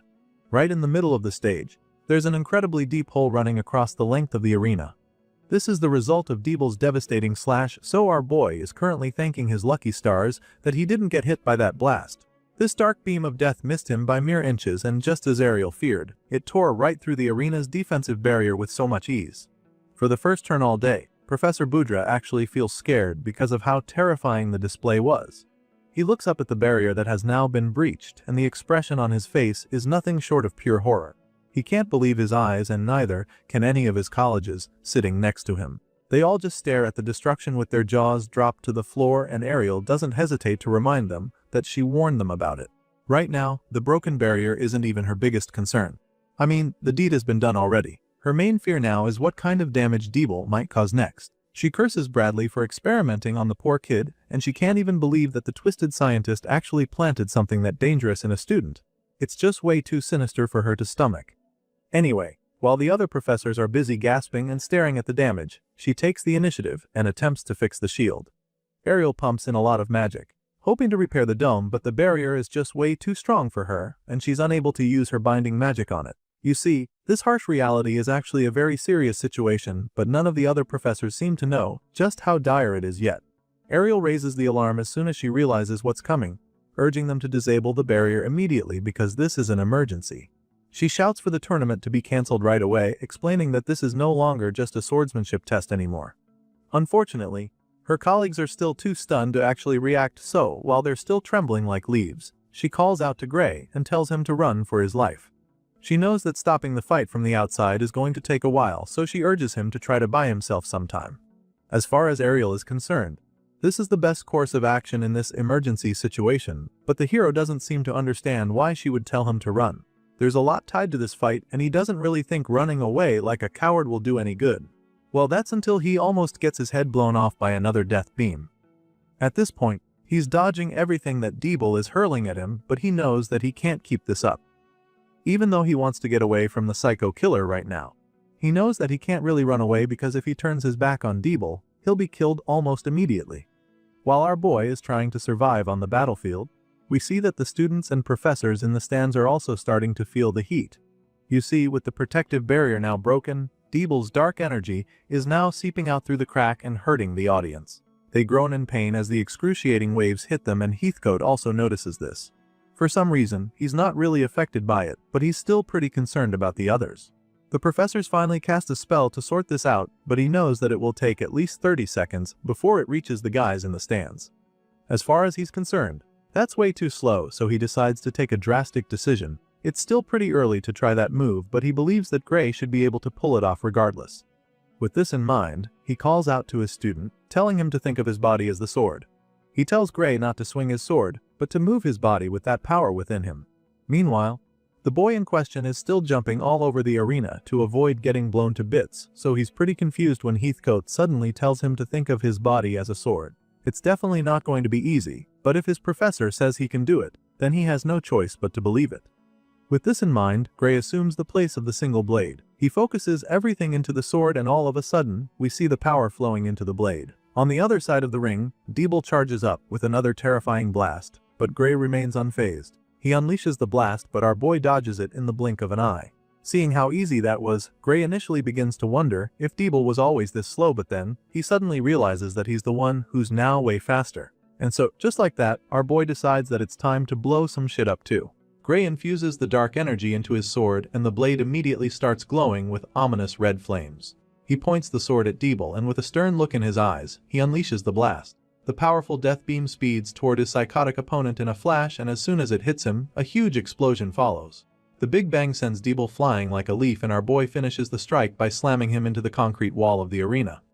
Of course, the professors are still watching the match, so they're pretty taken aback when they see that Gray managed to break through the defensive barrier with that attack. He basically used his opponent to smash through the dome like it was nothing, and Professor Boudra is having a hard time wrapping his head around what he just saw. Even his bearded colleague looks pretty rattled as well. I mean, the guy is just as shaken as everyone else in the stands, so he begins to wonder what kind of fight he's watching right now. Just like all the others who still have their jaws dropped, Professor Heathcote is quite stunned by the display before him. There's a gaping hole in the thick wall of the arena, which just goes to show how insane the impact was. As such, the man is pretty worried, wondering if the other student is even okay after taking such a hit. Sure, Deeble is one tough nut to crack, but after seeing him take such a hit, they're almost certain that he is badly hurt. All those around start to scamper, desperately calling for the med team to come around ASAP. But while they're rallying and panicking, the psycho student in question suddenly comes out of the rubble. Deeble uses his fist to pull himself back up, and by the time he's back on his feet, the ominous power from earlier seems to have completely consumed him. His eyes are glowing with a terrifying glint and his whole body is radiating the dark, mysterious energy that sends chills down their spines. Heathcote sees this and is absolutely horrified because he knows just how unbelievable the sight is. Not only is Deeble completely unharmed, but he's also managed to get even more powerful than he was at the start of the fight. The psycho killer roars in rage, suggesting that he's more than ready for another round. By this time, our boy can already see that he has a lot more to do. Thankfully, he's finally activated the power that would level the playing field for him. Seeing just how ferocious Deeble Rudartle is looking, the red-haired lady can already tell that the fight is far from over, so she calls out to our boy, urging him to stay sharp and keep his head in the game. Thankfully, our boy is already locked in and ready to slug it out with his insane opponent. He assures Ariel that he's focused, but just as he says this, he's faced with an absolutely devastating blast. The strike moves so fast that he's not able to do much despite seeing it. Deeble unleashes several tentacle-like attacks and our boy is forced to dodge every single one of them. Knowing just how deadly it would be if he got hit, it's definitely not easy for him, but he skillfully evades all of Deeble's attacks. While our boy is busy holding on for dear life on the battlefield, Professor Boudra remains absolutely terrified up in the stands. Apparently, the fat man didn't imagine that the fight would turn into something so dangerous, so every time the students unleash something powerful, his heart skips a beat. The man can't believe what he's watching because it's all so overwhelming. Luckily, not all the professors in the academy are as useless as he is, so while he's busy shitting himself, Ariel and the others keep attempting to repair the broken barrier. The red-haired lady is getting really impatient with them because she doesn't get why it's taking so long for them to fix the shield. She expresses her displeasure, and that's when they assure her that the barrier will be fully repaired in 10 seconds. Normally, 10 seconds is a pretty short time, but when you're dealing with a blood-thirsty psycho killer like Deeble, it can be quite long. Our boy has to avoid getting hit for the next 10 seconds, and it's definitely not getting any easier to evade the strikes now that Deeble is stronger than before. The guy throws everything he's got at our boy, and it's pretty clear now that this is no longer just for a victory. He's out for blood. Meanwhile, Gray continues to dodge as much as he can, but then, it becomes too much when Deeble decides to stop using ranged attacks. The psycho opts to close the gap between them and forces the MC into a proper sword fight. By the time Gray sees the sword slash coming, it's already way too close, so he can't dodge it. He blocks it, however, and struggles to stay on his feet because of just how much force Deeble is putting behind it. Now, Gray is holding the guy back for as long as he can, but deep down, he knows that it's just a matter of time before he's eventually overpowered. As he desperately holds back his ferocious opponent, he gets to see the soulless look in Deeble's eyes. It's almost like the guy has been completely possessed, and with the speed and strength he has, our boy is almost completely certain that the guy is not human anymore. Deeble looks like a mindless killer at this point, and it's starting to look like our boy will break any time now. Just when it looks like the psycho is finally about to overpower Gray, he reminds himself that he's got something special within him as well. Deeble might not be human anymore, but then again, it's not like Gray is completely normal either. With this thought, he decides to shake off all the fear inside him and takes advantage of the mysterious power he possesses. The psycho attempts to force him down, but in the blink of an eye, he shoots into the air like a rocket and lands safely behind his opponent. At this point, Gray's entire body is brimming with that mysterious energy and his confidence is clearly back. Once he's created some space for himself, he tightens the grip on his sword, assesses his opponent's current position and prepares to go back in with a more powerful strike. Looking at the madman closely, Gray is stunned to see that the guy doesn't have a single scratch on him, despite the fact that they've been going at it relentlessly for a while now.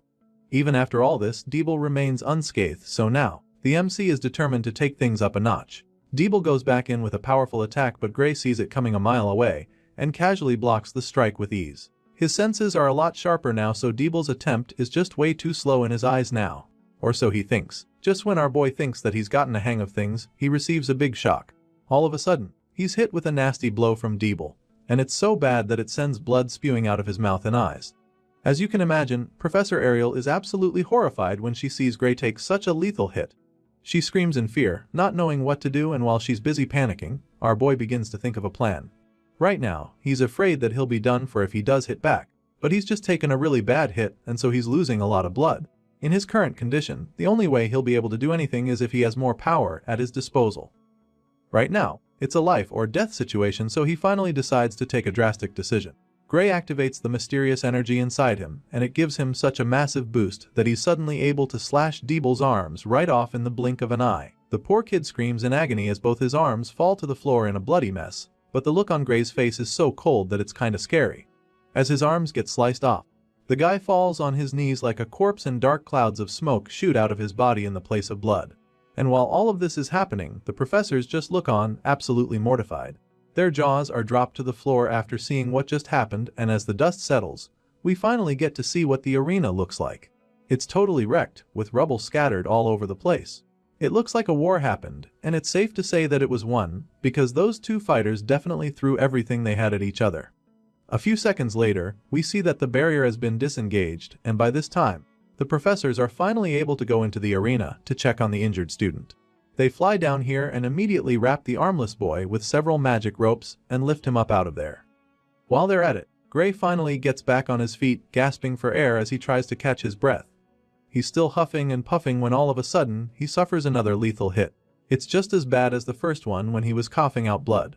Professor Ariel sees him in that state again, so she immediately rushes over to him to help him. The lady uses her healing magic to try and help him out, but she quickly realizes that it won't be enough to save him, so she calls on the others to cast their healing magic on him too. Without any hesitation, they all combine their magic in order to heal him, and after only a few seconds, a wide smile appears on Ariel's face because it seems to be working. The red-haired lady is so relieved to see that Gray's wounds are healing, but she's not even able to dwell on the thought for long, because the boy does something that leaves her speechless. All of a sudden, our boy gets back on his feet to thank her, and with the excited look on his face, you'd never imagine that he was just on the brink of death. Just like the other professors, Ariel is absolutely stunned because she can't even understand how the kid is able to stand already. They're all flabbergasted by how uppity Gray is all of a sudden, so they're pretty concerned. As for our boy, he feels completely fine, so he simply asks the lady to take a good look at him and check if everything is alright. As such, the red-haired lady doesn't hesitate to check him out with her divine eye, and she's even more taken aback by what she discovers. Her eyes widen in disbelief by the time she's done inspecting Gray's body. Apparently, the kid's soul doesn't even have so much as a scratch on it despite using that much power just now. It's truly amazing as far as she's concerned, and there's no doubt that it's good news. Hearing this, our boy just gets even more curious, so he asks her to tell him what she saw concerning his body. Well, clearly, since he's standing so casually on both feet, it's pretty obvious that his body is fine, but she still informs him that the healing magic took care of it. As far as she's concerned, nothing should hurt anymore, and this is all really great news. It looks like everything worked out perfectly in the end, but Heathcote isn't looking too excited. In his mind, they just managed to lessen the backlash, which is exactly what he thought would happen. On the other hand, Professor Ariel doesn't appreciate his remark. She clearly expected more from him and the others, so she snaps at him, informing him that the only reason Gray is still alive is because of the healing magic they used. Seeing how pissed she is, the man decides to choose his word wisely and admits that they managed to limit the damage faced to wounds that healing magic could fix. In his mind, that's actually good enough for the meantime regarding how crazy that battle was. In any case, Heathcote proceeds to let Ariel know that he wants Gray to withstand the recoil on his own someday. He wants the kid to get tougher and even more powerful by himself, but he is also aware that it would take some more time before that is possible. At this point, our boy has already heard quite enough of the conversation to know what they're talking about. After hearing what Heathcote just said, he realizes that all that insane training he went through was for this. The scene shifts and later that day, we catch up with the red-haired lady, who is still busy trying to clean up the mess from the inter-year battle. While she's at it, Ariel admits that a lot of things went off script. She supervises the investigators and cleaners as they go about their business and then suddenly asks Heathcote to help her confirm who exactly won the match between the two fighters. You see, the second-year representative Deeble's protective barrier was activated by Gray's attack towards the end of the battle, and so he's basically the winner of the selection match. The final result is announced at this point as all the freshmen in the stands go absolutely crazy. They're all really excited by the outcome of that insane fight, especially since Gray had to face a literal killing machine. It's pretty shocking to some of them because our boy managed to defeat a second-year student, and so, they start talking about him, which is when they confirm that Gray is from the Divine Eye Special class. It's pretty sick for sure, and while some of them didn't see the upset coming, others feel that it's just the kind of thing they should expect from Lord Gray. As for the professors, many of them didn't expect this to be the final result since they were gunning for the Divine Eye program to be abolished by the end of the day. Unfortunately for them, that's definitely not going to happen now, and on top of that, Professor Heathcote informs his colleagues that Gray winning this selection match means that the Divine Eye student finally helped the freshmen to end their 35-year losing streak in the inter-year battle. Gray was so impressive out there that Heathcote suggests that the win-loss record doesn't even matter anymore. After watching that fight, it's pretty obvious that the kid is talented enough, and he'd be so shocked if anyone still dared to say that Ariel's judgment was wrong. At this point, the chairman happily chimes in, claiming that the board has no choice but to admit that she was right after seeing the incredible show that Gray put on display. That being said, he assures her that no one is going to support the proposal to abolish the Divine Eye special slot anymore. Her student did a wonderful job and proved that they still need the program at the academy. The chairman is so impressed, just like his colleagues who suggest that they should actually be ashamed that they even considered scrapping the Divine Eye program, because if they had, then they would have expelled a student of such mind-blowing talent.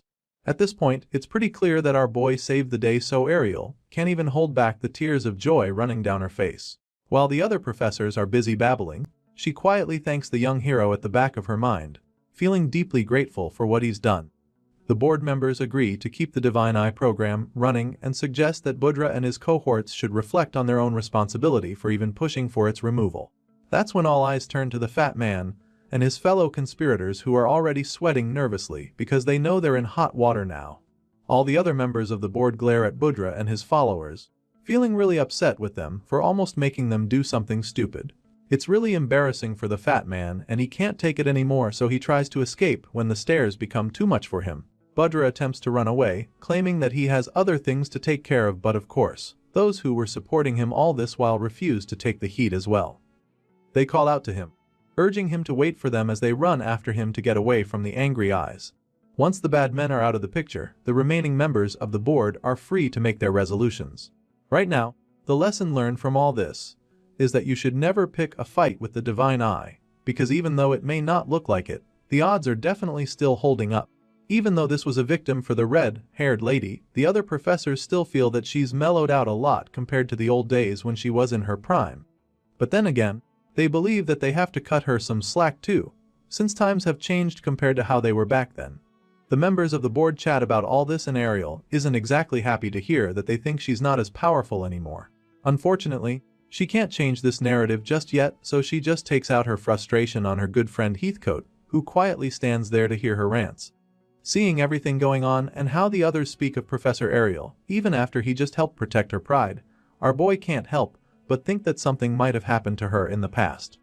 He feels that she must have gone through something that changed her noticeably in the eyes of her colleagues, but the MC isn't able to sit with this thought because someone suddenly calls out to him.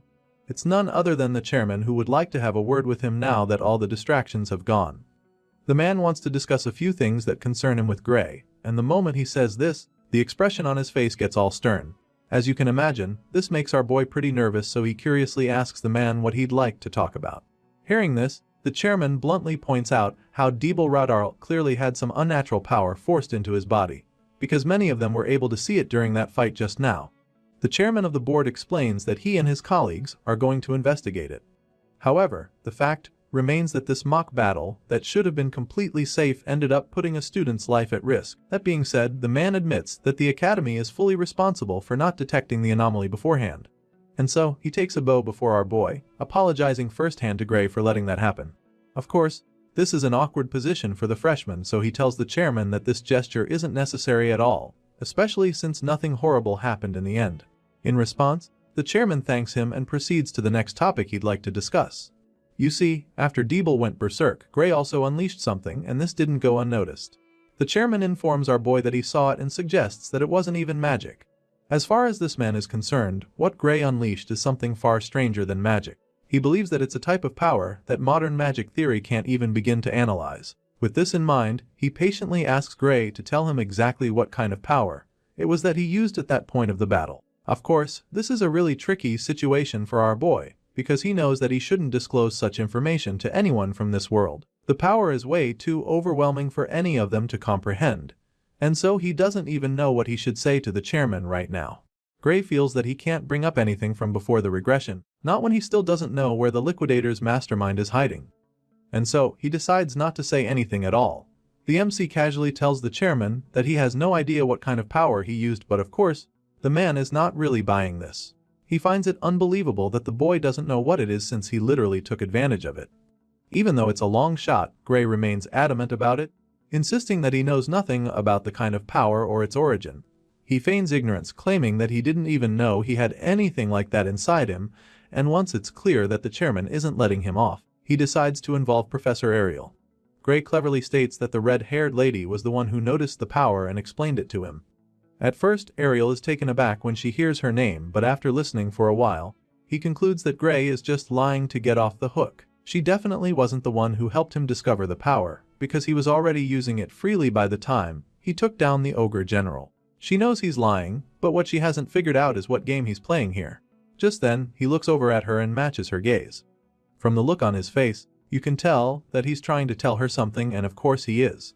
Bro is desperately hoping that the lady plays along with his lie because in order to stop the liquidator, he needs her to be the only one who knows about this power. If anyone else finds out, it's just a matter of time before the entire academy gets involved, and by then, everything will get out of hand. It's almost like she can read his mind through his eyes, because she immediately understands exactly what he wants from her, and she's amazed that this is the angle he's coming from. The fact that he managed to think that far just now is really impressive, and she starts to think that he's way too clever for his age. I mean, he doesn't even act like someone who's living life for the first time. Anyway, she's more than happy to help him get out of this sticky situation because if he trusts her this much, then she has no choice but to step up for him. With this in mind, the red-haired lady immediately chimes in to take over the conversation with the headmaster. She assures the man that his guess is correct, claiming that Gray's power truly can't be analyzed through magic theory. That being said, she explains that she's the only one who can see it clearly thanks to her divine eyes. Ariel reveals that she asked Professor Heathcote to hold Gray out after observing his power because the man has a good affinity with such energy.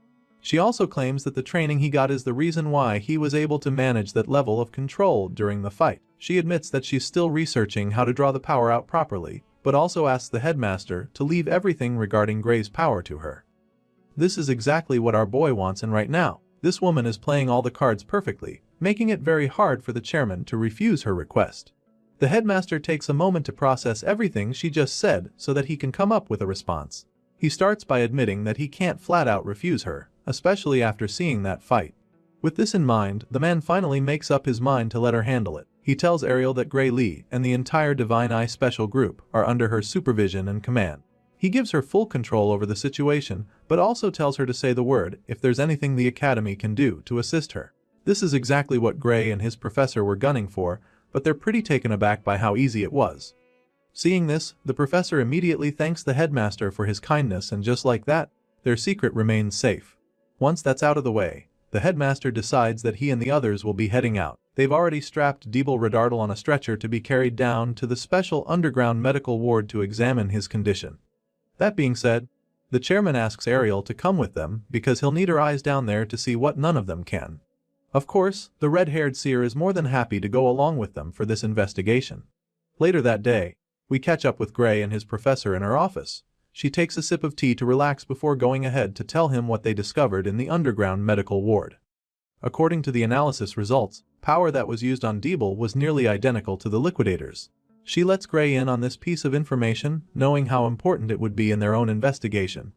As far as she's concerned, there's no doubt that the same crystals from the research facility were used on Deeble, so when she reveals this, our boy just gets even more curious. Right now, he's unsettled and really anxious to find out exactly what happened to the second-year psycho. Seeing the look on his face, the lady breaks the bad news to him immediately, ripping the band-aid right off as she tells him that Deeble didn't make it. As you can imagine, this is not easy for Gray to take, especially when he feels like he is responsible for it. He just stands there, frozen in shock, and tries to ask if it was because of what he did, but Ariel quickly assures him that it wasn't his fault. She tells him that Deeble stopped being himself from the very moment that the dark power inside him got activated. In fact, she has a feeling that the poor kid was already gone when the power was implanted into him for the first time. The lady insists that Gray doesn't have to feel guilty, assuring him that he's not responsible. However, she also has a feeling that this whole saga was aimed at our boy. Without a shadow of doubt, Professor Ariel thinks that the fight against Deeble was nothing more than retaliation for killing Varian Bradley. Our boy tries his best not to get thrown off by all of this, but it's getting really hard not to break down. Despite what the professor says, there's definitely still some guilt tugging at his conscience. What really leaves him feeling sick right now is the thought that some tampered with Deeble even after Varian's death. If someone was able to perform sick experiments even after Varian was gone, it means that there's a third party involved, and so Ariel believes that there's definitely a bigger fish behind all of this. It makes her think that maybe Varian wasn't even the mastermind behind it, so she's determined to keep digging till she can get some answers. The lady decides to keep looking into the connections but admits that it's going to take some time before they actually find something. Still, her intuition tells her that the deeper parts of the academy are involved in this. She has a very strong feeling that these operations have already eaten deep into the institution, which basically means that getting intel or taking them down will be extremely difficult. Our boy understands this as well, but he's ready to do whatever it takes to bring the inhuman activities to an end for good. So, he asks the professor to let him know if there's anything he can do to help. Hearing this, the lady just puts up a hand to thank him. Apparently, she'd like to handle this part of the investigation by herself, so for the meantime, she doesn't have any instructions for him. What she does have to say to him is that she's noticed how good he's become with that power of his. It looks like he's finally learned how to use it without damaging his own soul, and she's really impressed by that. Hearing this, our boy gets all flustered. He acts modest about it while admitting that he's gotten a lot better with the power. Sure, he didn't damage his soul, but he also reminds her that the recoil on his body this time was worse than before. Well, Ariel doesn't really think he needs to worry too much about this, and when she says this, he just gets confused. He doesn't get why she just said that, but that's when she reveals that Heathcote wants to move his training to the next level. Gray's face lights up the moment he hears this. He can't even hide the excitement and wonders if she's actually serious about it. Well, she is, because she feels that it's time for him to learn how to control that power way better than he can right now. The story continues with a scene of the hero standing in the middle of the training ground outside, but clearly, this isn't any regular training session. For some reason, the arena is filled with armored dummies on poles arranged in a circular motion, and Gray Lee is right in the center of it. He stands in the middle of the training ground with his sword in hand, and while he's still taking it all in, the professor calls out to him from afar.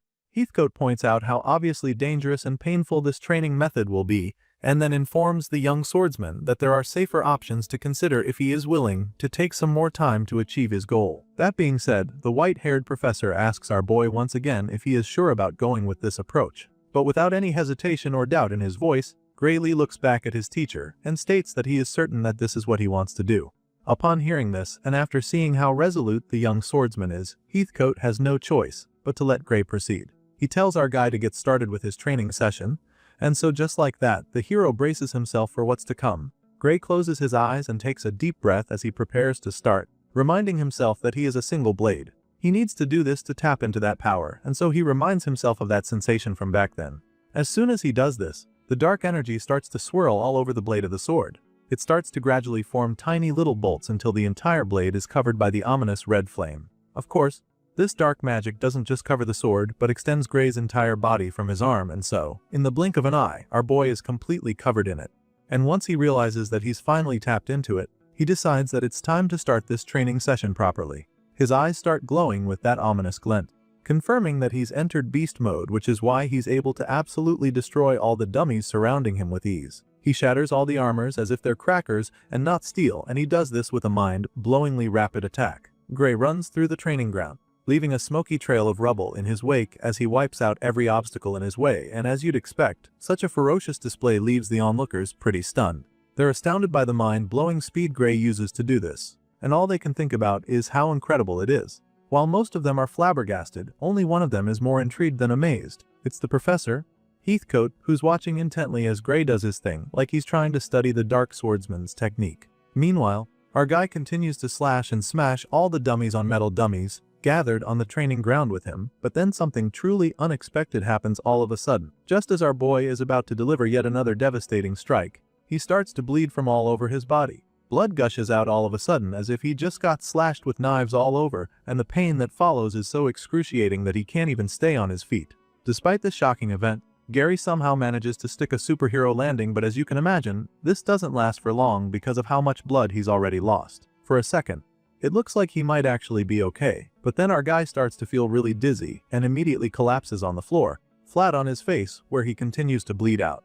The guys in white who were standing on the sidelines appear to have been aware that something like this could happen, so as soon as Gray falls down, they light up and begin to activate recovery magic to help him. These healers use their magical abilities as a team to seal all of Gray's wounds and stop the bleeding in a flash. Right after they do this, the Dark Swordsman regains consciousness and is finally able to sit up. He's still pretty exhausted, so he just stays in that spot for a while and thanks them for helping him. After confirming that Gray Lee is fine, Professor Heathcote walks up to the young swordsman with a big smile on his face. He commends Gray on his display. As far as he's concerned, the guy is really looking good now. Feeling that our boy managed to even hold the power a bit longer than last time. That's definitely progress, so the professor is confident that Gray's body should gradually learn how to endure the backlash as they continue to practice. Meanwhile, as soon as our boy gets back on his feet, he notices something off with his right wrist. He didn't notice it back then, because he was so focused on completing his assignment, but now, he can feel the pain a lot more, which makes him realize just how much it hurts when he actually uses this dark power. He informs Professor Heathcote of this, expressing his concerns, but the man simply tells him that the pain and suffering he's feeling just means that he's now pushing past his limits. The white-haired man is very much convinced that they're making progress even though it's taking a toll on Gray's body. And on this note, he admits that he also understands that this training model is a bit excessive, so he reminds the Dark Swordsman that it's entirely up to him to decide whether or not he wants to continue with it. Heathcote gives Gray the chance to stop this insane training before it gets even more difficult than it already is, but as you can imagine, this swordsman is not a quitter, so without any hesitation, he informs the professor that he's going to give it another try, one more time before they close for the day. He says this with a determined look in his eyes, and Heathcote is probably about to send him in for another deadly round, but before that can happen, Professor Ariel enters the scene and stops them. The red-haired lady marches onto the training ground with a pretty disappointed look on her face. Heathcote and his apprentice are surprised to see her, and before they can even say anything, the lady bluntly reminds them that this particular training is limited to once a day. As much as she'd like to see Gray Lee fully master using this dark magic, she also doesn't want to see him get killed by it, so she refuses to let them continue. Of course, the excited swordsman feels that he can go one more round, so he protests, trying to convince the red-haired lady that his body is already completely healed. Besides, with the new method he's been using, his soul isn't even supposed to get damaged, so he doesn't understand why she won't just let him keep training. Seeing how eager he is to continue, Professor Ariel decides to explain the situation better to him. She confirms that physical injuries can indeed be healed with recovery magic, but also explains that there's more to it. Apparently, if Gray takes any severe damage again before his nerves stabilize, then it could throw off his senses when swinging a sword. She explains this to him, feeling that he should understand what she's trying to say better than anyone since he has actually experienced it in the past. Remember the scar that Gray got as a child from being bullied by Belder and the others? Well, the damage from that injury was the same reason why he was told that his swordsmanship would never improve. And this is exactly what Professor Ariel is trying to avoid. By letting him go back in with newly healed wounds and unstable nerves, she could be putting him in serious danger, and that's not a risk she's willing to take. Upon hearing this, Professor Heathcote immediately sided with Ariel. The white-haired man is pretty relieved that she won't let Gray continue, because even he isn't sure that he'd want to repeat this kind of training multiple times a day. At this point, our guy realizes that it's 2 versus 1 in this debate, and so he just stops protesting. While they're still talking, one of the healers who was watching the whole thing falls out to them. The guy seems pretty puzzled because he doesn't get why Gray is in such a hurry to get stronger all of a sudden. As far as this guy is concerned, the Dark Swordsman is extremely powerful already.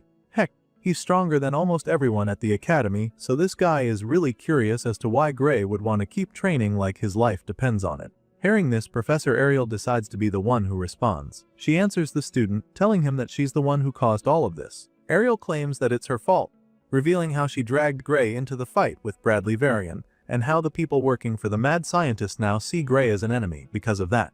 The red-haired lady admits all of this, and then goes on to reveal that the incident with Deeble was only just the beginning. Apparently, there are people operating in the Academy's shadows, and as a result, she fears that the criminal group, Blood Drinker, that stole magic catalysts for Bradley might also come after Gray Lee.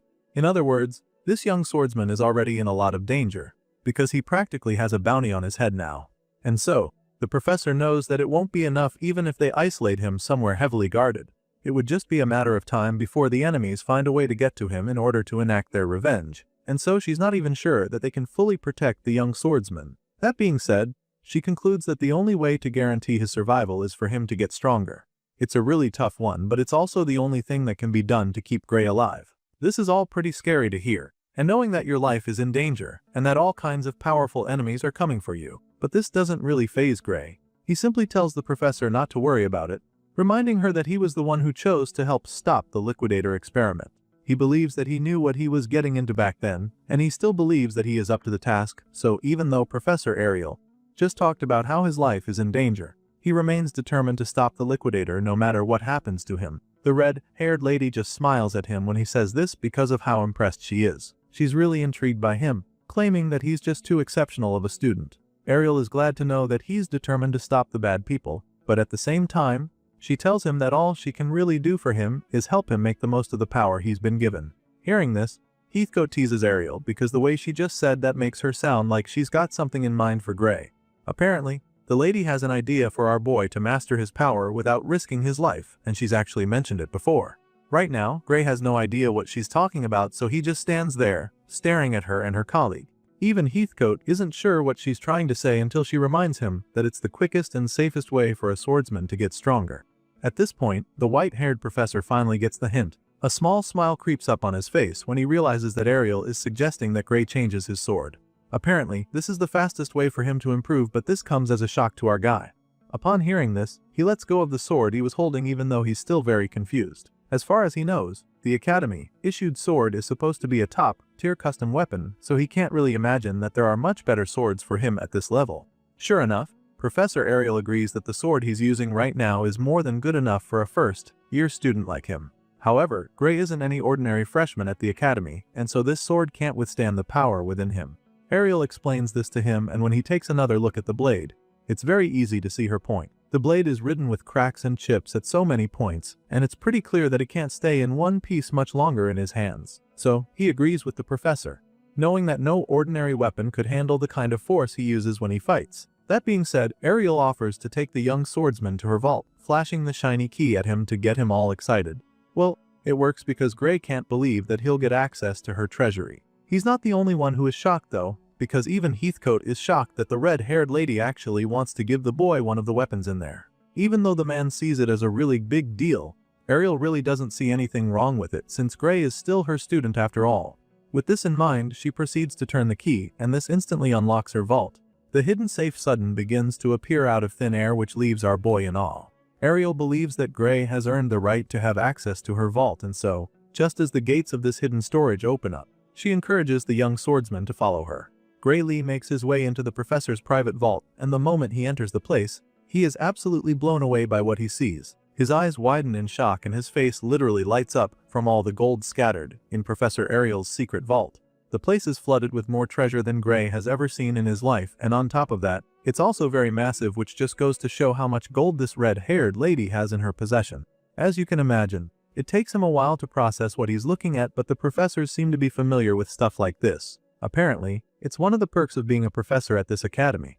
Anyway, our boy quietly follows the teachers as the secret entrance suddenly disappears, and after walking down the massive hall for a while, the red-haired lady starts trying to remember where the sword section of her vault is. She recalls almost immediately, but you can't even fault her for not remembering because this place is just so massive.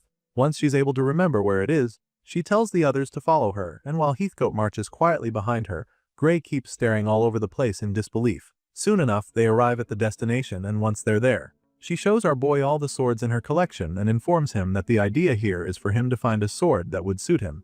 Once again, even the sword section of Professor Ariel's vault is mind-blowing. It's literally a long hallway with shelves on each side, filled with all kinds of swords. It's definitely the biggest sword showroom that this freshman has ever seen in any of the lives he's lived, and so, he's pretty overwhelmed at first. Besides the fact that this place is just too big, Gray also notices that there are so many dangerous-looking swords. It's a lot for him to take in, and so he doesn't even know where to start from. Professor Heathcote immediately agrees with him on this, sounding pretty confident that there is not a single collection of swords as extensive as this one anywhere in the world. That's a pretty bold statement, and for good reason, because this place is pretty much knife heaven. The red-haired lady listens to everything they have to say and admits that it must be really hard for Gray to decide on a single sword with this many to choose from. Ideally, she would like him to test each one of these swords with his full strength to see which one is the best fit. But this can't happen for some pretty obvious reasons. For starters, due to the nature of his power, he can only do that with one sword per day. And even though he wouldn't literally die of exhaustion and injuries after a few tries, they also don't have all the time in the world to test thousands of swords. With this in mind, Professor Ariel decides that they'll just test his power with a few of them one by one.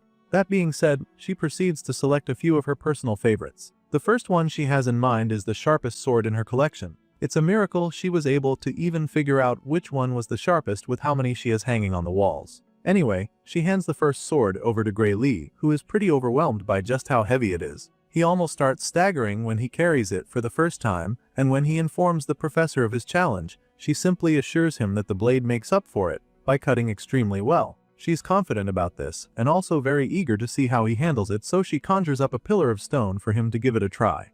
As soon as Gray sets his eyes on the target, his focus shoots up in a flash. He locks in on it and assumes a battle stance to allow him to take a big swing.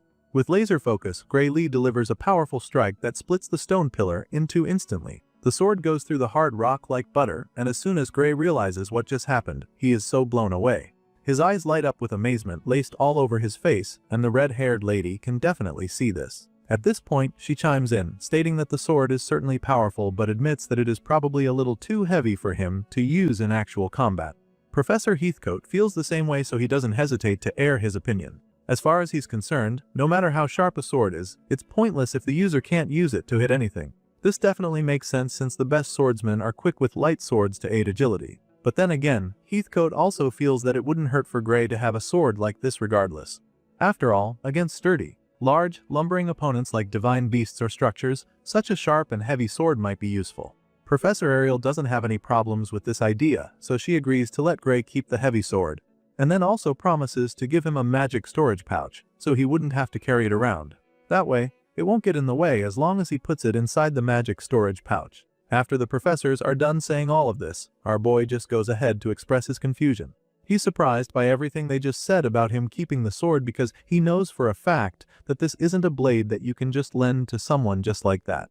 It's so massive and incredibly sharp, so he knows that it's definitely a treasure that wouldn't be given to any other student.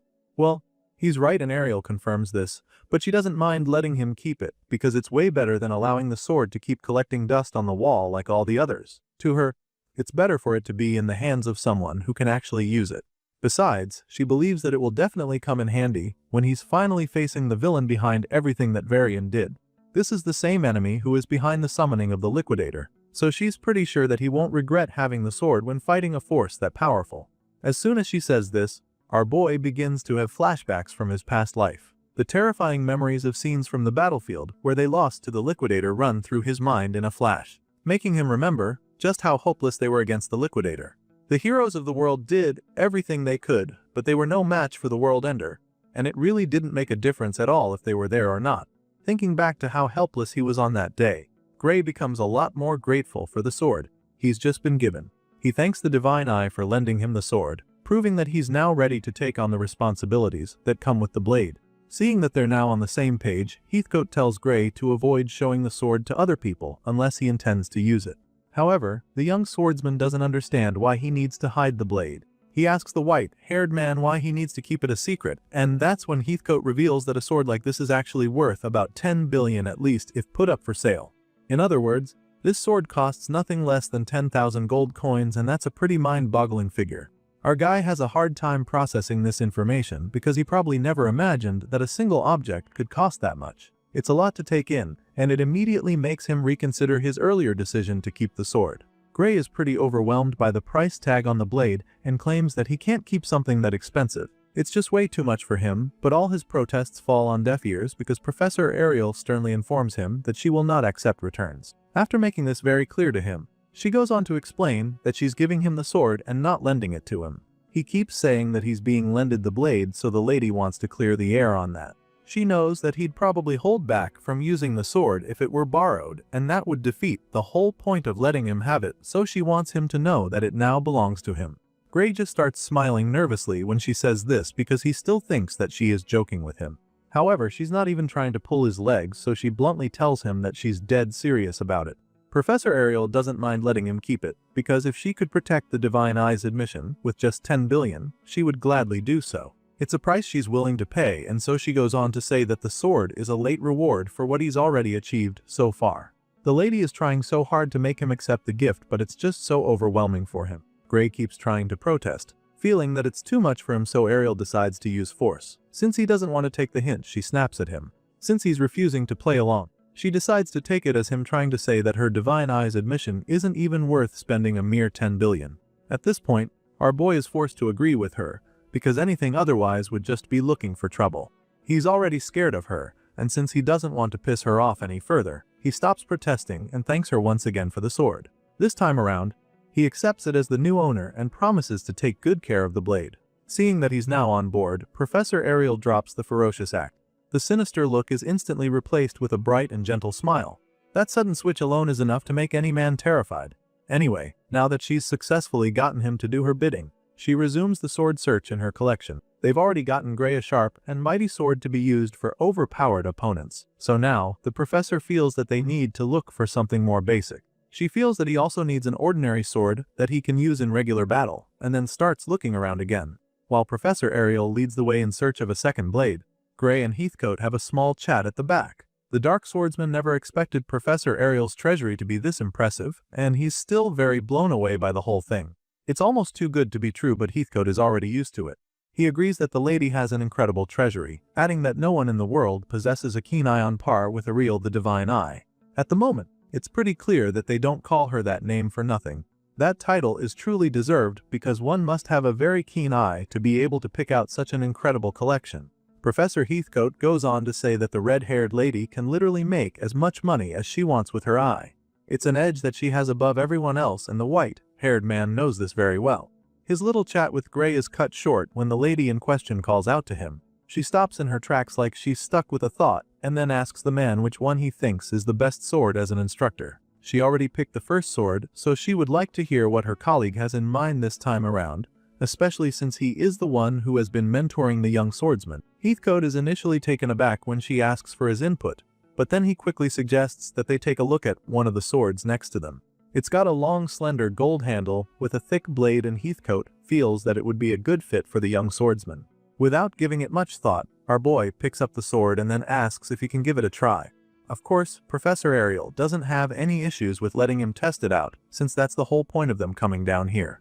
With this in mind, she tells Gray to go ahead and give it a swing, so he does just that. Our boy swishes the sword around, producing very powerful slashes with minimal effort. With how easy it is for him to swing this sword around, it's immediately obvious that it's a lot lighter than the first one.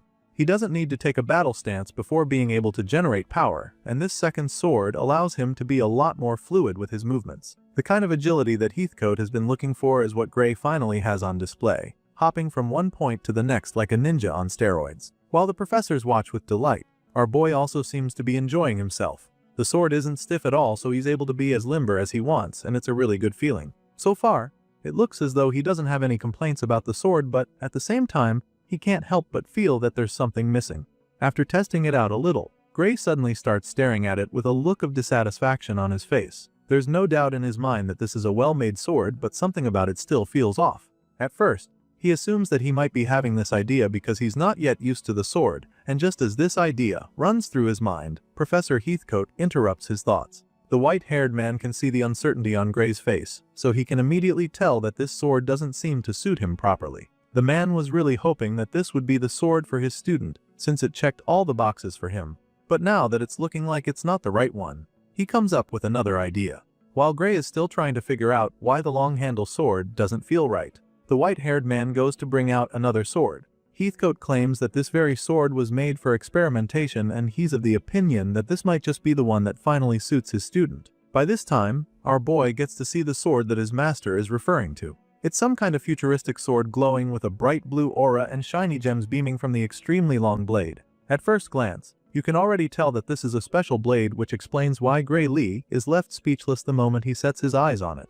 Gray Lee stares at the futuristic sword in awe as it glows continuously on the wall. It looks so cool that our boy can't even take his eyes off it. He keeps staring, wondering what kind of sword it even is, and that's when Professor Heathcote figures that this might be something the student would want to explore some more. Seeing how intrigued Gray is by the sword, he tells the boy to try holding it to see how it feels in his hands. Of course, the student does just that. Gray reaches out to pick up the sword, and what happens next truly leaves him even more surprised. The lights on the sword begin to glow even brighter, giving off tiny bolts of electricity the longer he holds it. The boy is a little overwhelmed by it, but he keeps his fingers tightly wrapped around the handle regardless. After a while, he finally feels comfortable holding the sword, so he does a light inspection, and that's when he notices that the sword doesn't have an edge. Gray runs his thumb along the sides of the blade and notices how blunt they are. It almost feels like a big ruler and not something created to do any damage. That's when the white-haired professor explains that this sword was designed for experimentation with new technology, not for actual combat. Apparently, even though this sword looks like it might just be an unsharpened slab of steel, it's extremely durable. And for this reason, the professor suggests that it might actually be a good match for our boy Gray. At this point, the young student is a little taken aback by what the teacher is telling him. It's looking like the professor is telling him that he doesn't need a sword with an edge to be a good swordsman because of the dark power he already possesses. Well, that's exactly what Heathcote is trying to say. The professor says this very plainly, doubtful that there's actually any sword out there that could withstand Gray's power. He doesn't think that there's a sword out there that can survive the power that this bow possesses, and as far as he's concerned, if Gray keeps growing stronger, then even the swords here in Ariel's collection will do nothing but slow him down. With this in mind, the professor suggests that Gray should be looking ahead to a future where he would no longer need to rely on the edge of a sword during a fight. The man explains this and then goes on to tell the student how a sword like this might just be perfect for him. Just as he says this, he takes the blade from Gray and demonstrates just how powerful it actually is even though it doesn't have sharp edges. The man takes a big swing at one of the pillars in the room and slices through it like it's a piece of cake. As you'd expect, our boy is pretty blown away when he sees this because he would never have imagined this glowing sword to pack that much of a punch. While Gray finds the whole display absolutely amazing, Professor Ariel doesn't seem to be a fan of it. She just stands next to him with a bored expression on her face, suggesting that she finds it pretty unnecessary. The lady goes on to tell the two boys that she personally thinks Gray is better off continuing to wield an actual sword. She feels that Heathcote probably just wants to show off, but then again, she also admits that there might not be any harm in giving this new thing a try. In other words, the red-haired professor is partially on board, but she also asks Gray if there are any other weapons he'd like to test out. She even offers to show him other stuff in the other sections if he wants to try something other than a sword. As you can imagine, our boy is pretty glad to hear her say this. Sure, the blunt sword already seems like a good choice, but since she's offering, he doesn't mind checking out the remaining swords in her collection. He's obviously not interested in any other kind of weapon, so he takes a look around and eventually spots something that catches his eye again. This next sword looks absolutely amazing with a bright crimson blade.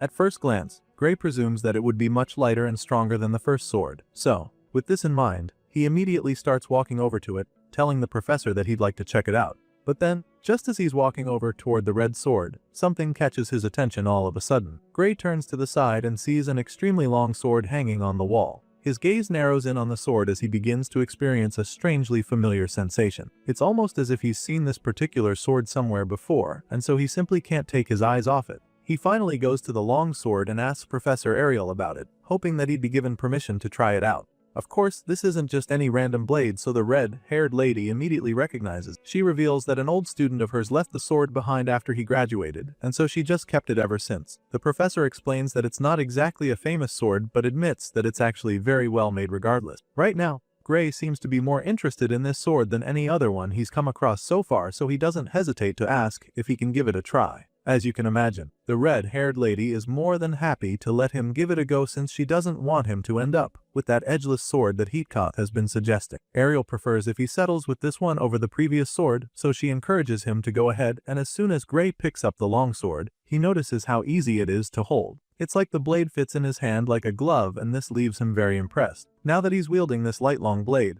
he can't wait to test it out, so he quietly walks up to one of the many wooden dummies in the room to try it out. Of course, the fact that the sword was in Ariel's collection obviously means that it would be good, but the two professors have no idea just how impressive Gray's demonstration is about to be. The dark-haired student takes a mighty swing and slashes the dummy in two on the first try. Both Ariel and Heathcote are blown away when they witness the sheer power behind Gray's strike, and while they're still trying to process what they just watched, the boy falls even more in love with this new sword. He's equally very amazed by how good the sword is, but what's more interesting is how well it fits him. The chemistry he has with this blade is unbelievable, because he uses it as if he's been practicing with the sword since he was born. It's just that good, and Ariel can probably see at this point that Gray would like to settle with this sword. She doesn't mind at all, so she asks him if he likes it that much, and he assures her that he does, claiming that he has never had a sword this easy to wield in his entire life. It's as if this long blade was made specifically for him, and he's already looking forward to using it a lot more. Seeing how excited he is about the new sword, she decides to let him test it out properly in order to find out if it's compatible with his power or not.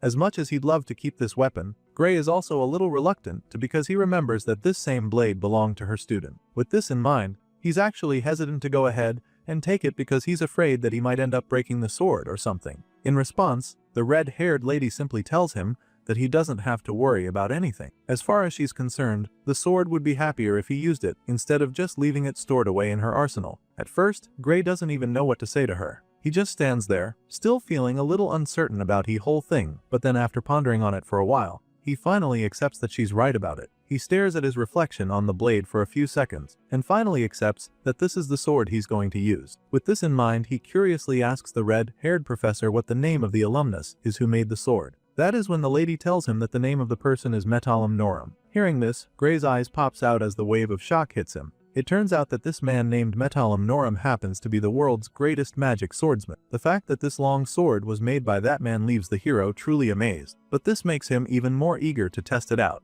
The scene shifts to the arena on the outside where Gray and his teachers prepare to help him test out the sword. The purpose of this session is to test both the sword's durability. Professor Ariel tells him that they're here to test both its strength and durability, because she wants him to take the sword to its absolute limits. The hero understands this and is also on board with this idea, so he tells them that he's ready. Even though they already talked about the long sword being the most perfect fit for him, Professor Ariel suddenly feels that he should try out some other options too. The first one she brings is the edgeless futuristic sword that Heathcote really liked. She takes it to Gray and tells him that it's the one they'll be starting with since it's the cost unusual sword. The reason for this is to see how his power affects the sword, so Gray takes the glowing sword from her and prepares his mind for the test ahead. The boy makes us way to the middle of the arena, where he's surrounded by many dummies. He closes his eyes, takes a deep breath, and quietly activates the dark energy within him. At this point, we can see that his entire body is being covered with the dark force coming inside him. It looks like he's about to put on an incredible display at this point, but then all of a sudden, there's a disconnection between him and the power source. Strangely, Gray is unable to stay in this state where the paper is activate, and it's like all the power dissipates from his body at first. This experience is obviously confusing to the hero, and he's unable to make sense of it at first, but he doesn't have time to dwell on it, so he quickly moves past it, assuring the teachers that he'll try again and get down to business. Our boy then lifts up the sword and begins to slowly pump the dark energy into the blade a second time. This time around, he's actually able to imbue the sword with the dark force, while reciting his little mantra to help him focus. Gray tells himself that he's but a single sword, so that he can become one with the blade. He speaks to the power within him to pour into the blade, and it finally starts to look like he's done it. Unfortunately, just when his hopes are up to the ceiling, there's another shocking disconnection. The power stops flowing into the sword and everything goes back up normal. At this point, Gray begins to panic a little, because now it's clear that his power is not longer working. He's unable to activate it, which gets him really nervous, so he informs his teachers what's going on. He tells Professor Ariel, and she comes over to him, hoping to help out. The lady calmly asks him if he feels any difference in his usual physical condition, feeling that the problem might be coming from there.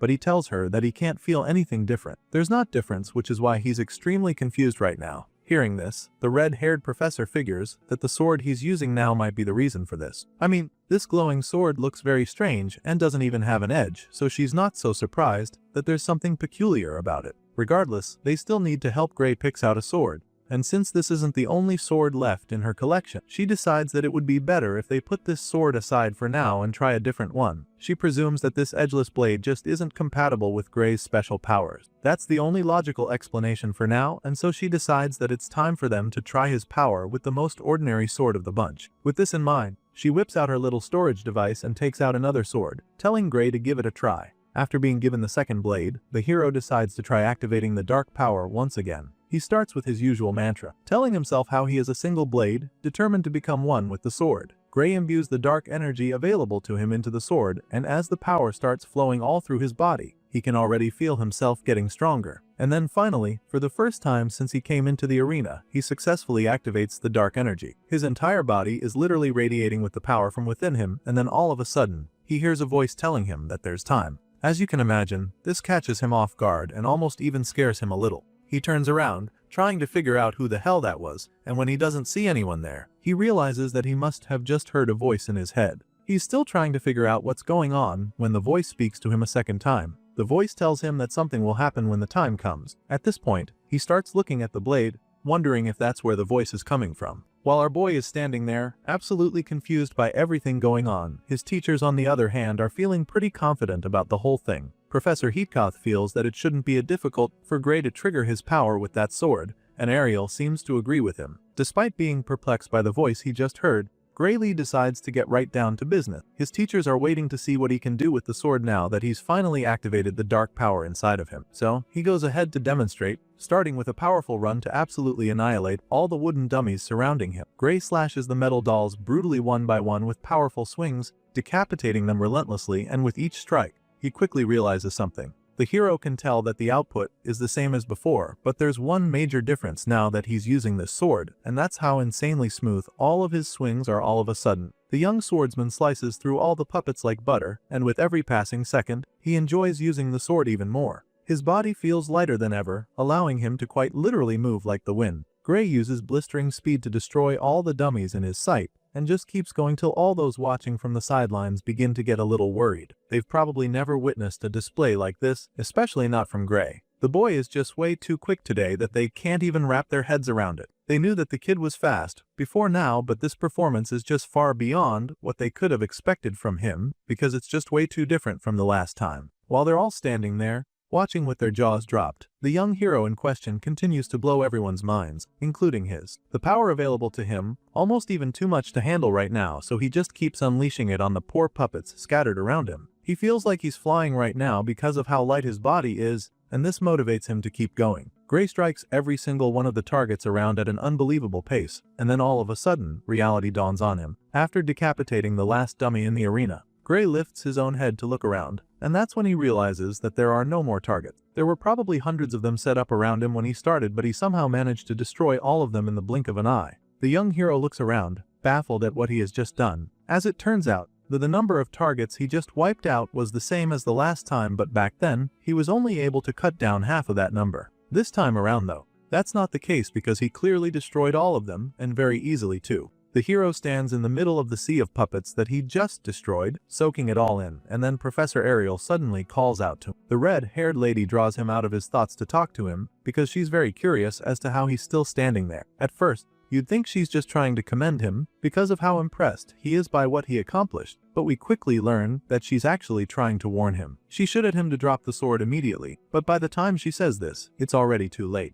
The sword falls out of Gray's grip immediately and the boy goes down on his knees right after. He clutches his belly, wincing in pain, and suddenly begins coughing out blood. At this point, the professor's fears are confirmed, so she races down over to the boy to try and help him. While running to Gray, She instructs the other mages there to cast healing magic on the boy immediately, and they do just that without any hesitation. The power of the healing magic rests on our boy right away, and it helps him get back on his feet even before his teachers can get to him. He struggles to keep his balance and stand upright, but even the healing magic isn't enough at first. The damage his body suffered is a lot, and the pain overwhelms him till he falls right back down on his knees. By this time, he can feel all the strength inside of him getting drained out like it's being sucked with a giant straw. He's still struggling when Heatkoth finally gets to him to help him up. The white-haired professor tells him not to push himself too much and then slowly lofts him up. But as you can imagine, our boy just feels bad that this is how his training session ended up. When they first got here, he was determined to prove himself to them by showing that he can handle the power within him and master his swordsman. Unfortunately,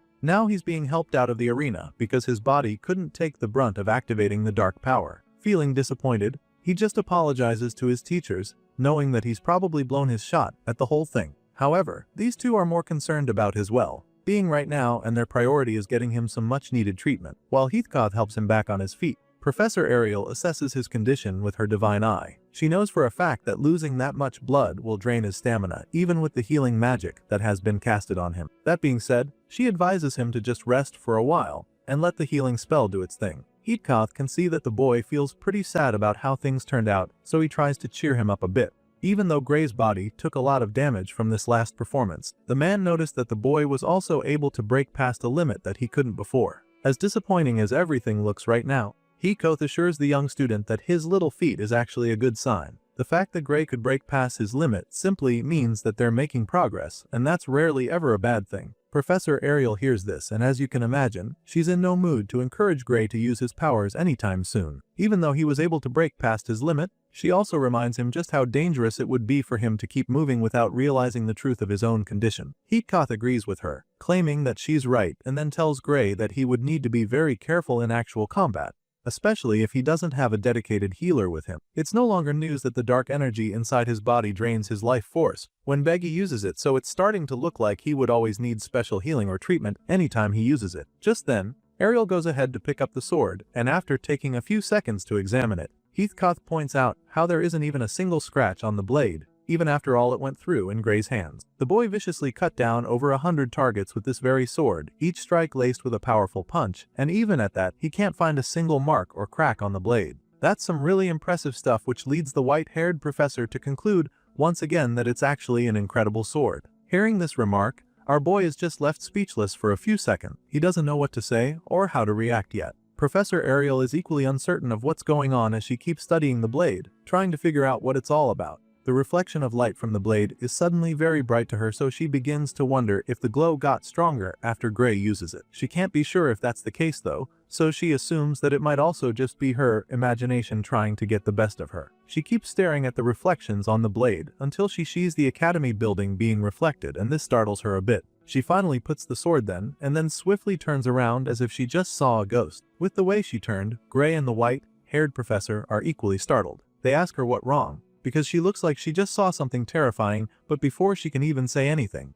a powerful blast rocks the academy building behind them, and this leaves the two men utterly horrified. Their jaws drop to the floor as they watch the powerful explosion bring a part of the Academy building down to the ground. As soon as it happens, chaos erupts outside because all the students down there are now running for their lives. They've been shaken by the explosion, but this doesn't leave them dazed at all because they know that they need to keep moving. Flying debris rain down on all of them, so they start running for their lives. Professor Ariel sees what's going on and instantly starts giving orders to try and protect the students. She orders all the instructors to deploy a magic barrier immediately, knowing that it's the only way to keep the kids safe from the prices of the building coming down from above them. Ariel wants the priority right now to be saving the lives of the students because it's starting to look like that's all they have left to protect. While the professor and instructors are trying to do damage control, Gray looks over at the building, exactly where the explosion happened, still extremely dumbfounded by what just happened. He looks like he's in a trance, but Professor Heatkoth understands that look, so the man explains to him what happened. Apparently, that explosion came from the area of the building that now the hazardous materials vault.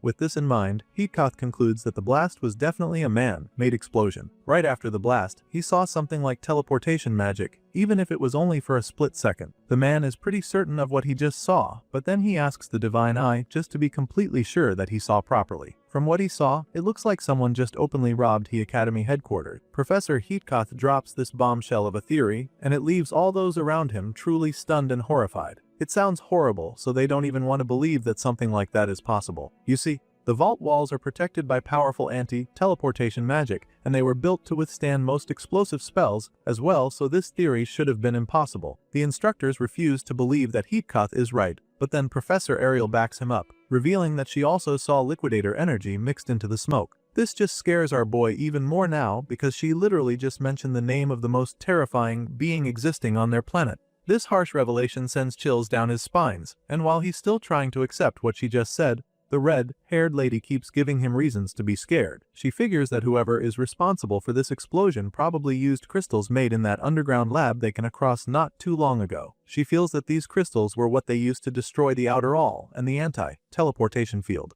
At this point, Arbno doesn't even need to hear all that much before jumping to his own conclusion. With everything the red-haired professor has just told him, he already figures that the ones who caused the explosion must have been Varian's allies. It's chilling for sure, but it seems to be the most likely explanation right now. Just thinking about it gives the hero goosebumps, but the sad reality of the situation right now is that these enemies actually made a move against the Academy headquarters, and now, it's pretty clear that they're not as safe as they thought. Shortly after the attack, Professor Ariel calls a meeting with our boy to talk about what happened and the way forward. The two go into an empty classroom where she explains what happened and they try to come up with a way forward. After some follow-up investigations, Professor Ariel can confirm that several items were stolen from the vaults. And this is not news that she's surprised to discover. In fact, she expected to hear something like this after Heathcote said that he got a glimpse of teleportation magic at the scene of the attack. Despite the investigation, they didn't share any more details with the red-haired woman, so this is the only information she can be certain about for the meantime. However,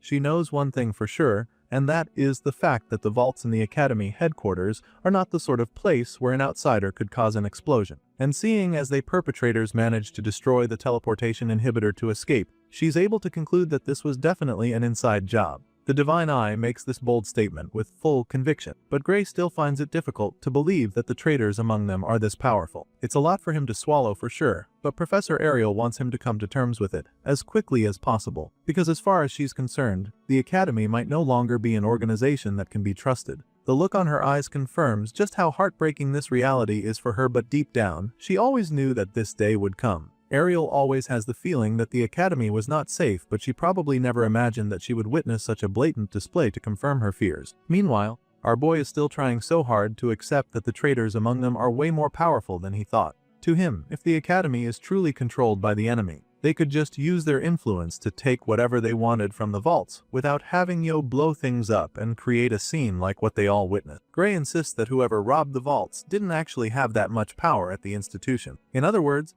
the hero believes that the reason they went through the trouble of blowing up the vaults was because they had no legal way to get a hold of whatever it was that they stole. As far as he's concerned, those involved in this crime aren't as high-ranking as Ariel feels, which means that the traitors are definitely still a minority. After listening to his little theory, the Divine Eye admits that he has a point. She knows that he's probably right, but they can't be too sure either ways, judging by the way everything went down, even though she's not sure what the top brass are thinking about the matter. Professor Ariel has a good feeling that the main culprits behind the robbery are the blood drinker. To her, those vermin have also somehow infiltrated the Academy as well, and Gray doesn't even doubt this one too much. It just makes him a little nervous because he remembers that this was the same group responsible for the murder of his friend's parents. They're obviously a dangerous sect, and Ariel knows that they need to be careful with people like that now sneaking around the Academy. She feels that Gray might as well become their target since he was the one who killed Varian, and after telling him this, she just advises him to keep his guard up at all times. They're obviously under attack from enemies that they don't even know yet, so they have to be very careful, especially when they're outside the Academy. Even though the headquarters have been infiltrated, they still provide some sort of protection too, because this mysterious enemies still don't have enough freedom to do what they really want. However, outside, that's a completely different situation because they can act as they please without consequence. Gray totally understands this and assures the red-haired professor that he'll keep his guard up from now. The scene shifts and the next thing we see is our boy casually strutting into one of the huge halls. Apparently, an assembly has been called so the students can be addressed regarding the attack that just happened. As soon as he enters the hall, He can sense that the mood in there looks grim and figures that it must have something to do with the explosion. Gray takes a seat and then immediately asks the guy next to him if something happened, but this question leaves the surprised because everyone else got the notice for the outdoor matching drill sent to their dorms. Apparently, this whole meeting is regarding an outdoor march, and now that this guy mentioned it, Gray can actually recall receiving a notice like that. Judging by his reaction, this blondie can tell that Gray hasn't even taken the time to properly read the letter he received yet, but our boy claims that he actually did read it. Gray remembers that the outdoor march is some kind of special exercise for the students. It's 16 hours a day of marching and encampment training in an area infested with low-level monsters, accompanied by professors. A well of all that, plus extra combat training from what he can remember. He asks the blondie sitting next to him if there's anything he left out, and the guy is just taken aback by how relaxed Gray is. Apparently, this exercise is something that the students dread so much, so he does get how the special admit can be so calm about it. It's 16 hours of marching per day, and that's practically something that nobody would want to go through. He expects Gray to be freaking out just thinking about it, especially since, on top of that, there's no guarantee that they'll even get a decent night's sleep after being on their feet throughout the day. It's a truly terrifying event, so much so that the guy trying to scare Gray suddenly starts freaking out himself while he's still talking. They say that more than half of the students drop out every year because of the outdoor march. This guy and many other students are panicking about the whole thing, feeling like it's going to be the worst experience ever.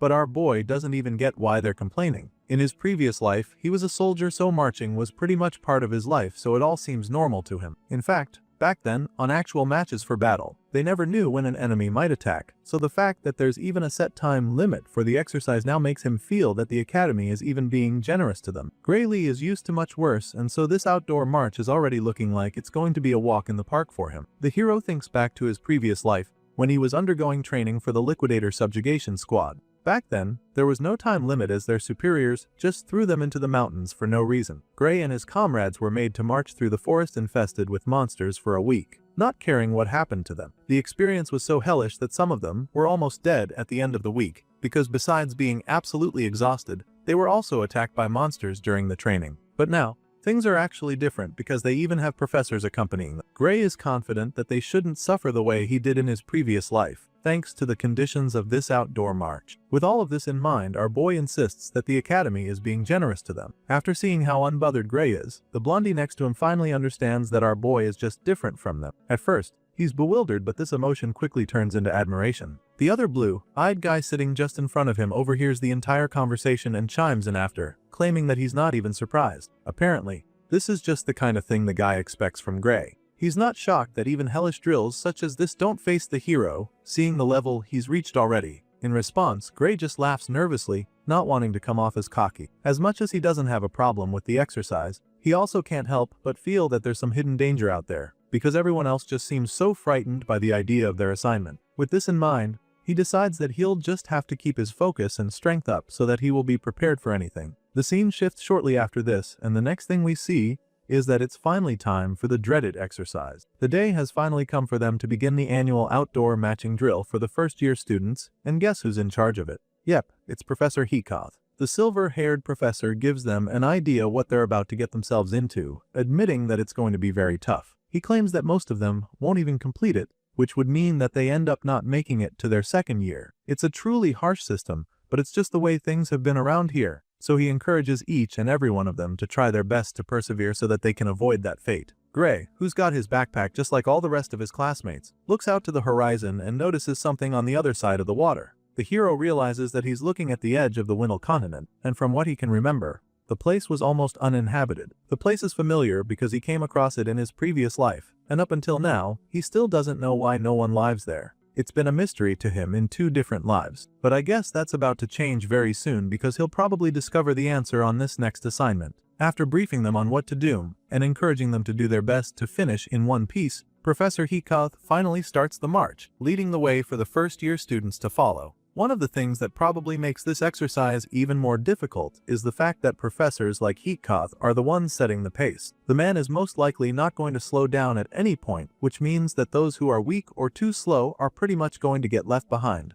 Anyway, the long march has finally begun and Heacoth is leading the way. It's only been a while, but the silver-haired professor suddenly starts surprising the students behind him. He starts marching into a dense push, leaving the obvious path. Of course, one of the students calls out to him, wondering why they're leaving the clear path. Hikatha claims that he knows he's walking into the bushes and informs them that he won't be training them in any way if they just stick to a proper marching path. Hearing this, all those students who were already wary of the exercise realize that they're cooked because now things are about to get a lot more difficult and dangerous too. Regardless, they don't have a choice but to follow his lead and enter the darker dense bush as well. The freshmen keep following him, and it does even take too long before that starts struggling seriously. After some time, a few of them start complaining, calling out to the silver-haired man and asking just how much longer they have to keep moving. The march is supposed to last for 16 hours, and they've been going non-stop for quite a while now, so they're curious to know how much time they have left. Thankfully, Heatcuth is kind enough to even tell them that they're already halfway through the day's march. In other words, they still have to keep walking for 8 hours. You'd think this would be relieving news for the students, but they're actually shocked to hear that they're only halfway through. I guess it's probably felt like ages since they started walking, so they're horrified to learn that they still have to keep doing this for 8 more hours before they can start complaining again. Heatcoth just starts encouraging them. He tells them that they'll be fine, claiming that their bodies will soon get used to it as they keep walking. He tells them that the tough part is only at the beginning, and that they'll soon be walking without even thinking about it. As encouraging as all this sounds, these kids can't help but feel that the man is lying to them. It sounds like a scam, but then again, it's not like they gave a choice. They can't afford to slow down or stop moving, because they'd just be left behind before they know it. While they're busy grumbling at the back, they suddenly notice that a few of their classmates have been keeping up with the professor's pace from the start. A good example is Leon, who doesn't even look tired at all after marching for 8 hours. It's very impressive. But then again, it's just the kind of thing they expect from the student who's at the top of the swordsmanship course. But while they're praising Leon, the blondie in question is just trying hard to keep up with his rival, Lord Grey. He knew the dark-haired boy was be very good during the exercise, and he's not surprised to see what the kid hasn't lost his stride since the beginning of the march. As the hellish assignment goes on, more and more of the students start to get tired. The short-haired girl at the front of the line finally starts to give in, but then all of a sudden, she's attacked by a big spider. The creature leaps at her, but she's even too tired to react. She pretty much accepts her fate and waits for the thing to get her. But just when it looks like she's about to be hurt, Grey kills the spider with his sword. Using a single thrust, he sends the blade right through the monster, impaling it one of the trees. The girl is left speechless when he does this, but he just casually continues his march, advising her to be more careful because some of these bugs are very poisonous. Leon witnesses the whole thing and is even more impressed because Grey isn't just keeping up with Heatcod's pace, but he's also readying himself for any surprise attack at any time. The blondie fixates on our boy the whole time, but he still can't find a single opening from him. There's not even a single sign that our boy is about to get tired. To be able to walk for 8 hours and still maintain that level of readiness is something that Leon can't fathom, so it makes him wonder just how much training one requires to get to this level. While Leon is busy obsessing over Grey from behind, we finally get to see what's going on in the hero's mind. At the moment, he is confident that his stamina is still holding up, and it's all that missed to the training he did before being sent back in time. I mean, to him, this isn't all that bad because the fact that they even get the opportunity to enjoy a proper night's sleep is much better than what he went through during his training back then. But right now, exhaustion from walking isn't even his major concern, because he still vividly remembers the sim he had with Professor Ariel before coming on this assignment. The red-haired lady clearly told him to keep his guard up, especially when he's outside the academy. For all he knows, he's already a target for the blood drinker, and now that he's all exposed, and without the protection of the academy walls, he's like a sitting duck out here. Grey knows that this drill will just keep taking them out into open areas with little security, but the worst part is that the academy obviously knows their location, so if the traitors wanted to get him out here, it wouldn't be that difficult. With all of this in mind, all our boy can do is try to stay calm and hope that nothing bad will happen while they're out in the forest.